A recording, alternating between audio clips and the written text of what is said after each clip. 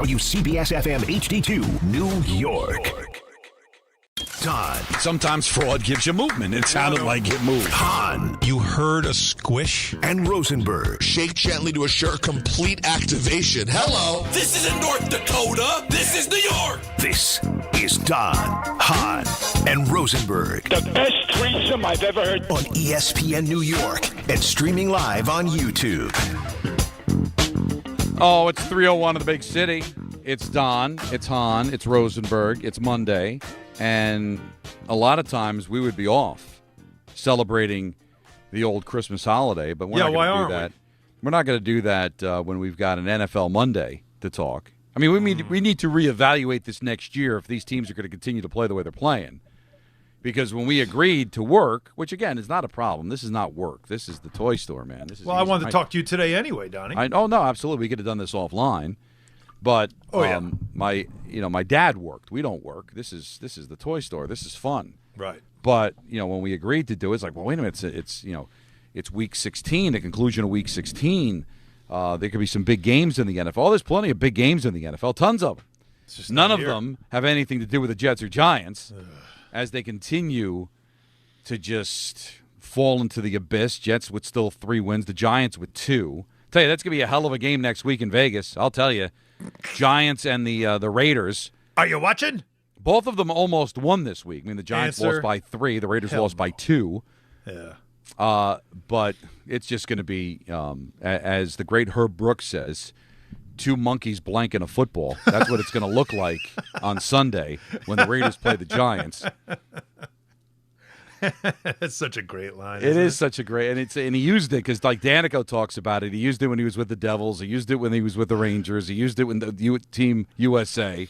It was great, and you could figure what the blank means. Yeah. And I said 2. Usually he says you look like a monkey blanking a football. Right. But I said 2 monkeys because the Raiders and the I believe Giants in the movie he used hump. Right? Yes. Yeah. But he didn't use hump because it was a real Disney life. movie. It was a Disney movie, but you get the picture, and that's basically what we're watching. We'll save the Giants for a second because we're gonna have Jordan Raanan coming on at 3:30. Yep. Because the Jets are what they are, all right, and we could sit there and take phone calls about firing the head coach. They're not doing any of that, all right. They are their regime is tight, whether you like it or not, whether you'd want it to be that way if you own the team, it's irrelevant. Muji's not going anywhere, nor should he. And Glenn's not going anywhere, nor should he. Mm-hmm. All right? It has not looked good, but they're playing three-dimensional chess, you hope, is that they're evaluating talent beyond the wins and losses. So don't even worry about it, okay? That will get figured out. Next year, the scholarship's over, and we're going to really watch and see about the growth of the team. But whatever. There are no changes here. The Giants are in complete evaluation mode, and this thing is going to get blown up sky high when the season is over. Because I was embarrassed by what I saw yesterday. Not the fact they lost the game. Who cares, all right? At the end of the day, whether you believe in tanking or not, whether you're rooting for them or not, the result's irrelevant. But your shiny new toy, Alan, is regressing. And not because of himself, but because of the dysfunction around him. Mm-hmm. What kind of game plan in a meaningless game at home do you have a game plan in which you ask your quarterback, who needs to grow and get better and to learn, just not throw the football, just hand off? I don't know, Don. Now, you do that when you're in a must-win situation because the Vikings do not have a good run defense, all right, and you're trying to win the game. Okay, because Kafka maybe still believes he's got a chance at a job. But you know how you keep the job is to have your quarterback continue to grow and get better, not sit there and just hand off the ball the entire first half. Now, he didn't play well in the second half, but explain to me that game plan, Alan. Explain to me in a meaningless game why I'm taking my quarterback who needs every game possible to try to get better and grow and learn and read defenses and change plays at the line of scrimmage, just basically hand off all day. I can't. It doesn't make sense. Here, Don, my motivation about local football yesterday was zero.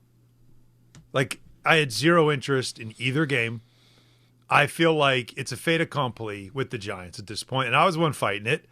But you see where this is going. The train is off the tracks. There's no getting it back. And right now, I think the bigger concern is if they end up with look, you know what your game is next week, this coming week, for the number 1 pick in the draft. Yeah. That's what this is now. This has now become the toilet bowl. Who gets that pick? Who's going to get the worst record in the league?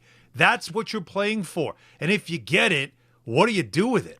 What's happening right now is irrelevant to me on all accounts. It means nothing because the guy who's at the podium, he ain't going to be the guy at the podium when the season starts next year. So I can't worry about that. I can't worry about anything other than what are they going to do going forward and who's going to be the one making those decisions. That's it. See, Season's over. The second thing you said to me is way more important than the first thing. Which is what? Who's making it? Who's leading this team football-wise? Whether it's the first pick or the 32nd pick, who is leading this team moving forward? And this is why I wanted to get Jordan on. Because it's really time to have this discussion. Where are we with John Mara? And I do not want to be callous. I don't want to be cold. Mm-hmm. He is going through a cancer battle, and that should be the most important thing to him, is to try to fight through this and survive it, and we're praying for him and we're thinking of him. Absolutely. So please, do not misunderstand me that I think football is remotely important to human life. Mm-hmm. But even in these circumstances, there has to be some kind of contingency plan. If John can't run this, and we're not even sure when he's running it that it's running functionally, what is the next stage? What is happening here?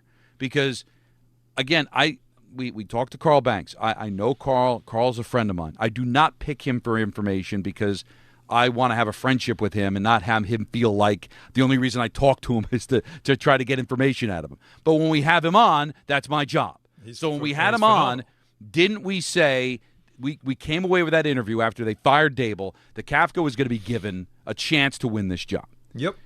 And now it's all coming out that they should have kept Dable. Look at how Dart's played since Kafka has taken over, and that maybe they should have kept Dable there so at least the quarterback could have moved forward. Okay, I can understand that. But here's the thing, Alan. Was the reason Dable let go because they thought Kafka was going to be the guy? And that's why Shane stayed, because now we have the stability we were looking for. We had to get rid of Dable because all they did was lose. But now we keep Dart's offensive coordinator, the only offensive coordinator he ever had. All right, he becomes the head coach. We can keep Shane because they're connected, just like Dable and Shane were connected. Okay. And they maybe made this choice, Alan, and fired Dable when they fired him because they believed that Kafka was the next guy. Well, guess what? He's not. They haven't won a game since he took over. Yeah, and that's why I think, again, I know you're painting the picture of what the season has been about. And I'm telling you that I don't think anything would have been different. It still would have been, an it show with this team. Sure. Because with we saw that team with Dable. We saw the mistakes. We saw the defense coordinator was over his head. We saw all of it. There was time. He had to go. He went. They wanted to see Kafka, who had interviewed for other head coaching jobs. What can you do? And now you know. So you guess what we don't have to do? We don't have to waste our time interviewing Mike Kafka. Don't have to. We've seen you in action. You had a chance. And you're not it. What this franchise needs right now, you're not it. So this is not, to me, it's not wasted time. You win or you learn. And the Giants, and I know, again, like you said, all due respect with John Mara, he's going through a lot. So I can't imagine he's really able to be up on everything as much as he should. And I'm sure he's not seeing it with his own eyes. But whoever it is in the organization that is paying attention, I hope that you learned enough at this point to know that the only move to make is to bring in someone with experience and let them run this thing. Let them, since Tom Coughlin left, and Tom Coughlin was the standard guy. He was the one that set the standard. This is what we do. This is how we do it. Ever since then, when they went to this stupid committee thing, it hasn't worked. So why don't we go back to what we know works? And that is get me an experienced coach who knows how to organize a franchise, get everybody under the same umbrella with the same standards and the style of play. And let's build a team that way. That's it. So you've learned. This is only for naught, Don, if we go into next season and nothing's changed. That's it. If you have learned something from this experience and next year you're better for it because you made the right hire, then none of this was a waste of time. And the quarterback will be fine. Trust me. He hates losing. He's miserable losing. But who knows? If they have the number 1 pick, maybe they will make that crazy. We were joking about hypotheticals. Who's to say, though, if they get the number 1 pick, that they might change their mind and say, you know what? We're worried about his long-term health, the way he plays, and maybe we need to start fresh with a number 1 pick quarterback and trade him while he's got serious value, because Jackson Dart will have serious value. But who? I don't see it as, like this has been a lost. It's a lost season record-wise, but it's only a lost season if you didn't learn from it, and by next year you have somebody in here that's helping you become a functioning franchise. That's the only way that you can say that this experience, as painful as it was worth it. That's all great, but who is making that decision is my ultimate question. Because Shane, the last we heard from the Giants organization was when Dable was let go. Right. And we were told in the statement right. that Shane would lead the search right. for the next head coach of this team. So the last we've heard from the Giants, and again, Jordan's going to join us at the bottom of the hour to see if anything's changed within. Right. That Shane is leading this. That's not good to me because he's a part of the problem now. So now you're telling me that they've got to learn. Did Shane learn? Is Shane the reason why Kafka was given this opportunity and failed? He's the guy that's going to want to keep Dart. So you say, well, I don't think they'll get out of the Dart business because if Shane's in charge, he's the one that traded back into the first round. I've already said it's lunacy if they think about trading him. Use that pick. If that's this narrative's coming out now, and I hate it. You do not trade the guy. I'm saying who knows what they're going to end up doing. What whoever comes in might have this decision, but that's become a thing. I think it's lunacy. I think if they end up with the number 1 pick, you use that pick. If you're a smart general manager, you use that pick to find the desperate team that needs a quarterback, take all you can, get as much draft capital as you can, and fill all the blanks that's all over your roster right now. That's what a smart football person would do coming into the situation because you already have the quarterback. But I don't want somebody to say, I'm worried about him getting hurt. What about his long-term health? Is he the type of quarterback that I'm not going to be able to rely on? That's, to me, you can't bring in somebody that's going to have that mentality. I don't disagree with you. I'm just concerned who is ultimately making these decisions that you're talking about. They don't have one yet. They have to find them. That's the problem. We know already, Don, by the way this is going. Don, that's the stuff that I'd be most concerned with, not what we see on the field. What you're saying now we're getting to the heart of the matter with the Giants, and you're trying to be respectful, and I know it, but I finally got it out of you. The only thing that matters right now with the Giants is who the hell is leading this search for the next, and maybe, just maybe, the story you always love to tell about the late 70s, maybe the league needs to step in here. Maybe they do. Well, because who is the one making these decisions? Who is going to find the person that is going to come in and get this thing back on track? And that's why we need to talk to Jordan just about the pecking order, just trying to figure out the ladder. Who's leading the way? Of leadership that goes on here. Because we know, before we found out about John Mara's cancer situation, was that he was the football guy. Yep. He had Shane as his general manager, and then they had their head coach. That was what they had in place. Mm-hmm. Tisch does not make those types of decisions football-wise. John Mara was the one that said, I want stability, I'm bringing these guys back. Now, John's ill. John is not traveling with the team, which is unheard of for him to do that because he's in treatment. He's going through. So I don't want to be critical of his situation, but we also have to know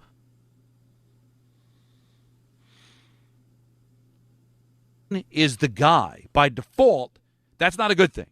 Like, if Shane's the guy because they believe in him, John believes in him, well, then what are we supposed to do? He's the owner of the team. But if he's just there by default because John's sick and Shane's the guy that's the brain trust there and there's literally nobody to fire him and he is leading this coaching search just because he's the last guy standing football-wise, that's not a good thing. If people believe in him, that's a different story. But if he's just there because, like, literally he's the guy that's holding the steering wheel because everybody else has got other things going on, That's a major problem. And you bring up what happened to Wellington when he was arguing with Tim. They were battling with each other back in the late 70s. The league had to step in, and they recommended they get George Young. And it changed everything. Yep. Are we at that stage? Hey, John can't run the team right now because he's ill. We need to bring somebody in here to grab the steering wheel. It can't be Shane. It's got to be somebody that's above Shane, that is given more responsibility to Shane and say, I think this guy should do it, or I don't think this guy should do it. Who is it? Is it Bill Parcells? Is it Kaufman? I don't know. Do you call Ernie It'd Accorsi? be kind of funny if it was Parcells, because he'd now have his fingerprints on both franchises. But I'm just we joke about it when we talk about our drinking game, the blood in the ground. Yeah. But the blood in the ground is such a great phrase because that's what the Giants need. Somebody that is invested emotionally with the success of this franchise. Is it Bill Parcells?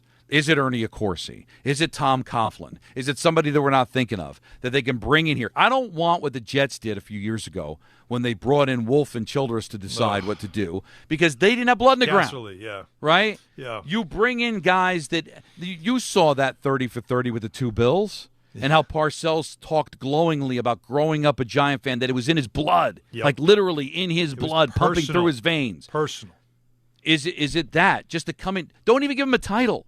Just come in here. What do you think, Bill? What do you think we should do here? You watch the teams down in Florida, the games down in Florida. You see this team. You're emotionally invested. What do we do here? John's in trouble. Shane's a mess. This team is in as bad a shape as somebody that lived through the 70s. And my earliest memories of the Giants are 75, 76, when they were an absolute tire fire. This is worse. This is way worse. This is worse. Because it was hard to make the playoffs in the 70s, You had Alan. owners fighting in the 70s. Fine, but it was fixable because it wasn't like they were that far away. You know, right now, think about how far away they are, and yet it's still easy to make the playoffs. 9-win teams are making the playoffs. This football league is garbage, right? We don't even have a very good team in football. Your example is the fact that the coach that they just fired was coach of the year and made the playoffs and won a playoff game in his first season. That's your example. Yeah. That's how easy it is. That's it. Honestly, that and then you fell can off win the 9 face of the games earth after that and look like God because name a great team. Who is a great team? At This least year, when the Giants were bad, they were supposed to be bad. They weren't the Steelers. They weren't the Cowboys. But right now, all you got to do is tweak here, tweak there, and you can find yourself back, and yet they still seem to be so far away. I'm watching, I had the Devil game last night, but like before the game, in between periods, I'm watching that Lion-Pittsburgh game. I'm watching the game last night between the Patriots and the Ravens. By the way, Patriots trying to become, the third team to lose 13 games and then win 13 games the next year? Oh, by the way, it happened last year with the Commanders, all right? So it can happen, but you need to make the right decisions, and they don't even have somebody to make decisions. Yeah. So that's why I feel like this is the worst football that we've ever seen as Giant fans ever. And if you're of a certain age like me or even older, that's saying something, brother. That's saying something. Well, while we're talking about football, there's some more Mets news when it comes to breaking up that team. Okay. So Jeff Passan reporting that the Mets are sending Jeff McNeil to the A's. The Mets are getting back a pitcher from rookie ball, basically. He doesn't even have his name. The Mets are sending cash to help cover the $15 million plus salary, and then also a $2 million buyout on the club option for next year. So they're basically paying the A's to take him. We had a feeling, McNeil was going to be out. There was a core of players there that you could see that they knew they had to get out of that clubhouse. Nimmo, McNeil, and Alonso. Now, McNeil and Lindor did not get along, as we know. No. But wow. They are continuing to dismantle that team, and yet, really, what are the additions they're making? They're not big-time additions. Not yet. But that's just one more so for Mets fans to know. They are paying the A's to take Jeff McNeil just to move on from him. Right. So right now you are seeing David Stearns just building the team he wants to build. This type of team that he believes should win. Type of team, and basically anybody that was not acquired by him, extended by him, traded for by him, he is trying to get out. Lindor probably can't because the contract's too much, and he just can't make that kind of a deal. Yeah. But he is changing this team. You know, he'd love to get rid of Senga if he could, but again, there's a lot of money to move there, and he hasn't been good, and he hasn't been healthy. Money to that too. See, this is also how you get. You know, that's the thing when people talk about. And I know we're making a hard turn here, but we will get back to Giants when Jordan Raanan joins us next. But just because this just broke, it shows you, too, that when you have a deep-pocketed owner, a lot of people think you can just sign players to massive contracts and outspend them. What you can also do, and we saw this a couple of years ago with Scherzer and Verlander, is you can also pay your way out of mistakes. Right. And that's something that clearly – like that's one thing that, Hal never wanted to do. That's why Jacoby Ellsbury sat on that roster for years and he didn't even play. Well, it's a lot to ask an owner to do. I know the fans don't have any sympathy. Oh, pay for my mistake as a GM? Yeah, that's hard to do. But pay. But that's what makes an owner and a general manager great is admitting, hey, I made a mistake. Let's get the heck out of this. Yeah. And that's what the Yankees used to do back in the day. Like, Jose Canseco's not working out, Chili Davis isn't working out. We'll just keep trying until we find the right guy, right? Throw money on top Vizcaino's not working out. We'll just keep trying until we find the guy, and if we've got to pay through the nose for it, but clearly it's a different world now. Yeah. And even the billionaire owners are like, I'm not setting fire to money unless I have to, but it's all about trying to make the team better. That's the number one question I get asked. I'm sure you get asked it too, Alan. What are the Mets doing? You hope there's a plan. All I say is this. I know there's a plan. All right? I know you do. There's a plan. You feel pretty good about that. Of course. Or very good. He's not doing all this and not having a plan. Now, I don't know if the plan's going to work, but the thing that I'm a little worried about is there an expiration date on the plan? Now, they said that we'll see it on opening day, but are we going to get sold a bill of goods like, there's a plan, but we're going to see what happens with this potential lockout or strike with this new CBA, and is there going to be a salary? Like, I'm just hoping that 26 isn't end up sold as a transitional year because the plan's taking longer than expected because of the work stoppage. That's the one thing I'm worried about. I know there's a plan. I just don't know exactly when the plan's going to be executed. And I would not be surprised if it's going to be after the dust settles with the CBA. And then that means 26 ends up being taken a knee. I can't have my baseball team take a knee after my football team has taken 3 knees. I think the Jets are taking a knee next year. I'm telling you. I think the Jets are still in. I think the Jets are another year away. What the New York teams are doing to their fan bases right now is mind-boggling. It really is. And then the Jets dare to raise prices. We'll see what the Mets end up doing. We see the Yankees have been this is as quiet as I've ever seen the Yankees in an offseason. And we were warned about that. So baseball's been quiet. The football obviously is a dead stick, as you used to say. One of my favorite sayings from you in the old show. It's a dead stick. But we did get a Knick win last night, which is pretty riveting. We have that going on, which is nice. Yeah, the hockey's a bit of a whirlwind right now. Yeah. Rangers, playing without Fox. Now they lose Miller. They got a flu bug. Go to Nashville, one of the worst teams in the league, after a thrilling come-from-behind victory against the Flyers, and they just hand 2 points back. Jack Hughes back, and he scores. That's not nothing. Getting him back. That's the only goal they get, and they end up losing to all of a sudden a red-hot Buffalo Sabres team. Since we're pivoting all over the place right now and pulling our hamstrings and groins. We're very agile right now, Don. I think we're being great agility. The NHL's Eastern Conference basically is I'll win 4 in a row, then lose 4 in a row. Like everybody. And there's so much parity in sports right now. It's really ridiculous. It's really amazing. But listen, we got full 4 hours today. Yeah, all right? everybody. So we're going to get to everything there is to get to. We'll get to a bunch of Met calls. 800-919-3776, as everybody knows. For sure. We've got the Binge at 4:30. We've got ENN at 6. But I wanted to get Jordan Raanan on just because I want to get the pecking order, what's happening inside with the Giants.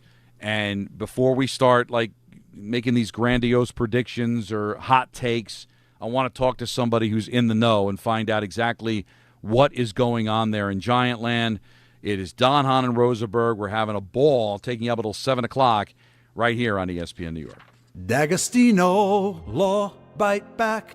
I'm injury attorney John Ryan D'Agostino, nicknamed The Closer, continuing D'Agostino and Associates' legacy of helping the injured for over 35 years. My father, John D'Agostino, built this injury firm to help accident victims. This is John D'Agostino, and this is a family firm. For us, it's about doing what's right and making sure somebody pays for your pain. Call us first at 1-800-BITE-BACK. That's 1-800-BITE-BACK. They call me The Closer because big or small, in court or out, I'm fighting to get the job done, to win, to get you every dollar you deserve.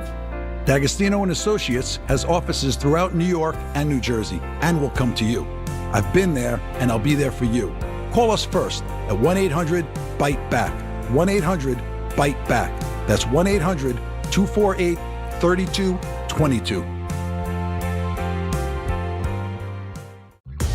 There's a lot of reasons why people buy at Ramsey Mazda. It's their selection, it's their customer service, and it's their savings. During the More to Move You event, lease a new 2025 Mazda CX-5 2.5S all-wheel drive for $229 for 36 months. Start shopping now at RamseyMazda.com. Choose wisely. Choose Ramsey Mazda. Call 833-853-2970 for details. VIN S077553, MSRP $30,920. Zero security deposit. Ends 1/2/26.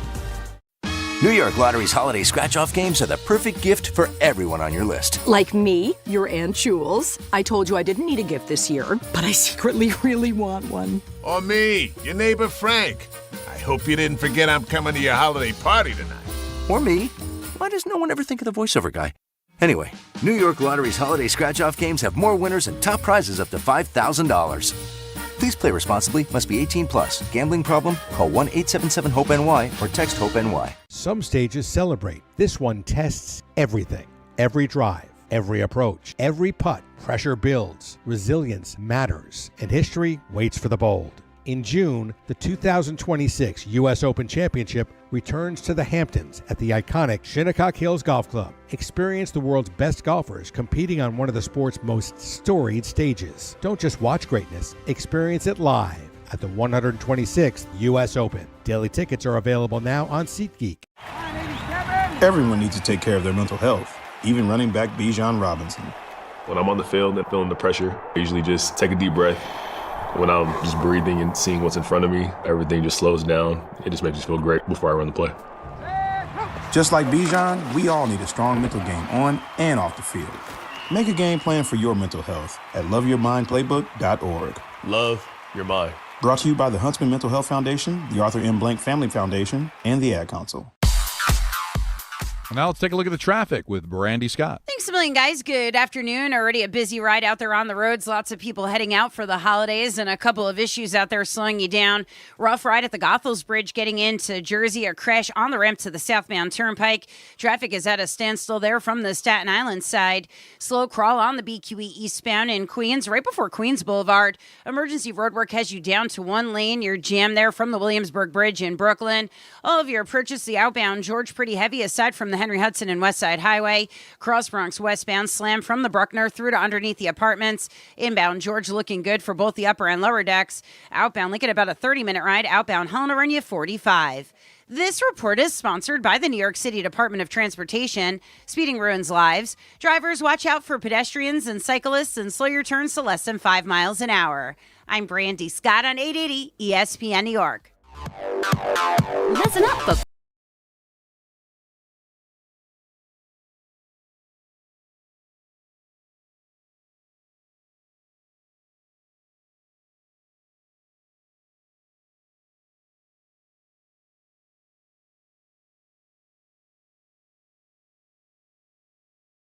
Never ordinary at Bet365. Gambling problem? Call 1-800-GAMBLER. 21 plus only. Must be physically located in New Jersey. T&Cs apply. In-app only.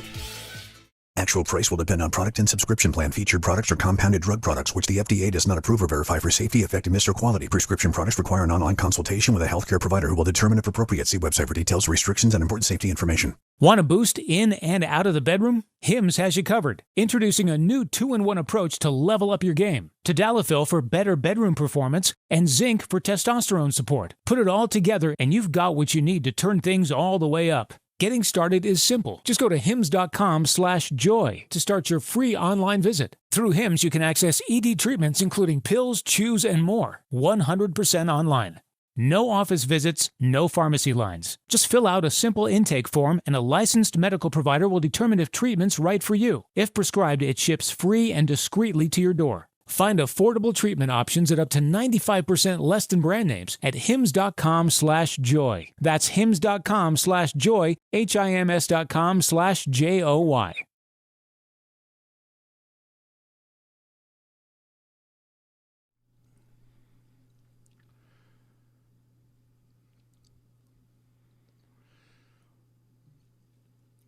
Game Time is brought to you by Tullamore Dew Irish Whiskey, because when it's game time, Alan. It's Tully time. It's Tully time. There are no locals in action tonight. Oh, you know what? I don't know. Zero, zilch, nada. We do not have any locals playing. We do have the 49ers and the Colts on Monday Night Football at 8:15, and that's an ABC vehicle.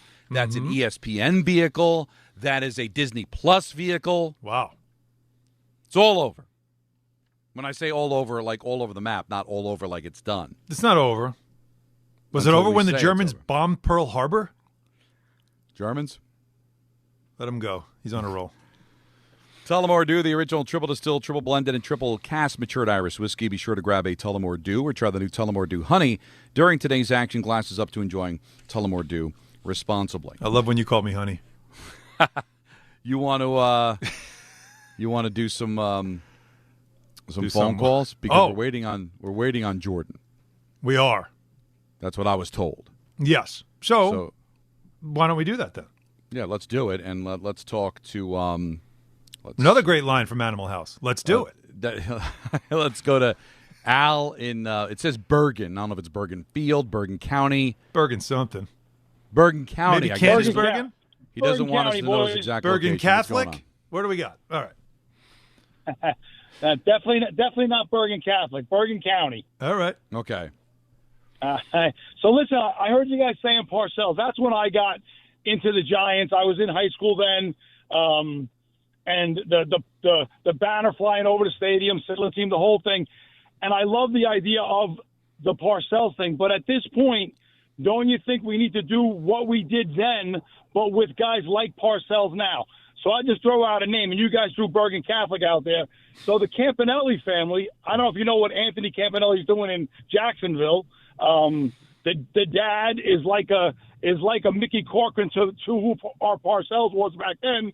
I mean, they're the first family of football. I don't understand why Anthony's name is not coming up to come up here, even as a defensive coordinator, and start building with Jersey guys like the next generation of Parcells guys. Like, these guys are doing in New Jersey what Parcells did back then. Chris Partridge is a Jersey guy who coached at Paramus Catholic, is now the linebacker coach with the Seahawks. So it's almost like when Parcells was at Air Force, Partridge is doing that now. When Belichick was with Minnesota, that's what Anthony Campanelli is doing now. Bring guys like that in that have Jersey roots, but that are 35 and 40 years old. Well, I'm not asking. I don't hate that. Alan, I'm not asking for Bill Parcells to run the show. I'm asking for Bill Parcells to help point out the direction. And if he recommends different people, then I'm all for it. So I just want somebody with blood in the ground that cares, that can, instead of making a business decision or getting some sort of a check, the way that, Wolf did from Woody Johnson. Oh, him and Casserly, boy. I want somebody money that's grab. Emotionally invested to say, here's what I think this franchise needs. Yeah. All right? Why don't you talk to this person? Talk to that person. I'm not giving him any authority. I'm just somebody that I know that cares, that I know that knows football, to kind of help me out in this time of transition. That's what I need. And so I'm sure there are a bunch of people that can help. I just don't know who those people are. Do you? Does anybody at this point? No. Well, again, exactly. this is. We have these same problems with the Jets as well, right? Like it's the same issues of those running the franchise maybe don't have a really good feel for what it takes to run a good franchise. And when the Giants have had success, it's when they've reached back into their history, right? Like it's when they've found success, they have always tried to find some sort of connection to when they were great, obviously the Parcells era. Right. And that, to me, was, evident with Tom Coughlin. And we say it all the time. All of it walked out the door when he walked right past John, didn't shake his hand, and left. And they have never gotten it back since. Never. And that's the problem. How do you not recognize that? Like, whether it's – I don't think it needs to be John. There are other people in the family that care about the team and care about the franchise that should also just say, hey, you know what? Remember when we were good? Why don't we go back to doing it that way? Because that worked. Instead of always having to feel like I hate when the major markets or the legacy franchises start acting like the outpost franchises and the smaller market ones. And maybe they're having success doing it their way, but that's because it's unique to them. When you operate as a major market legacy franchise, you're supposed to do things a little bit differently, a little bit more with tradition. This is who we are. This is our identity. When the Giants are great, what do, Don? When the Giants are great in their history, what is the best thing about them? The best thing about the Giants when they're great? Whenever they're great, what is the one thing you're like, they're the best at this? Well, it's usually defense. Thank you. That's it. When they're great, it's because they have a great defense. It starts there. That's their identity. And, they decided to hire a defense coordinator, had no experience. They had a secondary that had zero chance of covering anyone. They had linebackers who can't tackle. That's not the Giants. You can talk all you want about Jackson Dart and offense and all those things. That's nice. But when the Giants are their best is when their standards defense. And they have a defense over the last couple of years that has been embarrassing ever since Wink walked out the door. So I just feel like that's all it takes. So what you said, and well, hopefully Jordan, when he gets on with us, who is overseeing? Don't tell me, you could say that Joe Schoen is going to lead the search for a new head coach. That doesn't tell me anything. That just tells me he's going to be the one making phone calls and arranging things. He's almost like the secretary. He's going to be the one organizing these interviews. But we all know how this stuff works at the high end. The agents, the super agents, the Jimmy Sextons of the world, they get their coaches interviewed. They say, he's interested in the job, I'm coming. And he'll look at Joe Schoen like, we're not talking to you. We're talking to whoever's above you. Right? Like, they know. So who is the one that when Mike McCarthy comes to talk to the Giants, who's he talking to? Because it can't be Joe Schoen. We all know that's not the case. Well, the entire recent history of this organization, I've said it a bunch of times, is basically George Young to Ernie Accorsi. And even though Ernie Accorsi didn't win a ring, it was Jerry Reese's teams, technically. Those were teams that were built by Accorsi. And those are the two guys, Alan.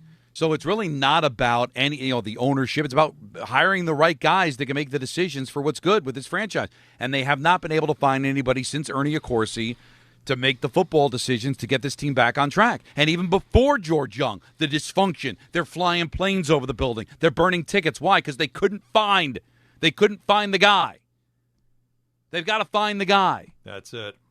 So, and Pete Rozelle was able to help them get George Young. So Roger Goodell has to do it. Yeah, Goodell or whoever it is in the high offices of the NFL have got to look at that franchise, see that it's in disarray, see that there's health issues with ownership, and say, you know what, we got to help them. We got to come in and help them. We got to get that franchise back on track because it can't be like this. We can't have two teams in New York that are an abomination. No, we're used to the Jets being a joke, but we can't let the Giants keep being a joke. Yeah, and maybe the Jets have their guys. That's the difference, is that they've got, Muji's in his first year. Yeah. And Glenn's in his first year. I can understand fans saying, I don't believe it because it's never worked. Okay. But they've got, it could be these guys. The Giants right now don't have anybody. And if Shane comes back, that's not going to really exude any confidence for people moving forward either. Now, Jordan's going to pivot. He's going to join us at 4. So we'll continue with their phone calls at 1-800-919-3776. Alex in Limbrook, you're on Don, Hahn, and Rosenberg. What's going on? Hi, guys. What's up? Hello? Yep, we got you. I have an idea. I don't know if you're going to think it's great or going to think it's crazy. The Giants should draft a quarterback like Mendoza. Then they have two quarterbacks. Then they contact, let's say, the Cowboys and say, you want one of our young quarterbacks, give us Dak Prescott. And then he's a matured, experienced quarterback. He can help the Giants start winning some games. I'm sure you'll agree that our record would be better if we had a quarterback like Dak Prescott. And that way you have Dak Prescott, an experienced quarterback, and then an up-and-coming quarterback, depending if it's Dak. Alex, if I can cut you off, because I know you put a lot of thought into this. Sure. Dak Prescott can't play linebacker and he can't play corner. And that's the problem with the Giants more than it is quarterback. Their quarterback play was not an issue for most of this season. They were putting up points. There were games where they had leads, double-digit leads in the fourth quarter. Their defense is a major problem. Some of it was coordinator and some of it was personnel. And that to me is what you have to fix more than worrying about making a major change at quarterback. Yeah, I get it. If you're saying if you fill these other positions, it will help the team start winning games, then fine. I'm not. Then yeah, that's what to me that's what you do with the pick. You don't draft another quarterback. You use that pick to get multiple picks, so that you can get a lot of players. You can get a lot of talent to fill out areas that are not quarterback, that are a little bit easier, especially in a draft like this, to find. Like, why would you take on a Dak Prescott massive contract that's going to cause trouble with your cap situation when you have a quarterback on a rookie deal that buys you at least 4 more years of not having to worry about paying him? Yeah, they have a major. Can I ask you one question? Go ahead. What about if you draft Mendoza and then you go to other teams and go, okay, you want him? Well, no, you can't do that because now teams know you have to trade him. So if you draft a quarterback, now they know, well, you drafted a quarterback, you have no leverage now. You won't get the maximum for him. No, what you want is the pick, whether it's 1 or 2. And I guess what really could work out is if, for whatever reason, they don't get the first pick, is that multiple quarterbacks come out. The kid from Oregon comes out, wins a national championship, and there's 2 quarterbacks, and now you can maybe trade to get. They have. I was thinking about this watching the game, Alan. You know, I think sometimes we confuse name for talent. Okay. Like, they've got some name players. Like, Thibodeau's a name, Carter's a name, Dexter Lawrence is a name, even though he's had a miserable season. Yeah, I'm going to chalk that up to injury. I don't think he was ready for the season. Yeah, I don't think so either. You're right. But the point is that they've got names. You can name a lot of players, but they don't have a ton of talent. Guys that are executing, guys that are playing to the level that they're supposed to play at. They've got they need linebackers. They need a secondary. They need extra weapons on offense. And yesterday was tough because you're down 2 offensive linemen. Thomas leaves the game. Rucker couldn't go because his wife was having a baby. But they have no depth. So there's a talent issue here. So it's not really. It doesn't seem like it's the quarterback, although the jury still could be out on how good Dart can be. But that box seems to be checked. It's every other box that needs to be checked for this team to be able to get where they need to go. More of your calls at 1-800-919-3776. Jordan Raanan is going to be joining us coming up at 4. It's Don Hahn Rosenberg till 7 right here on ESPN New York. St. John's is back in action at home against Harvard. Coverage begins tomorrow at 5:40 on the ESPN New York app.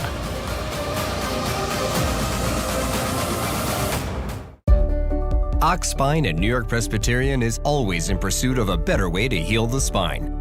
We're getting more people moving again with minimally invasive, non-surgical, and surgical treatments with innovative solutions for every back and spine condition and your unique needs.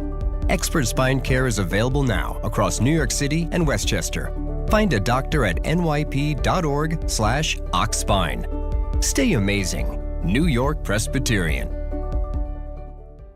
Looking for a fantastic holiday deal? Stop by Boost Mobile tomorrow, Tuesday, December 23rd from 2 to 6 p.m. at 310 East 149th Street in the Bronx for their special holiday event. Free gifts to the first 50 kids and free photos with Santa. Bring the whole family, and while you're there, check out their amazing deal. Unlimited talk, text, and data for $25 a month. Forever, as in for life. Make the move and watch your savings stack up. Switch now at boostmobile.com. After 30 gigs, you may experience slower speeds. Pay $25 a month as long as you stay on the Boost Unlimited plan.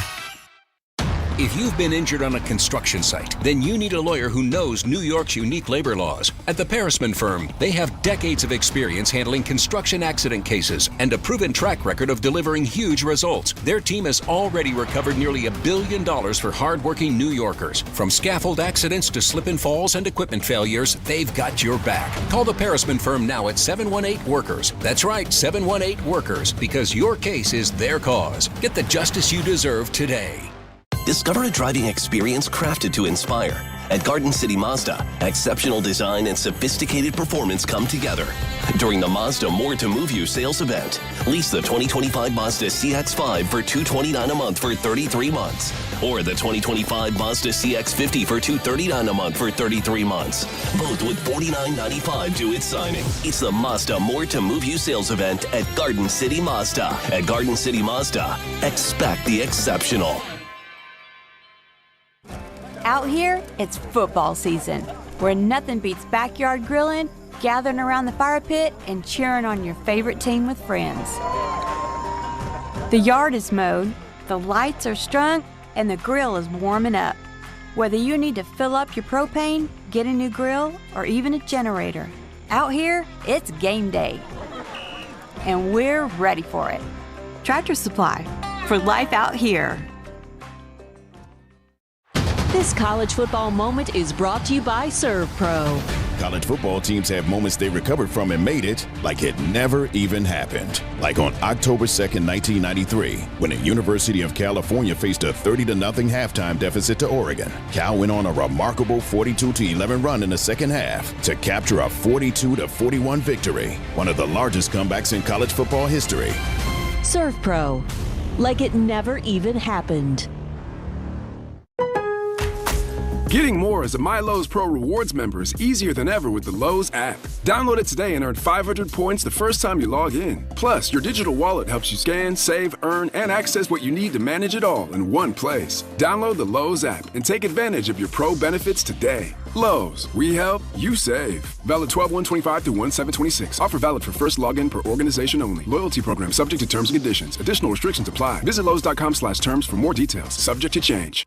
My name is Whitney Allen. I am a widow. My husband Ryan died. We never thought in a million years we'd have to use life insurance. The unexpected happened. With Ethos, it is so fast and easy. It's 100% online. You can get a quote in seconds, apply in minutes, and get same-day coverage. No medical exams, and you can get up to $3 million worth of coverage through Ethos. Get your free quote at ethos.com/game. That's ETHOS.com/game. Time spent on application may vary. Online health questions required. You live for this. The wins, the losses, the slam dunks, and the buzzer beaters. The dream that this is your team's year. Hope. It's what keeps you coming back. So you represent with anticipation and with pride. Because when everything's on the line, your support means everything. That's why the NBA store is here to support you. Check out the largest selection of official NBA gear at NBAstore.com. A Fanatics experience.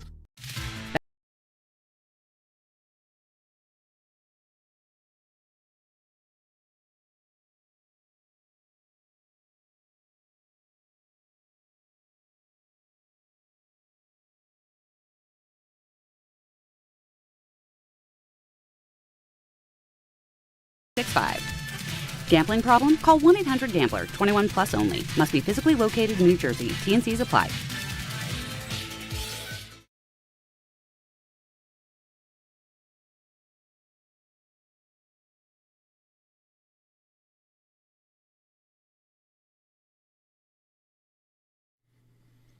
So we've got some Nick breaking news, Alan. Yeah, the NBA injury report is out. And the latest one, the Knicks are leaving today for Minnesota. They're going to play. You know, you love the schedule. Just random go to Minnesota, play the Timberwolves, and then come back. So tomorrow night, right now, listed as out for tomorrow is Jalen Brunson and OG Anunoby. For Brunson, it's listed as right ankle injury management. Okay. He just went for 47 last night. That's the third game in 4 days, fourth game in 6 days for him. So you can understand why playing a Western opponent, so, you know, this record is what it is. On the road, he loves playing at the Garden. If there's ever a time to get him to catch your breath because you got a noon Christmas Day game, and then we go on the road right after that, this would be a game to kind of mark as let's get him right. Like, let's make sure he doesn't start breaking down. The other name that's interesting on this is OG Anunoby. He's also listed as out, left ankle soreness. OG had a great second half last night. OG and Brunson are the only, along with Bridges, are the only starters that played all three of the games over the 4 days after the NBA Cup. Bridges just doesn't miss time. He's never missed a game in his career, so he will never sit out. But I think you're seeing the Knicks manage this. Hart and Towns missed that game in Indiana, if you remember. So, and Robinson. So I think this is just a way to, okay, we got to give you guys at least a day, a little break, because the Knicks don't get 2 days off between games until mid-January. So the schedule's tough, and the Knicks are just trying to manage this. But it's a good Timberwolves team. So the Knicks are 20-8, which is a fantastic record, second best in the East, and I think top 5 in the entire NBA. So, this is one of those things where you look at the schedule and you try to manage it. This is not something we've seen in the past, obviously, with the Knicks and the Tom Thibodeau. And Brunson was asked about Brown, working with the schedule and trying to find places to rest him. And he just basically said that I trust Mike Brown. And whatever he says, I believe I'll do it. He said, I want to play, but whatever Mike Brown says, I'll do it. Well, I have a response to all this, but first I need to tell you there are a lot of reasons why people buy at Ramsey Mazda. It's their selection, it's their customer service, and it's their savings during the More to Move You event. Lease a new 2025 Mazda CX-5 2.5S all-wheel drive for $229 for 36 months. Start shopping now at RamseyMazda.com. Choose wisely. Choose Ramsey Mazda. Call 833-853-2970 for details. VIN S077553, MSRP $30,920, zero security deposit, ends 1/2/26. Now, a lot of this has to do with the in-season tournament. Yep. And how things are condensed. But still, you have to look at the schedule that if it's that arduous where guys just can't physically play every game, then doesn't the league have to figure out some way to manage it better so this is not an issue? Like the NHL's going through it. I thought that was awful that the Rangers had to play at Madison Square Garden on Saturday afternoon and then play a Sunday night game in Nashville. Right? I mean, that's just what's happening here with Minnesota. Nashville's, it's not that far, but it's still far. Like the play, and even though the Rangers were at 12:30, it's still second to back-to-backs are tough in hockey to begin with, but have to travel to Nashville. Yep. That's tough to do. But the NHL's excuse is we got the Olympic break, and we've got to condense the schedule. Mm-hmm. So you might not have that under normal circumstances. But the in-season tournament's not going away, Alan, and you just can't have a schedule where it's physically impossible for players to play every day. It's counterproductive to what you're trying to do to create interest. And, the Rangers, the Knicks have been kind of up and down here, where they have the thrilling win against Indiana, but then they lose to the Sixers, right? Yep. Then they have a bounce back, and they've got the win last night. Only now you might have to give it up tomorrow, Minnesota, when half your best players are out. Like it's you're robbing Peter to pay Paul. It feels like to where now you have to ask yourself: is the schedule too arduous? I hate that, but it's always been a conversation in the league. I'm just saying that what the league, and I'm agreeing with you on what you said. When they are setting up the NBA Cup during the week of the Cup, so the semifinal and the final, other teams that didn't make it were playing like that Monday, Wednesday. They were like fitting them in. And I think what they should do is just keep it open. Because the fact that you had to play, and I brought this up, we talked about this the other day, so I don't want to go too deep into it because anybody that's listened to the show knows I went through the hangover and the impact it had on the Lakers and the Bucks. But I also wanted to point out that the Knicks, in the 3 years, the Knicks had the shortest break between the championship game and their next game. And then they had to play a back-to-back Thursday, Friday. And not only play a back-to-back Thursday, Friday, that Friday game, they played a team that didn't play since Sunday. Right, yeah. A good Sixer team that had not played since Sunday. You got to admit, that's a little unfair. That's a schedule loss. And then they got pissed off and had to play on Sunday, where you probably could have had, you gave some guys on the Indiana game some nights off because you thought Indiana's banged up. We could probably beat them with our B squad. And they barely did, but they did. But they had Brunson who did it. At some point, you wanted to give Brunson a day off, but Brunson's like, I'm not taking a day off when we're playing a home game against an Eastern Conference opponent. I'm not doing it. So they do it against maybe Minnesota. They need to just clear the decks, and they play this thing, and no one else is playing. Just so no one has to deal with jumping on a plane and playing the next day after winning this thing. The Lakers had 3 days. The Bucks had 2 days off in between. The Knicks had 1, and it was a travel day. That's unfair, but they're going to handle it. It sucks because nobody likes to see a player sit, and no one more than Brunson doesn't want to do this, by the way. But that's just how you have to manage your way through a season sometimes. I know. And make sure your guys don't break down, because the argument about Thibodeau was he valued every single game. Tonight's game's the one that matters. I can't worry about an April game. But a lot of the conventional thinking now in this league is I have to sacrifice earlier in the season so that it doesn't affect me later in the season. And you don't want a guy like Brunson, and how great he is, to start breaking down because you couldn't just get him a breather. As I said, they're every other day now, all the way up until January 13th. That's a breakneck speed that you just got to get him a breather. Now, we got a ton of calls to get to, but all the stuff breaking, McNeil getting traded to the A's, Brunson and OG not playing tomorrow against the Timberwolves. We got the Giants and Jets to talk about. We got an NFL binge at 4:30. So if you're there, Robbie, Steve, Lewis, Joe, Bill, Juan, we're going to get to you, but we want to check in with Jordan Raanan next. Get an update on the Giants and their situation. Then we'll get to the calls and everything else. ENN at 6. We got a big show. 3 more hours to go. Hahn Rosenberg, ESPN New York.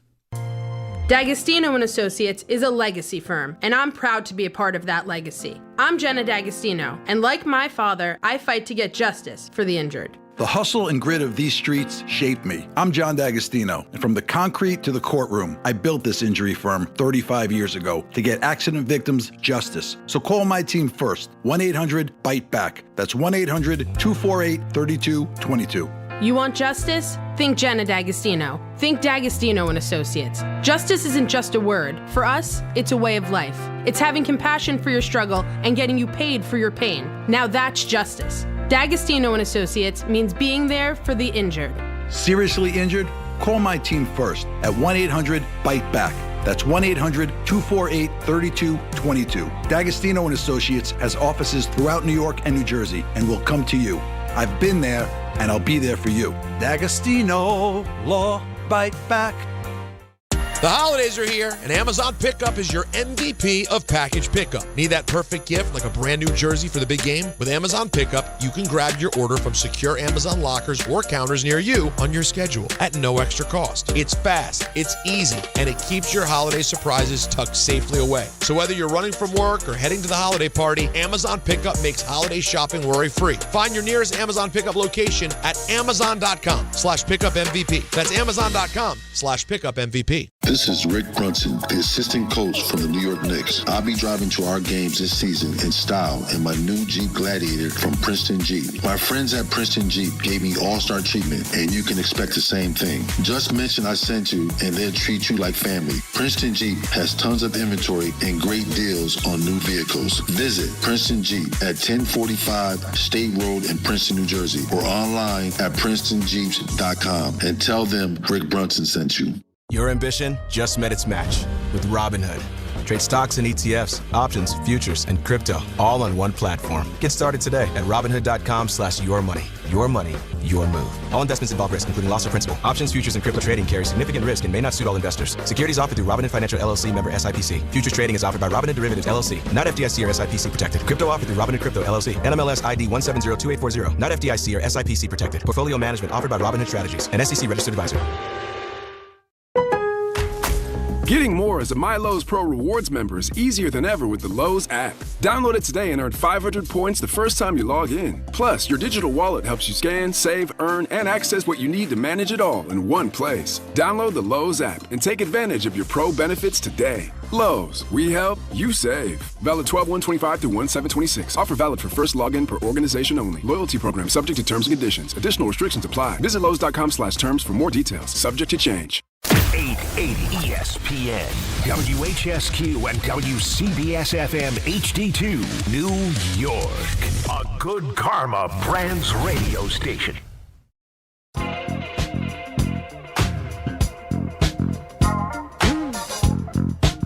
All right, Game Time is brought to you by Tullamore Dew Irish Whiskey, because when it's game time, Alan.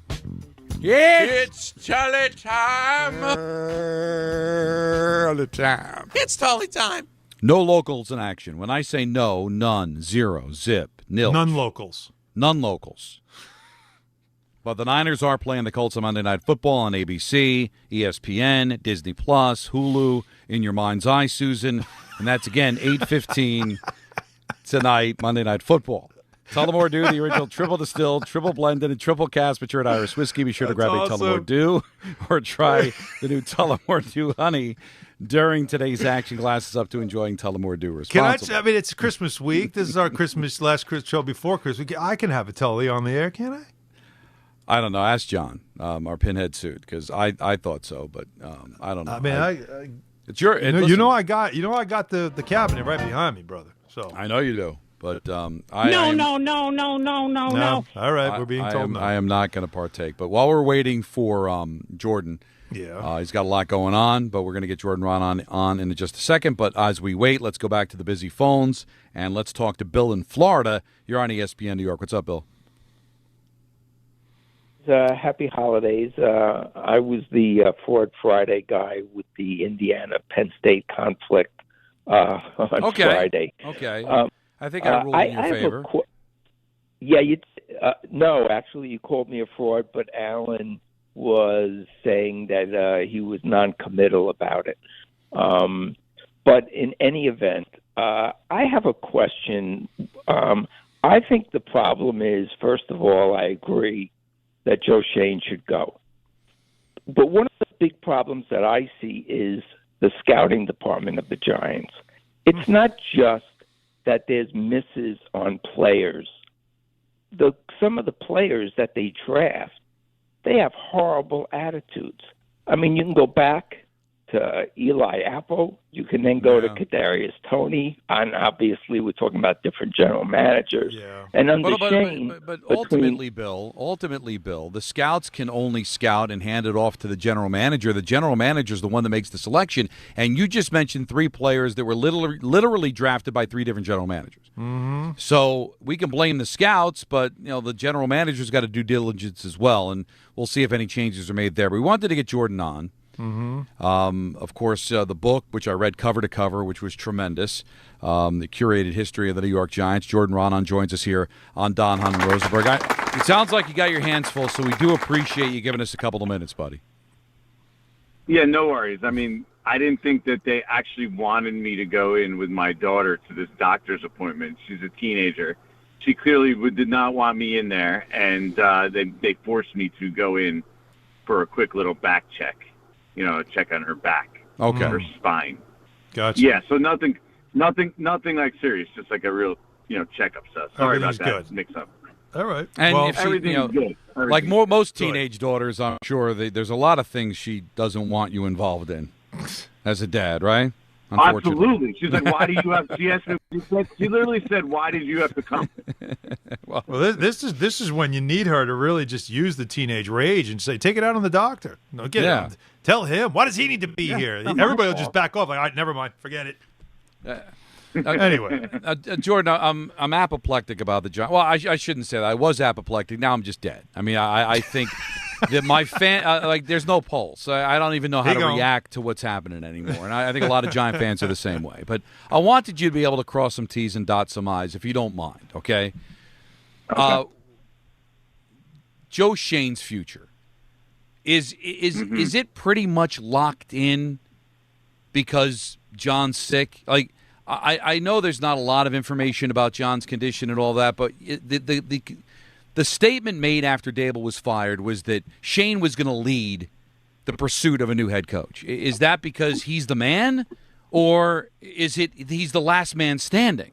Like, I just want to know what not only his stability with the organization, but is it just a case of because John's in the situation that he's in, there's literally nobody else to do this?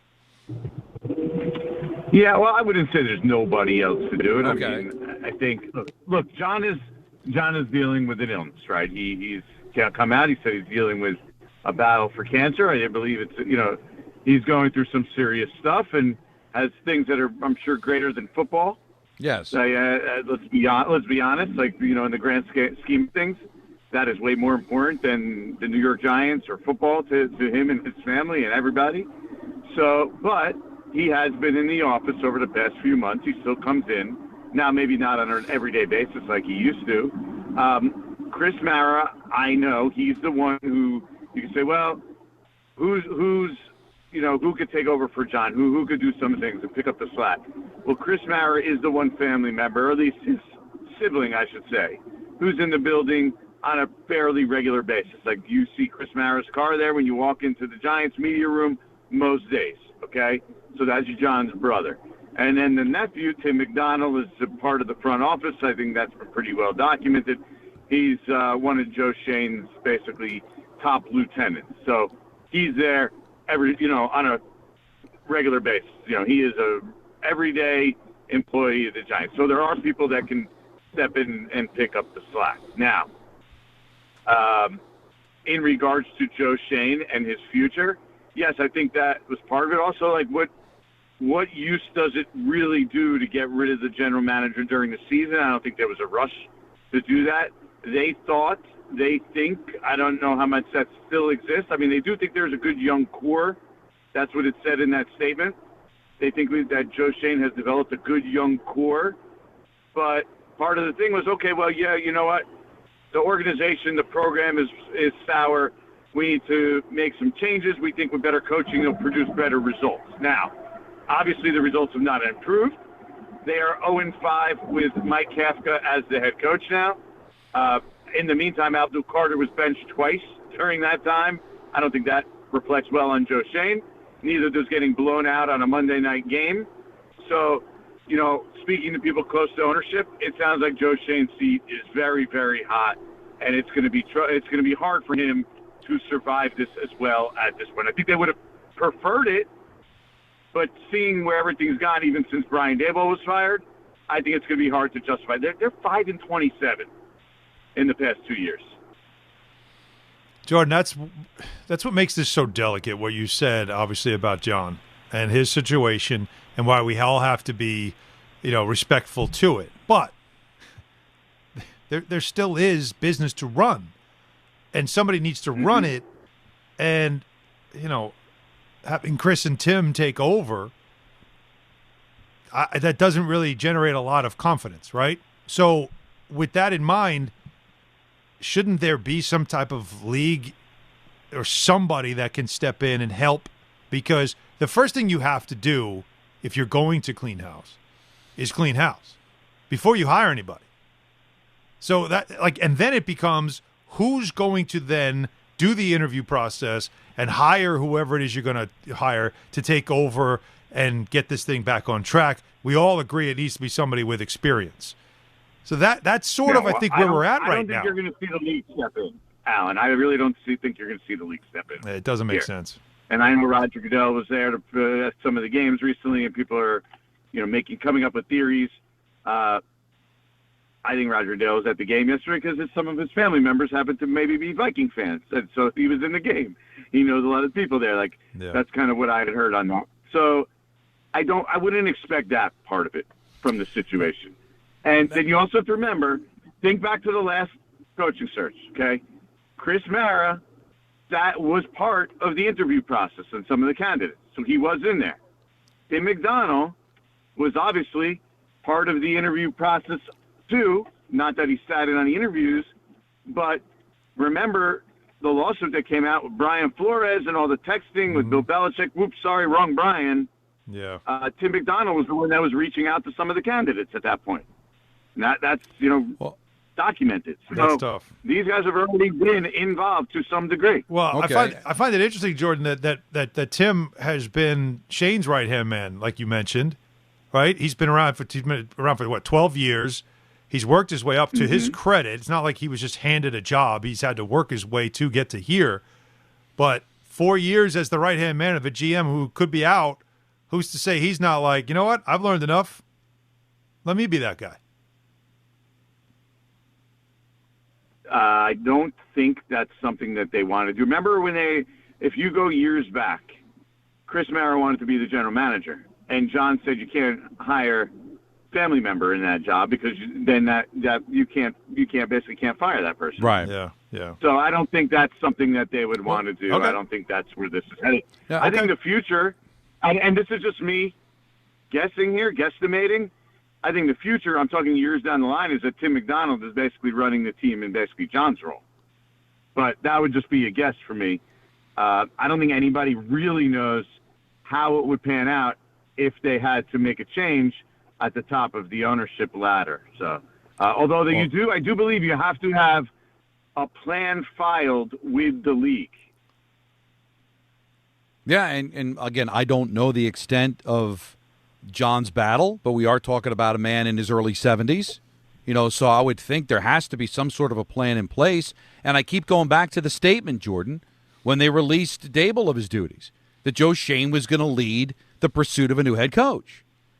So with all the different things in place, Schoen was listed as somebody that was going to lead, not be a part of, lead this. So I'm wondering, and this is my little conspiracy theory, Jordan, and hear me out. Was Kafka supposed to be the guy? When they made this move, did they believe that they were going to give Kafka the road to be the head coach and that it would make sense for Schoen to stay as the general manager and keep that stability that John was looking for? And did he drop the ball by not winning a game since he took over? Yeah, I think in a perfect world they would have, they're sitting at 3-2 right now. It will look a lot better. They could justify to themselves, hey, you know what? We don't want to overturn the whole thing right now, especially with everything going on. I think that it was sort of wishful thinking that maybe that it can go that route. But I also think they were fully aware that the likelihood was that they were going to have to go out and find a new head coach. And not knowing who was going to lead that charge, though. Like, as you just said, like there's no, it's still a hot seat for your general manager. I mean, this is dysfunction to me that goes beyond John being sick. Like, is there a plan? There can't be wishful thinking. There can't be, I hope this happens. I mean, there has to be some kind of stable decision-making. Otherwise, you might have just kept Dable there, because at least if you kept Dable there, there's at least the perception of that I don't screw my quarterback up. And he's digressed since Dable's been gone. I'm not complaining that Dable was fired. He deserved to be fired. But they made the situation worse. He was also concussed when Dable left. I mean, not that you want to laugh about that, but that so he's coming back from the concussion. So obviously you don't really want him to run as much coming off the concussion. Brian Dable was running him. This was part of the complaint, right? He was basically running power runs down 3 scores to make it look good at the end of games. Right. Right? That was part of the complaint. So we're going to sit here revisionist history, how he regressed. A lot of it has to do with, hey, he has to learn how to play in the pocket better. Like, in order to be the quarterback I think everybody wants him to be, and that people hope he can be, he's going to have to be able to do that. So if we're trying to teach him how to play the quarterback position, explain to me the game plan yesterday when all he did was hand off. See, this is where I disagree with you. I think that is an out-of-control narrative that has already developed. This idea that he's just going to hand off every play. So the first 2 drives, they run the ball consistently, right? By the way, they run it down into the low red zone to the 8, I think it was the 8-yard line both times, right? Yes. So over the final 2.5, 3 quarters, he actually, so their goal there, and actually I could totally see the logic, you want to slow down Brian Flores' pass rush, right? And they did. They ran the ball effectively those 2 drives. Should have gotten more points. They're inside the 10-yard line. They end up with 3 points. That's obviously huge mistakes by them, and that ended up costing the game. But then over to basically the next 3 quarters, they threw more passes than they ran. Now, you could sit there and say, well, they only threw 13 passes.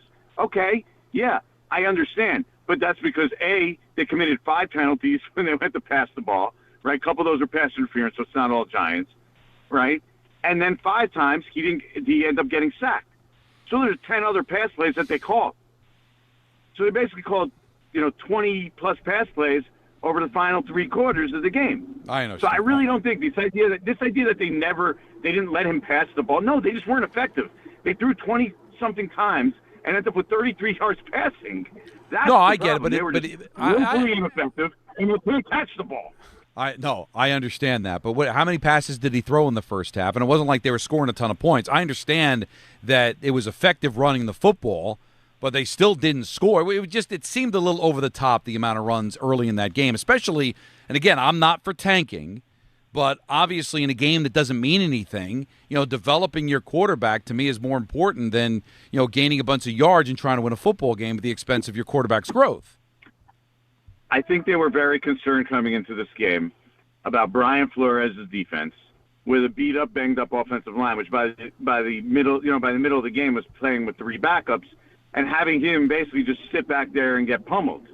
So their goal was to try to slow that down and then get into the passing game. Okay, now, that's fair. Obviously didn't fully work because like you said, they end up with 6 points on offense. But I don't think that was the plan, and I don't think that's kind of what happened there. He went back. They called 20-plus pass plays in the game on a day, by the way, where it was windy.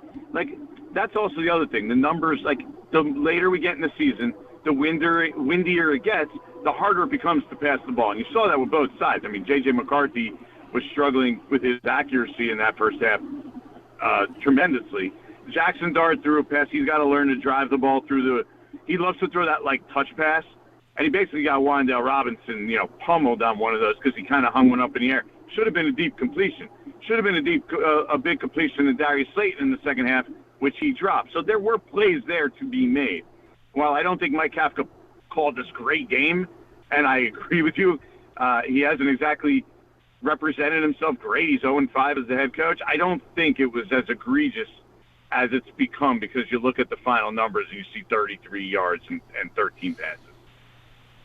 Jordan, how much are you just trying to get to the finish line here? I could hear it in your voice. Like the only thing that matters is the next order of business, right? Like, come on, I could hear it in your voice. Absolutely. I mean, I had nothing at the press conference yesterday. Nothing. Like nothing after the game. The Kafka. Like I've been there. No. Right. It's like you just you can only pound to beat the dead horse so much, right? It's like it's over. It's over. The season's over. You're 2-13. You keep losing. Like he's just the standing coach right now. Mm-hmm. We're gonna sit here and nitpick his every decision. Like why? Like everybody knows he's not coming back. So from what you know, Jordan, right now, I mean, we're finishing up Week 16 tonight. When the season is over, is John in a situation where he's going to be making a decision, making an announcement? Is he going to be leading the charge here? Do you believe when the season's over on what the Giants are going to do and what direction they're moving into? The decision to fire Brian Daboll was made by Steve Tisch and John Mara. Okay. That was a month ago. So I would expect, barring things to change, which obviously can happen at this point, right? But barring things to change, I expect them to ultimately be making the final decision about whether Joe Schoen returns and who the next head coach is. And by the way, the one thing you're hearing a lot of lately is Marcus Freeman, who I think is kind of a very intriguing name here. And Notre Dame head coach. By the way, Tim McDonald, as I mentioned before, a significant voice in the front office. Tim McDonald, if you go look at his resume, worked at Notre Dame before he came to the Giants and has a very strong ties and strong relationship to the Notre Dame program. Marcus Freeman is going to be part of this coaching search to the point where you hear things behind the scenes about, maybe he's looking around at what a staff would look like if he did end up becoming the Giants coach. So I think that's a serious candidate to watch as we move forward here. Jeff Hafley, also another guy, Boston College. The Giants are very strong Boston College side, so he's the coordinator at Green Bay, plus Boston College. You could connect a bunch of dots there. The Giants and their whole organization with connections to Boston College. Chris Snee is also in the front office. Where did he come from? He worked at Boston College a few years ago. under Jeff Hafley, so I'm sure he knows him very well.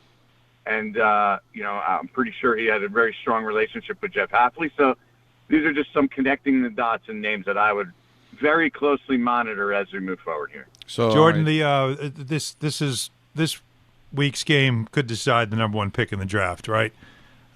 Players don't care about that stuff. Obviously, that's not something where you're going to see any kind of business decisions being made. I'm not going to ask you to suggest any of that. But I am curious, though, because, A, it's something that I've seen said elsewhere and I think is ridiculous, but you might have a different opinion. If the Giants get the number one pick, there's obviously two choices. One is to take a quarterback and start over. The other is to take that pick and turn it into multiple picks and build your team that way. Could you see a scenario where they take door number one? That's a hard one for me to say that I could see that happening. It would have to be the perfect combination of events. The guy that comes in here basically demands it or wants it, think about it. The only time it really happened in recent history was Arizona, right? And Josh Rosen, by the way, he stunk. He couldn't play. And the coach that they brought in happened to be the coach of the guy who's going to be the number one overall pick. So, if Kirk Cignetti ends up as the Giants coach, sure, I think it absolutely could happen. Otherwise, I think he has too many supporters in the Giants building, Jackson Dart, of people who think he's going to be a good high-end quarterback, that they would want to do that and take a risk on another guy because, we've seen, ask the Jets how long it could be until you find anyone that's half decent, right? Yep. I mean, what are we on, like 50 years for the Jets? I mean, Chad Pennington's the best they've ever had, basically. Yeah, no, so I was hoping you'd kill it. I don't think the Giants would do it. Yeah, thank you. I was hoping you'd kill that because I can't believe I'm hearing it from some places and it just blows my mind. Well, here's the thing, Alan. We could sit here and tell you that it's not going to happen. That conversation is going to happen whether we want it to or not. Oh, yeah. Over the next 4 months. Like, there's no stopping it. You might as well just embrace it to a degree. You can't stop it. Nothing like the pro day season. All Mendoza has to do is just have throw one ball against no defense and have everybody's just mouth agape, right? Or do something. He was on his knees and he threw it 50 yards. There'll always be something from a pro day that someone's going to go crazy about, and it'll turn into these hilarious rumors about whether or not they should or shouldn't make that pick and move on from Jackson Dart. I think it's lunacy. I'm glad you said what you said. It made me feel a lot better. Let me say this, though. If you're a Giants fan and you do end up getting the number one pick, what you are rooting for, and you are rooting so hard for throughout the college football playoffs, is Fernando Mendoza or the Oregon quarterback or Ty Simpson, Alabama. You want these guys to absolutely light it up. Yeah. Because that is what would increase their value. I'm not sure right now as we stand. I know everyone thinks the Giants are going to get this gigantic haul. I don't know if they get the one pick. I don't really know if Fernando Mendoza has that cachet at this point. He's kind of a non-mobile quarterback who wasn't really this super high-end prospect coming into the season. So I don't think you're going to get 3 first-round picks for Fernando Mendoza as things stand now. I really don't. Well, Jordan, thanks a lot. Good luck with your daughter. Good stuff, bud. And I suggest anybody out there for a last-second gift, get Jordan's book, The Curated History of the New York Giants. It's phenomenal. It's an easy read. So if you've got a Giant fan in your life and you're looking for a stocking stuffer, if you're looking for a last-second gift, I'm telling you, it'll be a home run. It is worth it. And if you've got a Giant fan in your life, it's sheer ignorance not to gift it. You'd be a moron. I got it right here. How about that? Holding it up for everybody to see right now. Right there. I'll also be hosting DiPietro and Rothenberg the next 2 weeks, starting tomorrow. How about that? All by your lonesome?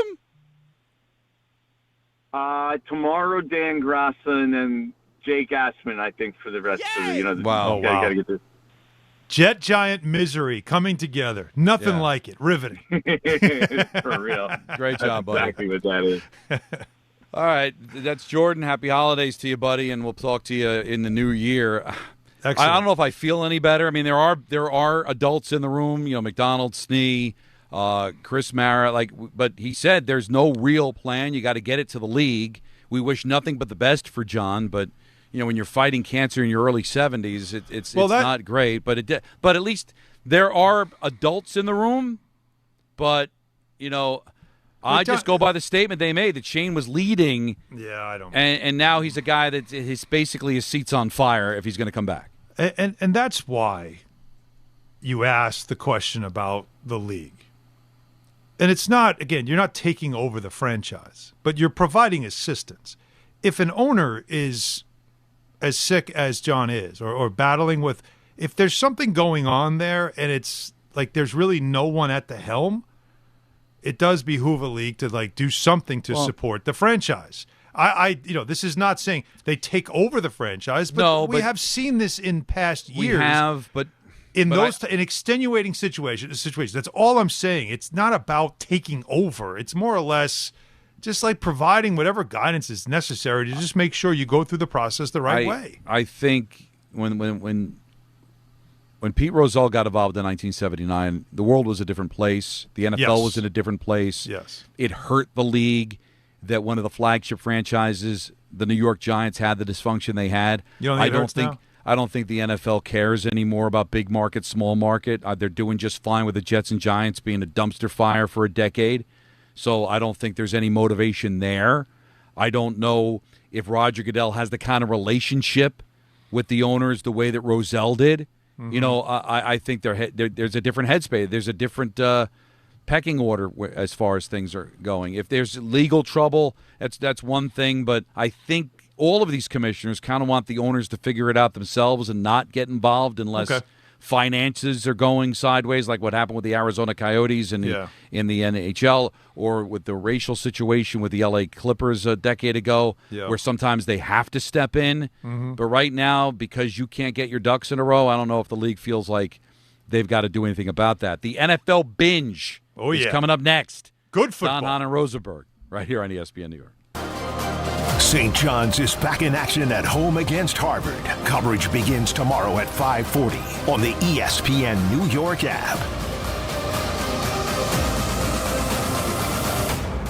Friends, it's football season, the best time of the year. You should be out there tailgating, cheering on your team, and enjoying every Sunday. But if you're dealing with neck pain, back pain, sciatica, or nerve pain, even getting off the couch can feel like a challenge. You don't have to live like that. There's help. Dr. Jay Shaw at Sandwell Pain is New Jersey's top pain specialist. He's Ivy League trained, double board certified, and is dedicated to helping you get back in the game. Here's what makes the difference. No surgery, no scars, no long recovery, no pain medication. Just precise, non-surgical image-guided procedures that deliver real results. Dr. Shaw treats neck pain, back pain, joint pain, migraines, nerve pain, and sciatica with a plan that's customized for you. Same-day and next-day appointments are available, and with offices in Woodbridge, Livingston, and Inglewood, relief is always close. So don't let pain keep you on the sidelines this season. Visit SandwellPain.com to call, text, or book online. Most major insurances are accepted. That's SandwellPain.com. Relief is closer than you think, and it starts today.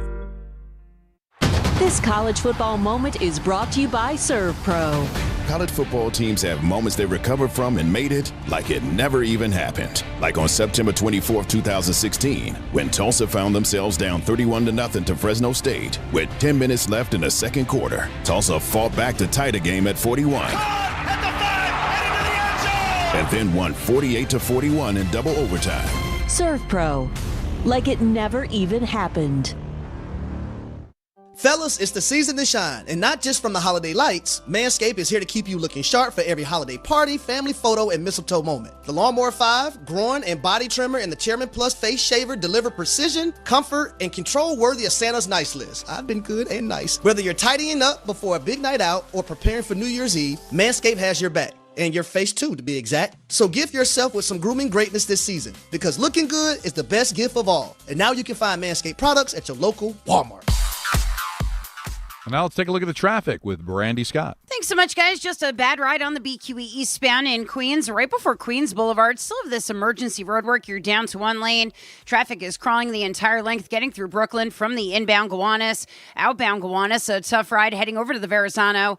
Crash in the right lane by Fort Hamilton Parkway involving a tractor-trailer. Jam there from before the belt split. Then you're packed on the Staten Island Expressway westbound, heading over to the West Shore. Best of it's the outbound George, southbound Deegan and Henry Hudson. Basin. West Side Highway northbound slowdowns from the 79th Street Boat Basin. Inbound George about 5 to 10 for the upper deck. Outbound Lincoln about 20 to 30. Outbound Hona 30 to 40-minute ride. This report is sponsored by Mothers Against Drunk Driving. For victims of drunk and drug driving, your grief is unique, but you're not alone. You always have a place at MAD. Visit mad.org. I'm Brandy Scott on 880 ESPN New York. Actual price will depend on product and subscription plan. Featured products are compounded drug products, which the FDA does not approve or verify for safety, effectiveness, or quality. Prescription products require an online consultation with a healthcare provider who will determine if appropriate. See website for details, restrictions, and important safety information. Want a boost in and out of the bedroom? Hims has you covered. Introducing a new 2-in-1 approach to level up your game. Tadalafil for better bedroom performance and zinc for testosterone support. Put it all together and you've got what you need to turn things all the way up. Getting started is simple. Just go to hims.com/joy to start your free online visit. Through Hims, you can access ED treatments including pills, chews, and more. 100% online. No office visits, no pharmacy lines. Just fill out a simple intake form and a licensed medical provider will determine if treatment's right for you. If prescribed, it ships free and discreetly to your door. Find affordable treatment options at up to 95% less than brand names at hims.com/joy. That's hims.com/joy, hims.com/joy. This is... We're going to rub football all over ourselves today. I did consume a lot of football back in the day, pre-kids, in my underwear. The NFL Binge. You watching every game, baby? Are you watching? The NFL Binge is driven by Ramsey Mazda. Presenting it today to you is the lovely and talented Anthony Pusick. Oh, well, thank you, guys. How we doing? Oh, you kidding me? I'm disgusted, sick to my stomach about football. I need a cleansing. I understand completely. And I need something that begins with a D. And I need out of town football to wash out the local from my colon. Oh boy. Listen. There was a lot of good football on the screen over the last 2 days. Yeah, but not a lot of it in the none of it in the New York area. No, all of it on Red Zone. And it's been such a busy day. We haven't even addressed the elephant in the room yet, and that's Peter Rosenberg's picks. We'll get to that a little later. But speaking of elephants, let's go back to Saturday night, shall we? Because his Commanders in the Eagles game, there's not really much to write home about there. Other than Marcus Mariota getting hurt, you're going to have Josh Johnson most likely on Christmas Day for Netflix. I'm sure they're going to love that. But the Saturday night game, it's still no matter who's quarterback. You could be quarterback. It's still going to beat the NBA. I don't think they'd want me a quarterback. I'm just telling you right now. An improbable win for the Bears on Saturday night. Snap. Caleb. Play fake. Looking to throw. Going deep. Searching for DJ Moore. Over the shoulder. Catch. Made. Touchdown Bears. It's over at Soldier Field. The Iceman cometh. The Iceman taketh a 46-yard spiral to the end zone to DJ Moore. Our friends at ESPN 1000 on the call. Bears come back to beat the Packers 22-16 in OT to take the NFC North lead. That was not nothing. That was... No. Listen, you're not supposed to get onside kicks anymore. That's not supposed to happen. Well, who said it in the group chat? It was funny. The thing about the having what the helmet that he had. It was the Oh, when you have the helmet the extra padded helmet. Yeah. Probably not the guy you want on the handstand. I believe that was Romeo Dobbs, who had a great game up to that point. He had a great game, but that he definitely should not be an infielder. Well, I would say that if you're worried about collisions, because you're wearing that helmet, of course, whether it be for concussion history, concussions, or anything like that. You could see it. He looked up. Probably wouldn't want to be on the handstand. No. It is amazing that football can do that. It's not supposed to happen. These teams with no shot of winning, finding ways to win. That game was over, man. Oh. Over. And what a catch in overtime. With Malik Willis, by the way. Yeah. Who by the way, everybody that isn't in our group chat should know, I think Malik Willis could save the Jets, too. It's amazing what we see. Backup quarterbacks on contending teams can save us. He did look good in green, I'm just saying. And why not just keep taking Packer quarterbacks till you get it right? Caleb Williams, big game, major part of the comeback. Was this a signature moment for you? It was a great moment. I got a lot of great moments coming up. I think it's a signature moment for us as a team to be able to build this confidence, a signature moment for us. We are at 11 wins, and everything at the tip of our fingers is exactly where we want to be. I'll put it that way. Another MVP of that game, underrated, Cairo Santos. He kicked some really tough field goals. He did. In that Chicago wind. That was tough. The one that looked like he was aiming left, and then it went just inside the right post. Brady literally on the telestrator said he's got to kick it this way to go there, and that's exactly what it looked like. Madden. It was exactly what happened. It was exhilarating, that game, and I got to be honest with you, I plumb forgot about the first game. Oh, I think the Commanders did too. I'm good. And, well, listen, Nice. Commanders-Eagles was not on my radar really to begin with, and it was like, No, sir. that's because I was just, but Packers-Bears, like that was something to look forward to, and it did not disappoint remotely. And geez, who had the Bears winning that division, man? When you go in the years that the Lions and the Vikings had, and all the prognosticators, the Packers were the Super Bowl favorite, and it's going to end up being the Bears, man. I'll take another one of those. Are you kidding me? By the way, just sneaky thing that happened in that first game that nobody watched, at least here on this show, was that the Eagles did something that hadn't been done in over 20 years. What would that be? I know Saquon Barkley had a good game. Winning the division back-to-back. That's right. Dan Graziano loves this stat. There has not been a repeat champion of the NFC East. NFC East. This is the first time in, I think, the Eagles are the last team to do it, right?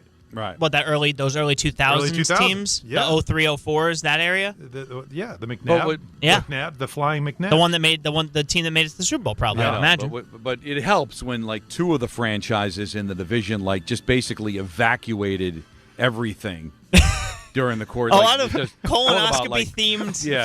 This is a colonoscopy-themed NFL binge. Don has definitely got an every appointment coming bit up. of matter out of their pants. Brought to you by Fleet. Anyway. and then the Cowboys, and then there's the Cowboys aren't one of them, but yeah, that's great. So, the Commanders, how many? What's the Commanders' record right now? Do they have 5 wins? Or am I giving them too many? You might be giving them too many. I'm just going to check because they. I know we thought they could take a step back. I didn't think we expected this, and of course, Jaden Daniels being hurt. But before Daniels got there, they're 4-11. They're 4-11, so there's a chance they can lose 13 games, right? Yeah. So they lost 13 games back in 24 or 23. Then they get Daniels. They win like 13, and now they might go back to losing 13 again. Like this is a roller coaster ride here in Washington. Yeah, it is not. It is not. Pierce had a rough week.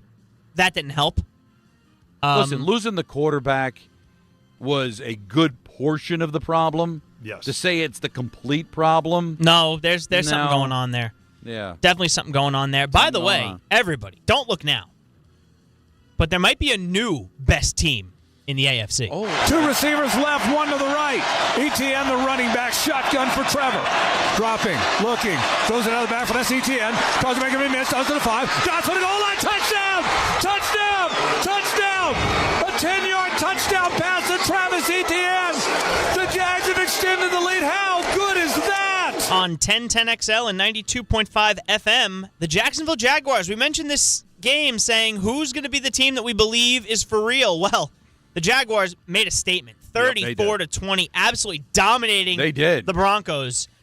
And keep in mind, earlier in the week, Broncos head coach Sean Payton referred to Jacksonville as a small market team. Well, head coach Liam Cohen, he remembered that. Yeah, great team effort. Just thankful that, a small market team like us can come into a place like Mile High and get it done. I don't think that there was a worse start to a coaching career as Duval, but that is aging very, very well. He's recovered Liam Cohen knows how to run an offense, and Trevor Lawrence looks like the guy everybody thought he was going to be coming out of Clemson. Well, isn't it interesting that, like, the two, I wouldn't say train wreck press conferences, but, like, curious press conferences. Dan Campbell and Campbell with the, biting knees. Mm-hmm. Now, it's starting to run out with the Lions. We'll get to them in a second. But it was a nice run, and now Jacksonville on a nice run. I don't know if I want to be dubbed the best team in the AFC until we actually are the best team, because the Bills, they were, and you barely beat Cleveland. But Jacksonville is part of the conversation. You don't go to Denver and beat up the Broncos, right? That defense is pretty good, too. That's something else you got to keep in mind. So that Jaguar team has a chance at least to get the number 1 seed in the AFC. Another team that's going to be here later in the binge will have something to say about that, I'm sure. But the Jaguars look legit, but we have to get, and I don't know if we're going to be able to do this all in the binge, but what the heck happened in Detroit? Jared leans in. There's the snap on 4th down. Jared back. Jared stepping up. Jared looking, throwing, end zone. It is caught by Amon-Ra, shy of the end zone. He flips it back to Goff, who dives into the end zone for the touchdown. There's a flag that came in. 2 flags. Here comes Carl Cheffers. The officials have finally broken. We're going to get the call right here. Is this game over or not? The game is over. So the pass interference called against Amon-Ra St. Brown. There is no score. There is no score. Negates the touchdown, which they got when he flipped it back to Jared, who ran in.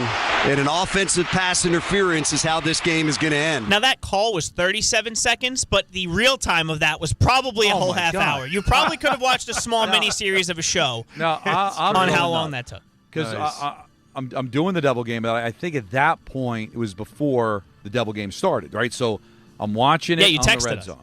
And then, I don't know if people realize this.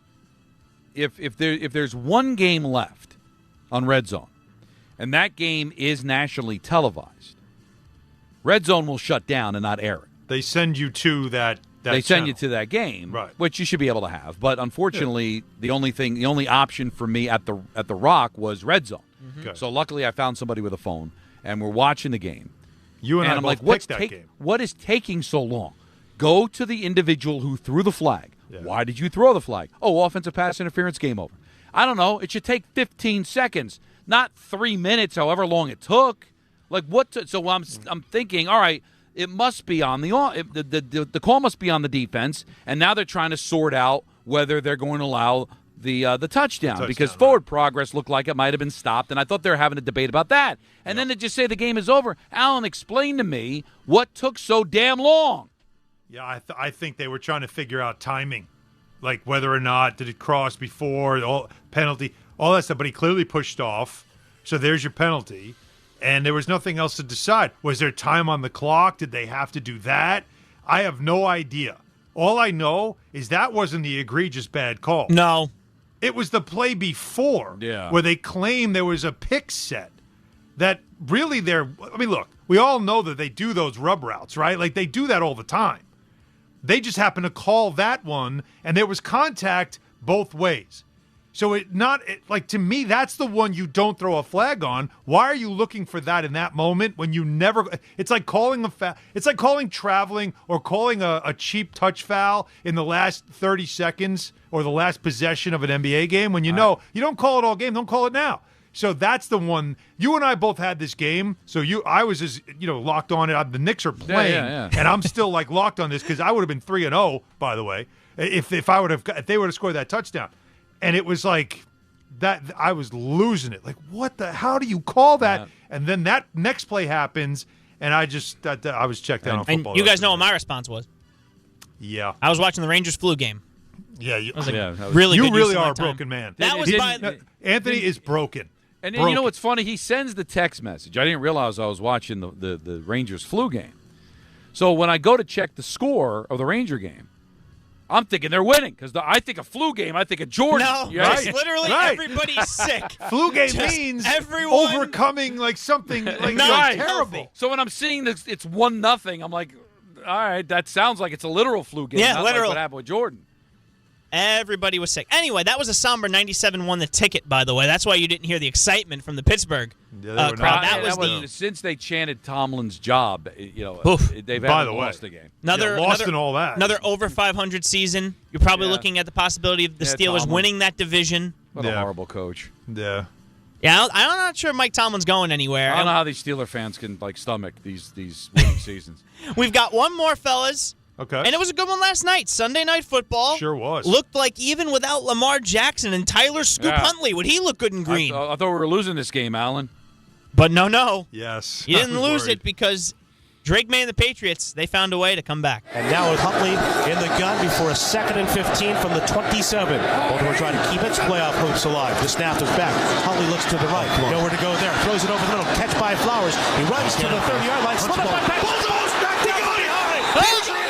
A big hit by Caleb on Jason. Hustling after the play. The angry mob in 98.5 The Sports Hub. Oh, my goodness. What was happening in that booth, Donnie? That was Scott Zolak was mauling. A steppage. Well, that always happens with him, I should say, right? That always happens. Well, the Pats were down 11, beat the Ravens 28-24, clinch a playoff spot.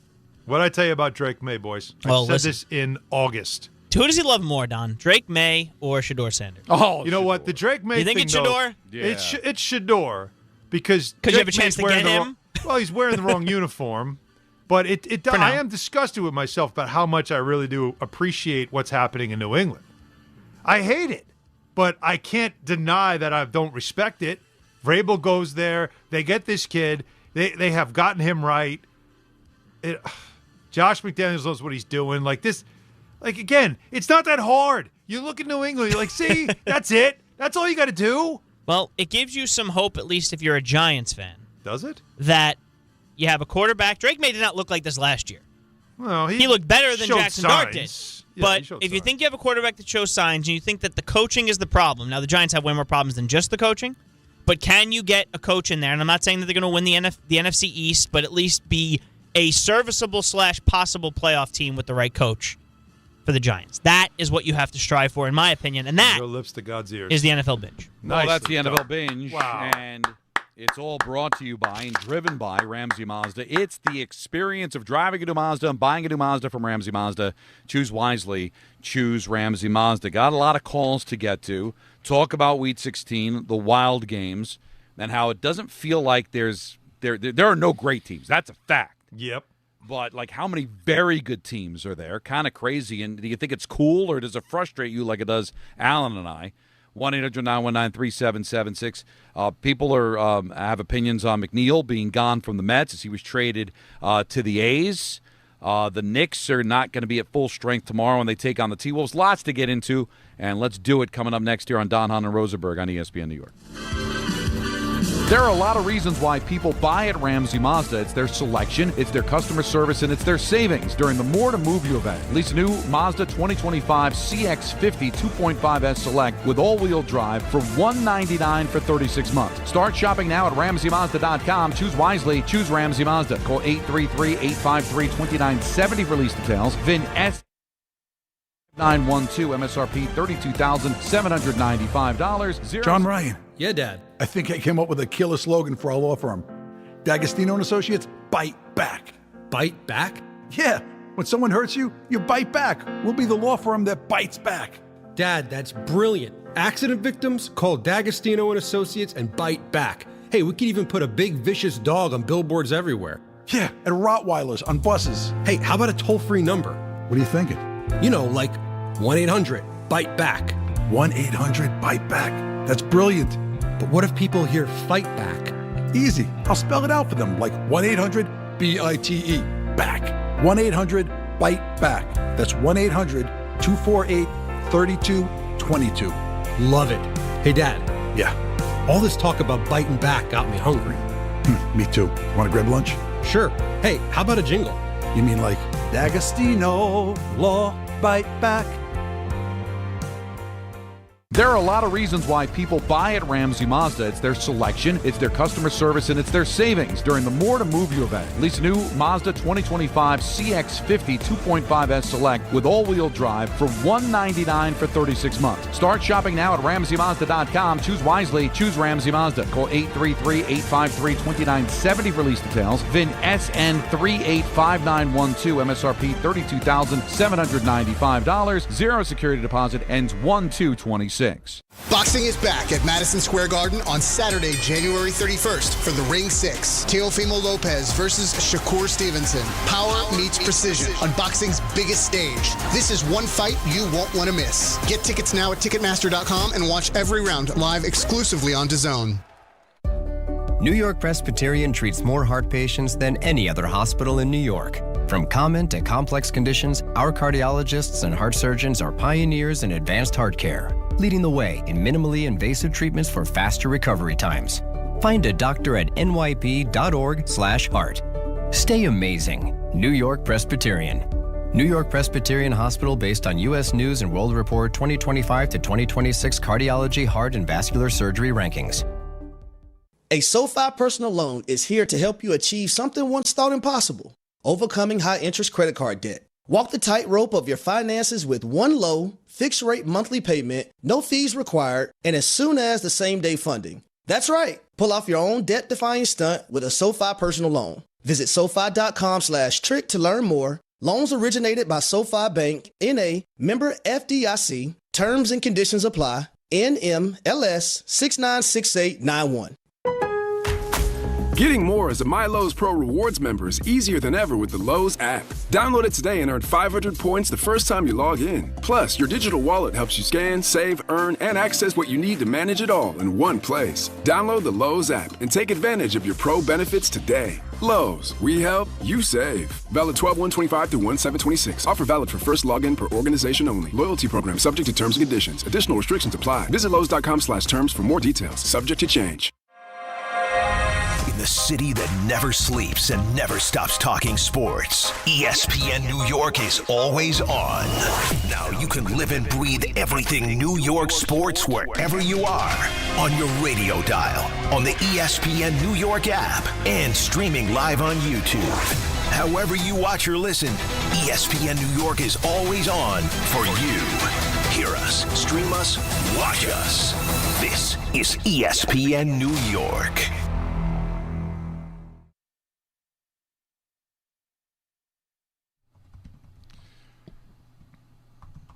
Not the greatest day, apparently, tomorrow. Supposed to be some snow. I know everybody wants to get into the Christmas spirit, but to have a day of travel difficulty so close to Christmas is not ideal either. So hopefully everybody will be safe. This is our last show. Yep. Can I? While we're saying this, yes, we didn't get a chance to have that day I always like to have, but I do want to acknowledge it here and then continue throughout the rest of the show to shout out all of you who work in the delivery business, whether it is the U.S. Postal Service, whether it is an Amazon driver, UPS, FedEx, all of you. I'm probably missing a few of the companies at this point, but everybody that is, you're working extra, you're working overtime. This is obviously your Super Bowl time in that business, but a lot of you are the reason why so many of us don't have to. It's a lot easier now to buy presents for people we care about, to get things for our loved ones. And instead of having to run out to stores and spend that extra time being stuck in traffic and the frustration of it all, it's so much easier now for so many people to just order things. And those boxes pile up on all of our stoops and in front of our doors. And you are the reason why. And so I just want to salute all of you in this business because it's not easy. These are exhausting hours.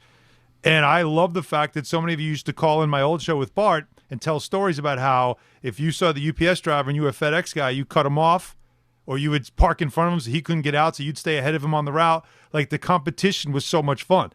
But, again, salute to all of you who keep this thing moving and keep the holiday season basically energized. So thank you to all of you out there. This is your time of year, and I hope once we get to the other side of the holidays, you do get a little bit of rest and also a nice little bonus check as well for all the extra work you got to do. Boy, it's bailed me out of many occasions because, especially with the jobs that we have and some of the travel, really cuts into just, going to the mall and carving out 3-4 hours to do shopping. It's really difficult. So being able to get stuff delivered is just it's a godsend for a lot of people. So, shout out to those people that also have families and also have lives, and they also have shopping to do too. That's right. So they are making the effort. My brother-in-law worked at UPS, and I remember this was the busy time for him. So I can imagine it is for everybody. Let's get to the busy phones. Let's go to Lewis in New Jersey. You're on ESPN New York. What's up, Lewis? Hello, guys. First, I just want to wish you guys a happy season. I'm glad you guys came in. We appreciate you guys. Love you guys. No problem. Thank you, Lewis. I did want to say, though, you know how we like to talk about movement on this show? And yesterday I'm on the ESPN app, and the headline is that the Broncos wide receiver has movement. And yes. I chuckled until I realized, he's hurt. And as a paraplegic, I felt awful. You didn't want to make a joke of it, yeah. I understand. I'm laughing about it. And then I realized, and then I noticed that that's how they describe every one of these guys that get hurt. It's all about if they have movement. And so, my mind now goes to a different place thanks to you guys. Yeah, it's our fault. Yeah. Okay. See, that's movement, man. He has movement. I'm calling to talk about the Mets because I think sometimes when we talk about this, I know, Don, you're very much, you just want to see what this plan is. Right. But I think if you go on social media, I've never seen anything like this before.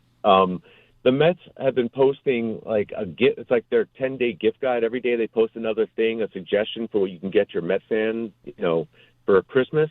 And there's literal emoji middle fingers as replies. And when you read the replies, I think either Stearns or Cohen did not realize that this many Mets regulars getting dumped, even though I don't think anyone is that upset about McNeil going, that it's just another one of the players. I think attendance is going to be awful next year. And I also believe that the real plan here, there's a lot of people are doing the allegations with that's just the only reason Cohen bought the Mets is the casino. I don't know if any of that's true or not, but I truly believe, because you heard Cohen calling anybody that thinks that he's not going to have the same budget an idiot, and his words were not great and not received well. And I think behind the scenes the Mets are cutting budget. That's all I think of this is, that they're going to go in next year with a lower budget, because you can't do this and expect the fans to follow along. They are. But I don't know where there is any evidence that they'd want to cut budget. He's worth $23 billion. Well, John, can I push back on that, though? Can I push back on that? Go ahead. Remember the last time back in 2022 when the Mets went in the playoffs, they failed, and Cohen went into full salary dump mode, right? Since then, we talk about Cohen and all his money, but at the end of the day, the Mets right now, yes, they have the second highest budget, but it's nowhere near the Dodgers. When did they dump budget in 22? When they traded away Verlander, Scherzer, and everybody else. You know how much money he ate on those contracts to move him? I'm aware. Well, no, you must not be, because you said that that's not a salary dump. That was just to cut ties, and because he used his wealth to be able to move them. He wouldn't have been able to move them unless he ate a ton of money off of their contracts. They were cooked, and he moved them. And he's been proven right. Those guys haven't done anything. I'm not saying that, Don. Here's what I'm saying to you. Last year when the Mets season started, I said to all my Mets friends, Mets aren't making the playoffs this year. And my reason was very simple, and they almost made me wrong, was that the starting pitching is awful. It will not hold up. This is not a starting pitching of a professional football team. Professional baseball teams. If you want to be a playoff team, you don't start with that starting pitching staff. It was always going to fail. And do you have any idea how much money at this point would have to be spent to fix this roster to turn it into a playoff roster? Well, that's why I don't think they're doing it. Listen, when you say there's no plan, Lewis, yeah, attendance will be bad if this is their roster going into next year. 4 months to the start of the season. But we've got a long. Can we see what it is first? And thank you for the phone call before we start destroying them. And listen, fans are going to flip out because fans enjoy being miserable. Fans always think the other shoe is going to drop, especially Met fans, especially Jet fans that haven't won in a long time and have had a lot of dysfunction. All right? Can we see what the pivot is? If this is their roster on opening day, again, I'll be right there with you, mad as hell and wanting to rip into Stearns and rip into Cohen. But why do you think he's getting rid of these guys? And why would Cohen worry about saving money? Well, you think this is anything to him compared to the money that he's trading along in his regular life? The casino thing, that's not going to be until 2030, all right? And I think he does want to win. He's letting Stearns build the team that he wants to win. And these guys that you want to hang on to so desperately, McNeil because he won a batting title, and Nimmo because he runs to first base after he walks, and because Alonso hit the home run against Williams. They didn't win with these guys. Let's see what he does. But to say there's no plan, to say that Cohen owns a team, sitting on $23 billion, and is looking to save money and cut payroll, it might make sense for the Yankees because of different financial constraints. That doesn't make sense for Cohen. And Alan, the salary dump of 2022, do you know how much he ate in money from Verlander and Scherzer to get rid of them? And also turning him into prospects that they got back. Well, because the first thing he said on opening day when he got the job was that I want to be able to rebuild the minor league system. That's what that was about, right? Yeah. Look, we'll get plenty of this and plenty of calls in the 5 o'clock hour for sure, because there was a lot of different news. If you're just joining us, Jeff McNeil, according to Jeff Passan, will be traded to the Oakland A's for a low-level pitching prospect, and the Mets are sending money to the A's to cover a lot of what's left on McNeil's contract. So clearly just paying to get him out of here, that's just another player now away from this team. They're still waiting for the rebuild part. I mean, you were breaking it down. What now is coming next? it has been very cold there on the baseball front. But the football teams, the baseball, the Knicks getting another win. Jalen Brunson listed is out tomorrow night in Minnesota and more. Don, it's going to be a very busy 5 o'clock hour. And Don, Hahn, and Rosenberg on ESPN New York. Listen up, New York. It's football season, and you should be out there enjoying every play, every tailgate, every moment. But if you're dealing with neck pain, back pain, joint pain, or sciatica, even getting off the couch can feel like a challenge. That's where Dr. Jay Shaw at Sandwell Pain comes in. He's one of New Jersey's top pain specialists, Ivy League trained, double board certified, and dedicated to getting you back in the game. Here's the difference. No surgery, no scars, no long recovery, no pain medication. Just precise, non-surgical, image-guided procedures that get real results. Dr. Shaw treats everything from neck pain, back pain, migraines, nerve pain, and chronic joint pain. And he builds a custom game plan that's right for you. Same day or next day appointments are available with offices in Woodbridge, Livingston, and Inglewood. And yes, most major insurances are accepted. So don't let pain keep you on the sidelines this season. Go to SandwellPain.com to call, text, or book online. Relief is closer than you think, and it starts today.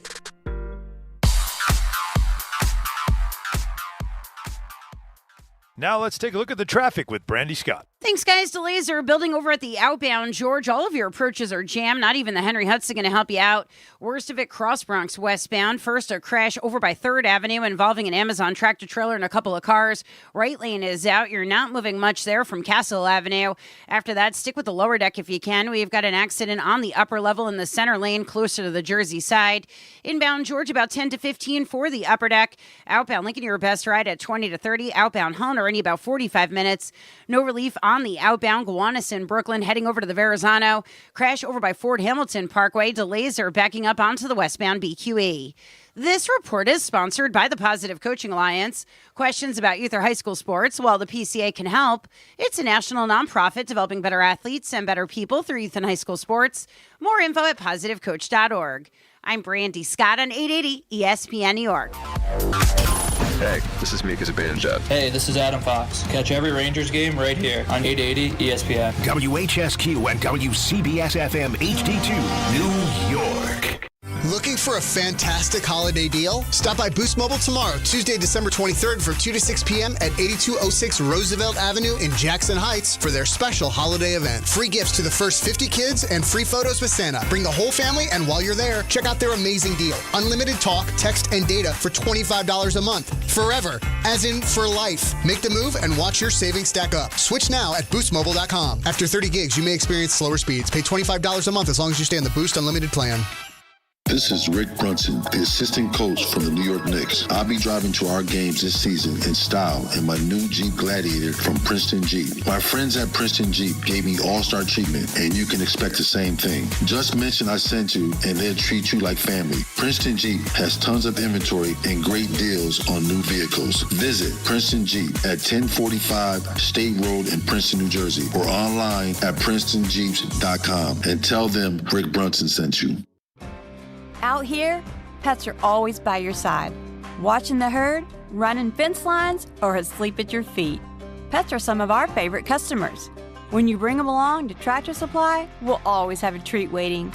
And with our price match guarantee, you'll always get the best price on their favorite food, toys, treats they love, and pet meds to keep them healthy. Tractor Supply, for pets out here. Your ambition just met its match with Robinhood. Trade stocks and ETFs, options, futures, and crypto all on one platform. Get started today at Robinhood.com/yourmoney. Your money, your move. All investments involve risk, including loss of principal. Options, futures, and crypto trading carry significant risk and may not suit all investors. Securities offered through Robinhood Financial LLC, member SIPC. Futures trading is offered by Robinhood Derivatives LLC, not FDIC or SIPC protected. Crypto offered through Robinhood Crypto LLC, NMLS ID 1702840, not FDIC or SIPC protected. Portfolio management offered by Robinhood Strategies, an SEC registered advisor.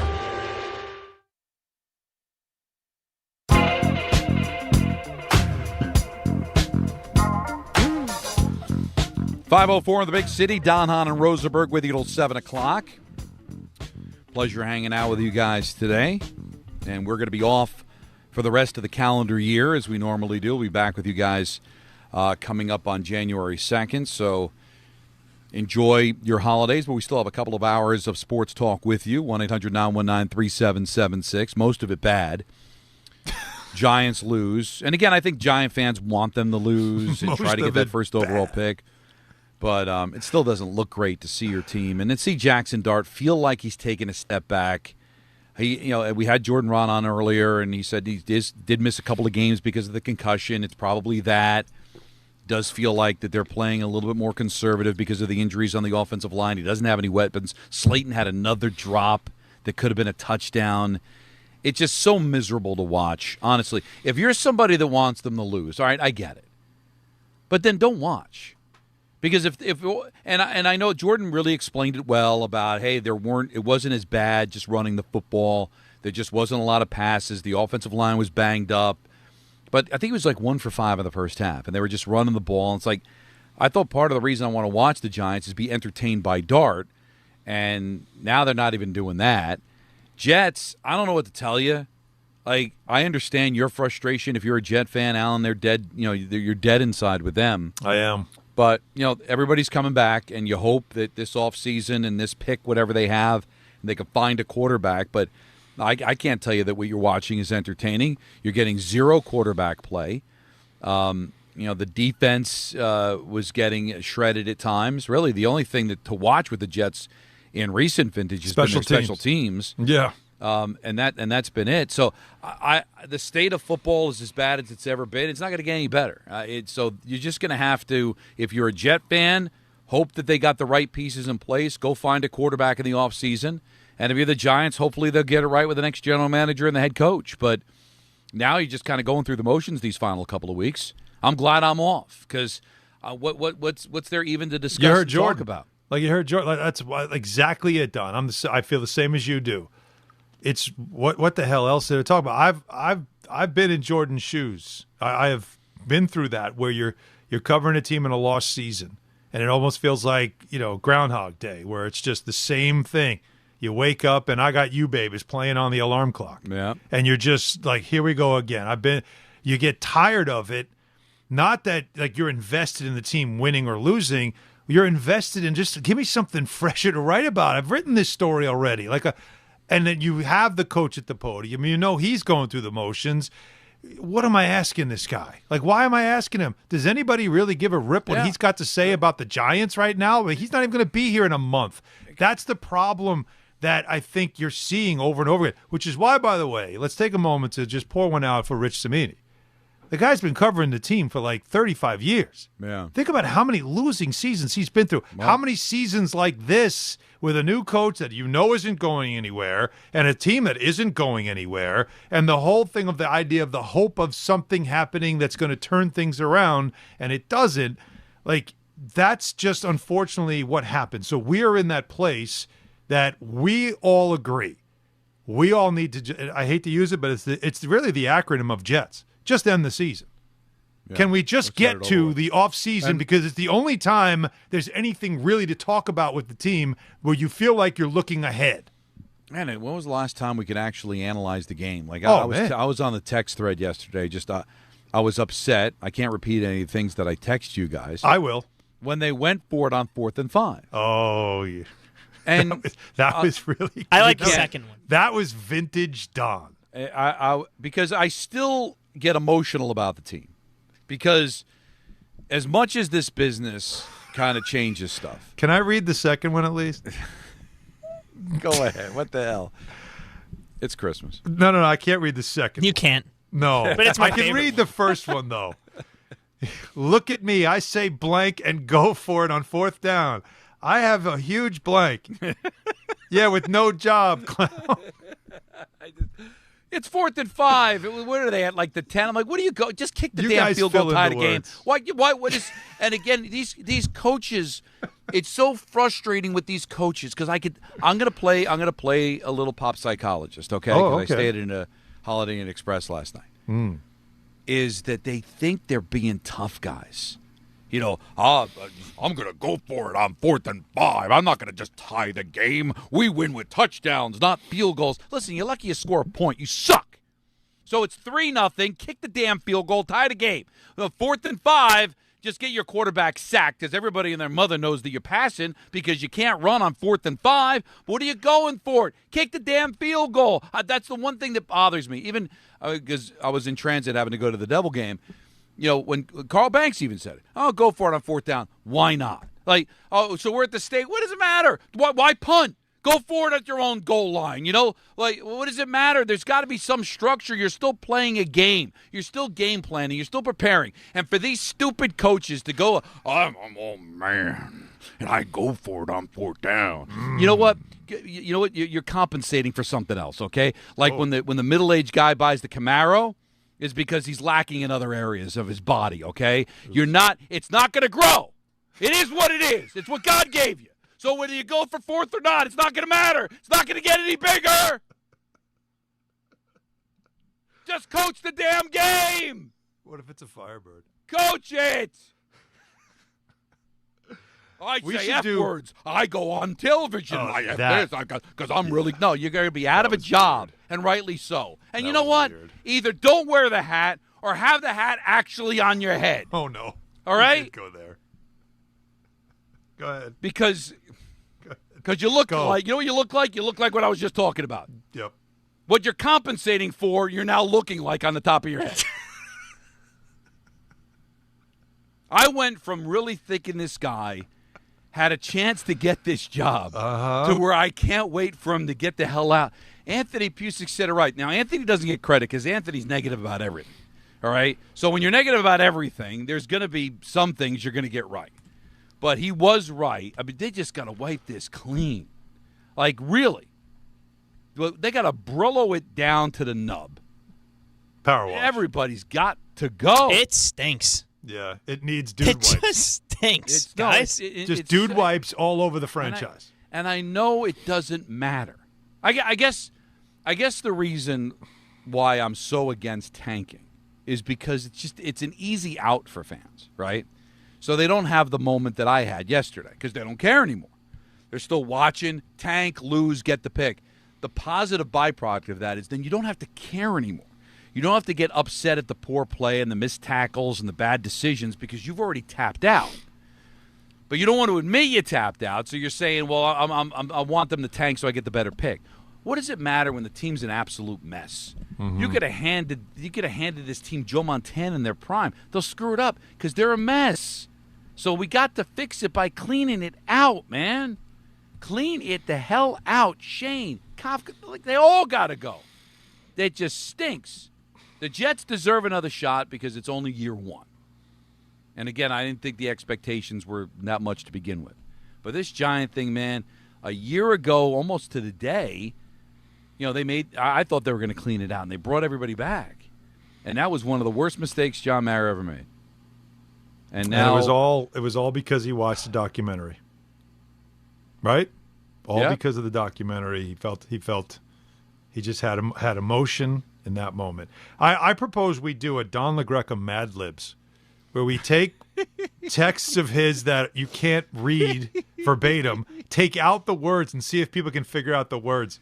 You just did it. You're a dope if you don't know what words I was I think pretty clear.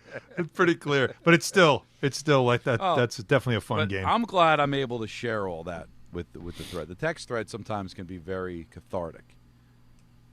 It's what I try to use it as such. Sometimes I end up talking to myself, but I'm used to that. Go ahead, Anthony. Sorry, Don. If you're a Met fan that also happens to be a Giant fan and a Ranger fan, oh boy, your front office is doing what the other two didn't have the guts to do. You may love all of those players, Alonso, Diaz, Nimmo, McNeil. Love that they take their shirts off when they win games. Love that they hug at the end of games. Love that it seems like they have cool little handshakes and they have the trumpet. But they weren't winning. And it really hurts when you lose guys that you've liked for a really, really long time. But you know what's going to be even better than the guys that you like? Actually winning a championship. Yeah. Because the Rangers didn't move on from their core, and now they're in no man's land. And the Giants, that's a completely different story. I don't know what it is that they loved about any of the things in particular, but they decided to stick with it, and it didn't work. and they didn't keep guys that the fan base loved, and they replaced them with bad guys. So you've seen it on the Mets side of if it doesn't work out, this is what it could look like. But that's the problem is we don't know what you they're have to replacing try. them with. You have to wait. Can we just wait and see? Yeah. There's a lot of reasons why you wait and see, and there's also a lot of reasons why people buy at Ramsey Mazda. It's their selection, it's their customer service, and it's their savings. Brilliant. During the More to Move You sales event. Lease a new 2025 Mazda CX so good. 32.5S all-wheel drive for $159 for 36 months. Start shopping now at RamseyMazda.com. Choose wisely. Choose Ramsey Mazda. Call 833-853-2970 for details. VIN SM839072. MSRP $26,690. Zero security deposit ends 1/2/26. And don't put if you're a giant Met fan, as I am, don't put the evils on one franchise and assume it's attached to the other. Because Anthony's right. The Mets are moving on from a team that didn't win. They did entertain us. They were fun, but they didn't win. And you're willing to kill them, not knowing what the pivot is, because history tells you that it's probably not going to work anyway. Mets haven't won since '86, and the Giants, even though they've won recently, most recent New York franchise, by the way, to win a title, still have had so much dysfunction since then that they're not given the benefit of the doubt. But you're right. You got to wait and see what it is. And that caller's right. I see it. I go onto social media. The Mets will tweet something out, and it's a bunch of middle finger emojis, and I hate you, yada, yada. And then what are you going to say if what the plan is works? What are you going to say now? You're going to apologize? You're going to say I was wrong? Or are you going to still find a way to hate them and say, oh, they'll still screw it up anyway? Can I at least see what it is? And they're under no obligation, Alan, to tell you what the plan is. You wish you knew. I think that's the other thing. Fans are upset because they don't know who's coming. Like last year, they knew Soto was on the table. Is Bellinger on the table? Is Skubal on the table? By the way, Stearns was at the Devil game last night. Not only Stearns. Oh, no. Livy was there as well. She was there, too. They wouldn't come on, though. Danico was red hot. Danico's a big baseball fan. I think he was going to recruit for the Mets. They wouldn't come on. That's probably why. And, it would have been a bad look if they did. I find it more interesting that Tate was there. We know anything about her and Jack? They were allegedly seen canoodling in New York City recently. They were. They're showing pictures of that. Do we know anything? Any scuttlebutt? Well, I'm what do you got? saying she was there. Something for page 6 right now, Don. You can break it. Something's going on. So she was in the building. Livy, who grew up in Jersey, so she's actually a Devil fan. Stearns grew up in California. I don't know if he knows anything about hockey. Wow. Yeah. So it was quite the place to be last night with those three. Yeah. Yeah. See, the Devils are hot. Everybody wants to be a part of that. Yeah. Look what happens when you take over. I'd like to see a few more goals than just one. That'd be helpful. It was cool to see Hughes score, though, but it was. That part was very. Very important. Almost everybody played yesterday, right? And now nobody today. We had the Jets, you had the Giants, you had the Knicks, you had the Rangers, you had the Devils. Yeah. So that's where we stand. 1-800-919-3776. Danny in Long Island. Merry Christmas, brother. Christmas came early at Danny's house yesterday, that's for sure. First of all, I'd like to wish everybody a happy Hanukkah. That's over. Merry Christmas for everybody and a Happy New Year. Yes. And in case Peter's paternity leave doesn't end anytime soon, Happy Memorial Day, Happy 4th of July, and Happy Labor Day. You know what? You're not wrong. You're not wrong.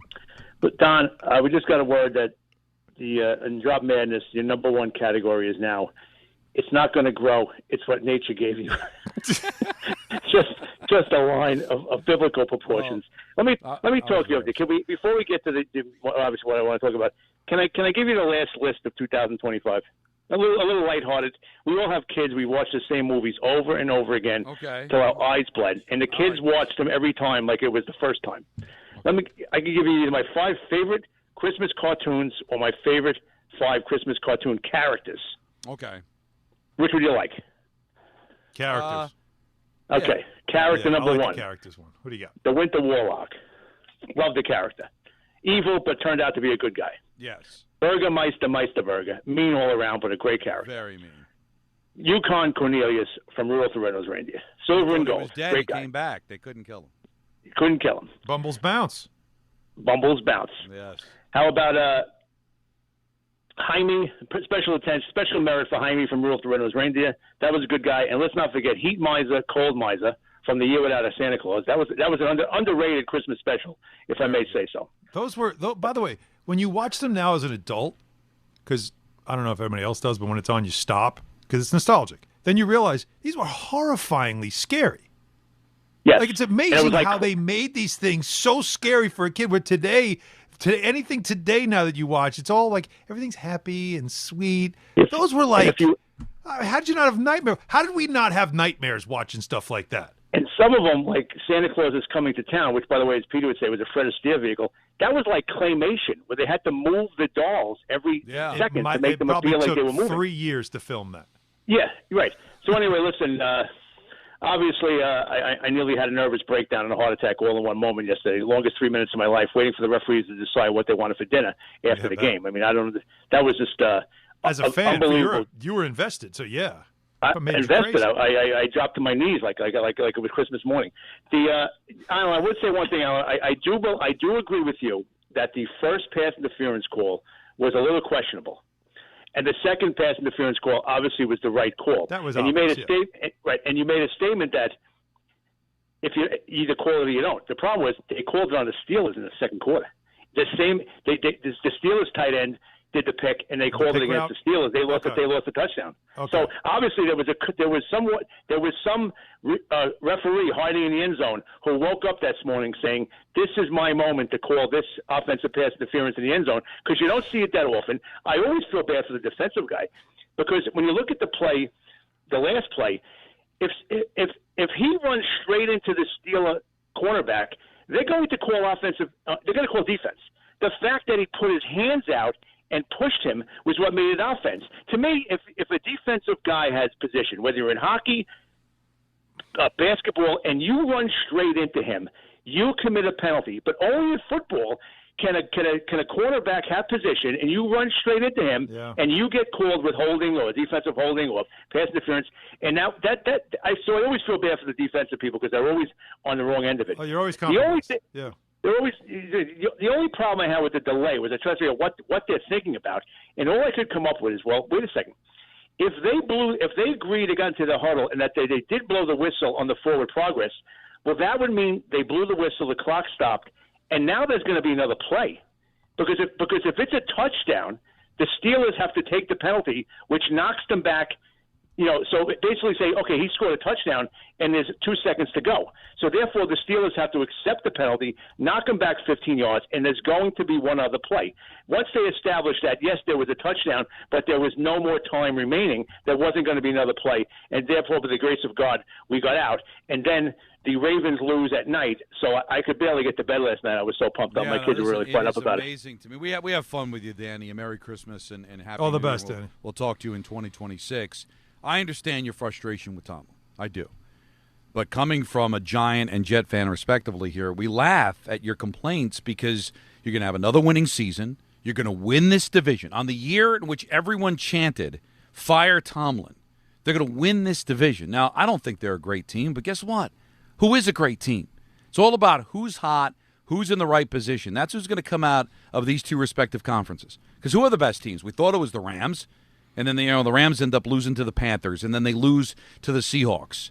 It's the Bears right now, but I'm not confident to say the Bears are coming out of the NFC. Philadelphia is having meetings behind their quarterback's back. The AFC, Buffalo, want to anoint them. They barely beat Cleveland. That was, Denver's unstoppable. They lose to Jacksonville. Jacksonville could turn around and lose the next 2 games. Who the heck knows? So Pittsburgh's got themselves an experienced quarterback. They got a great coach. I wouldn't expect them to go far, but who's going far, Alan? Who's the team that you're going to say, that's the team I'm confident in saying is going to go to the Super Bowl? The Bills? They never do. It's amazing. Every week, I think I found the team, and then every 2 weeks, I'm like, nope, got to change it, because it's unreal. You go from the Rams, we have bounced around with so many teams. Early on, it was Buffalo for me. Then for a while, like I said, the Rams had you. Early on, it was the Bucs. They can't even beat Carolina. Now Carolina's in control now in that division. Yeah, in control, 8 and 7. Is all of a sudden Jacksonville now the flavor of the month? Who are the teams that Broncos for a minute you felt, and then they get their doors blown off? There's so many different things. New England a couple of weeks ago. Now, are you sure? this is a lot different this year than we've seen in a long time, and a lot of it has to do with the fact that Mahomes and the Chiefs they're done. Yeah. They got a fork in them.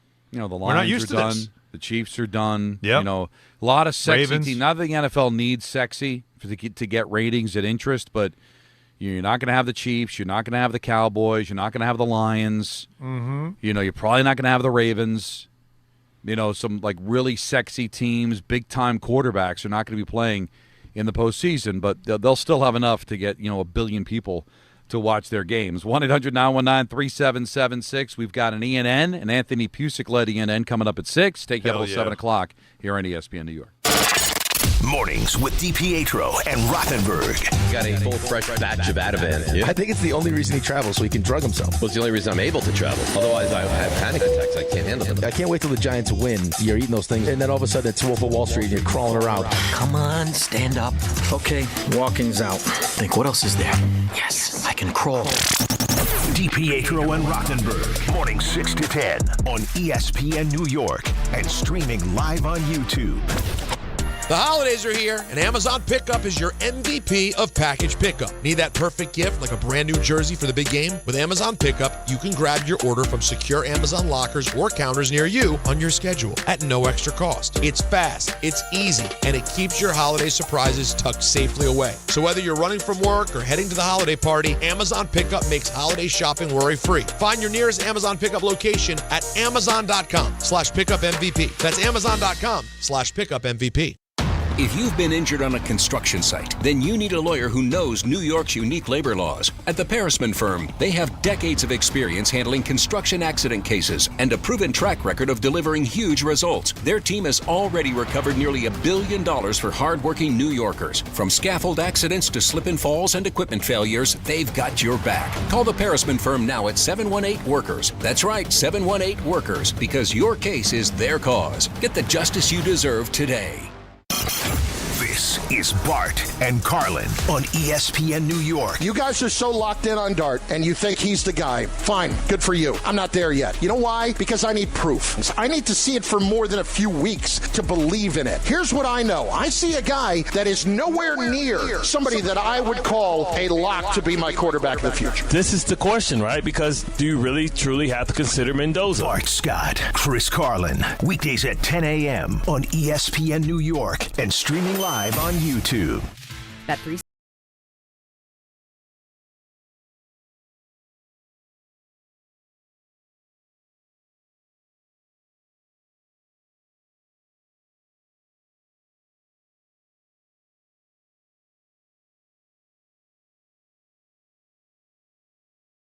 365.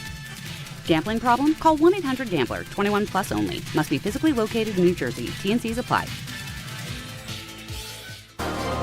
St. John's is back in action at home against Harvard. Coverage begins tomorrow at 5:40 on the ESPN New York app.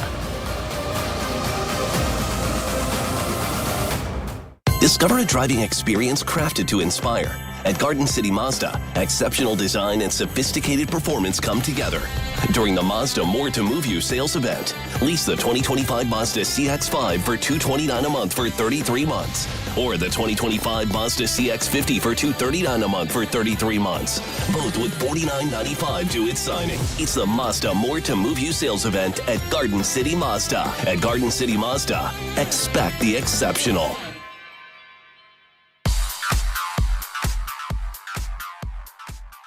And now let's take a look at the traffic with Brandy Scott.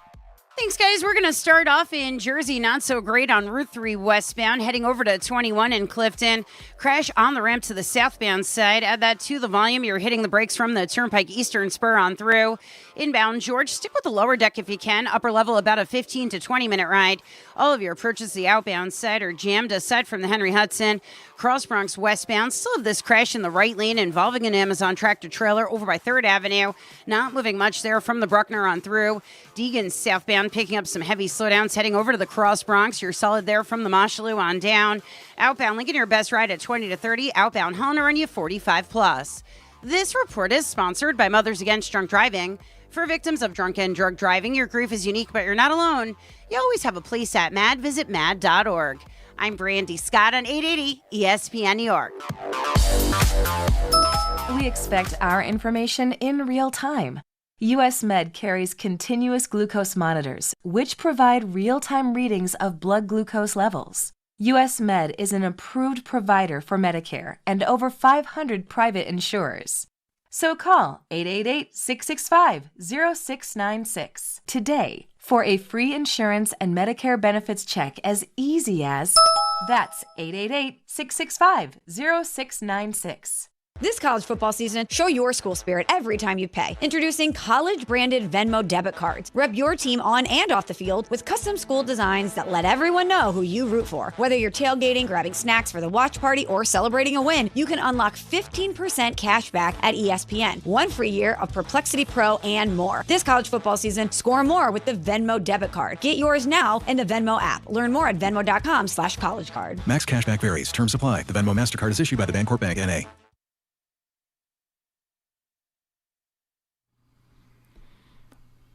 Don, I'm gonna ask you for yes, dear, a ruling here, if I could. So I don't know. You were busy last night, so you probably didn't see it. But Jalen Brunson and I had another one of those moments on the court after the game. Oh, I didn't hear about this. Yeah, it was fun. Did he stick his thumb somewhere? Well, it did have to do with thumb. Okay. He just the last question I asked him was just picking. There was 3 different plays, and I just said, "Which one do you think was the best one?" And he said a play that Josh made, and he said even though he hasn't been a good friend lately, and so when he was done, he just said, "But I got to give him credit." And I said, "Yeah, thumbs up to that." And he walked away, like he turned and he gave me like a funny look, and he started laughing like he got it. Okay. And so that it certainly has made the rounds, which is always good. But now that it's being picked up by a lot of the aggregate accounts, I'm being referenced as reporter, quote unquote. So how do I feel about that? No, you should feel a way about it. Not being identified at all. I know, well, don't take it personal because it's just laziness out of people. They don't know, and rather than do the work, the 5 seconds it would take to look up they're who basketball it is. accounts, though, Donnie. They're basketball accounts. We have this audio. Oh, you have it? Oh, okay. You want to play it? I'm putting you on the spot. Josh. I'm going to say Josh. Unfortunately, I'm going to say Josh. He's been a pretty terrible friend as of recently, but I'm going to say Josh. Thumbs up to that. Thank you, Jalen. So after I said it, he made a face, and then when I said thank you, he turned. Then he turns back to the camera and me, and he points like you're bad, but he's laughing. Thank goodness he got. He thought it was funny, which I figured he would. But first of all, I don't care about the I'm noticing on my feed, the notifications I'm getting, there's a lot of people that are saying, putting my name, adding me under these accounts. I'm like, what is this about? And it's because I'm being labeled as a reporter. I know. And these are basketball accounts. You would think basketball accounts would know who the hell I am, right? Well, but hey, I don't get paid anymore for that.